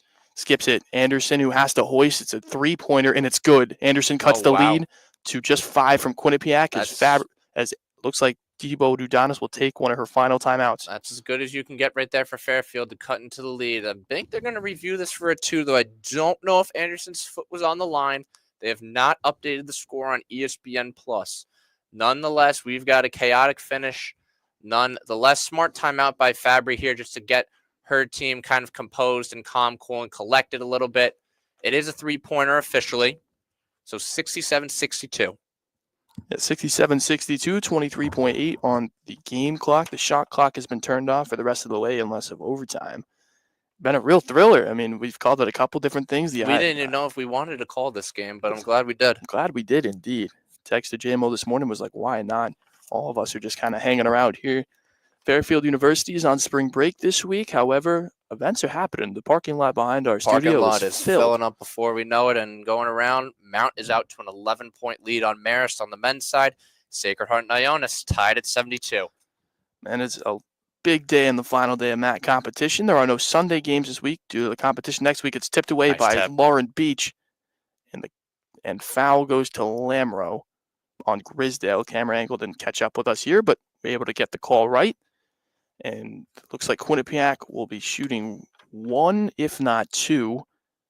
Looks like Lamro gave the first bonus and the third, so they'll be shooting after this one. That'll be 2 shots for any fouls committed after this one. Sydney Scott will check out. Rayana Brown checks in. Lauren Beach in for defensive purposes. On the other, no matter what you do, you cannot give up an offensive rebound. Cannot.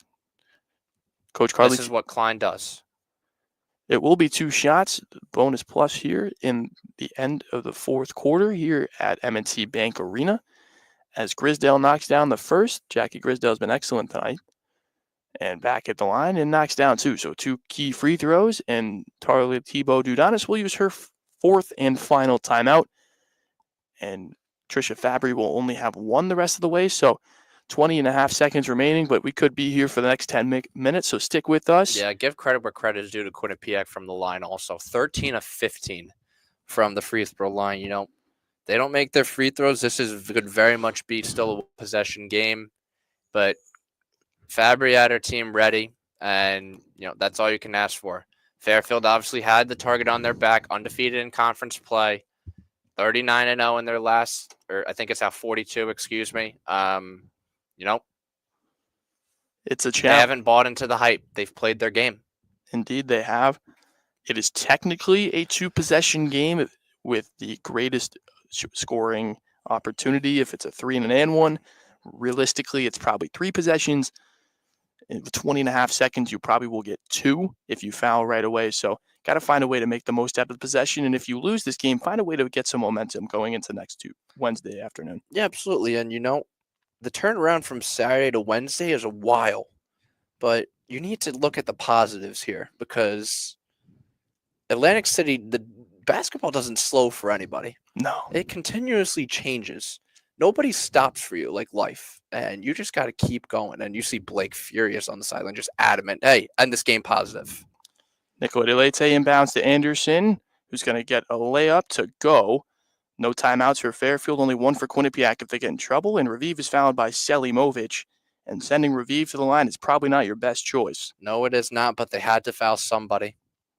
Looks like there will be some type of meeting between Selimovic and the Fairfield crew with Carly Thibault-Dudanis, as Raviv will shoot her first free throw. She might have 2 now, actually. I think that's why. Oh, wait, no, Selimovic is coming back. Never mind. It'll be 1-1, I believe. I think it's 2. They shot 2 last time. Is this the quarters again? Differential rule. Yeah.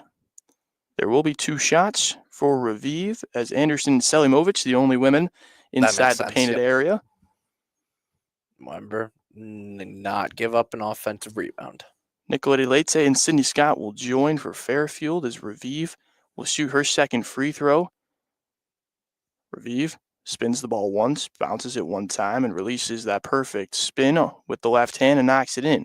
Full court press from the Bobcats trying to trap Nicolette Leite, able to use the end line, and a foul was called. And Trisha Fabry dancing around. Yeah, like she Saturday said night. she thinks Nicolette Leite was out of bounds there. That was a perfect trap there by Quinnipiac, going step for step with Nicolette Leite. I believe that was both Grisdale and Labarge there, I believe. Looks like it. Yeah. But it. Oh no, that was. She did step out of bounds too. I think she did. I don't know if the foul pushed her out of bounds, but she definitely stepped out from our angle. Fabry thought the same as us. Excuse me, I think that was Labarge and number 14. I want to give credit where credit is due. That's Raviv. Nicolette Leite misses a key free throw. Yeah. Has 2 of them. 2-possession game. Quinnipiac has 12 and a half seconds to try to maintain their lead.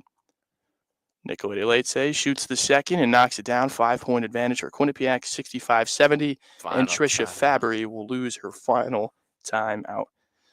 Man, it's been a real thriller here on WVOF. We're going on hour 4 of the marathon, but it's been a lot of fun. It has. We started this at 2 o'clock with a 2-hour pregame. Good time. We got to talk everybody in terms of MAAC basketball. Pretty much hit on every single team, if I'm not mistaken, at least once, because that tournament is next week. Being on campus has provided us with breaking a couple of blessings. News courtesy of a Quinnipiac insider. Uh-oh. Paul Otieno, Savion Lewis, Amari Monroe. Not playing. Inactive. Uh-oh. So that's 3 of your top guys. So who is going to play? Caden Bennett. Yep. Zimmerman. And this could be changing. It looks like Quinnipiac doesn't want to chance anything. Maybe strategically they'd rather see us than St. Peter's. Interesting from the Quinnipiac insider. Don't know who that is right now, but I will check their Twitter for confirmation. Need confirmation on that, but that would be big if you're Fairfield. You'll be rolling out all 5 guys tonight, so who knows? Quinnipiac could be resting some guys. They might want to see Fairfield. It's an interesting game to play and an interesting tightrope to walk here at Leo D. Mahoney Arena. That game will tip off in just about 1 hour.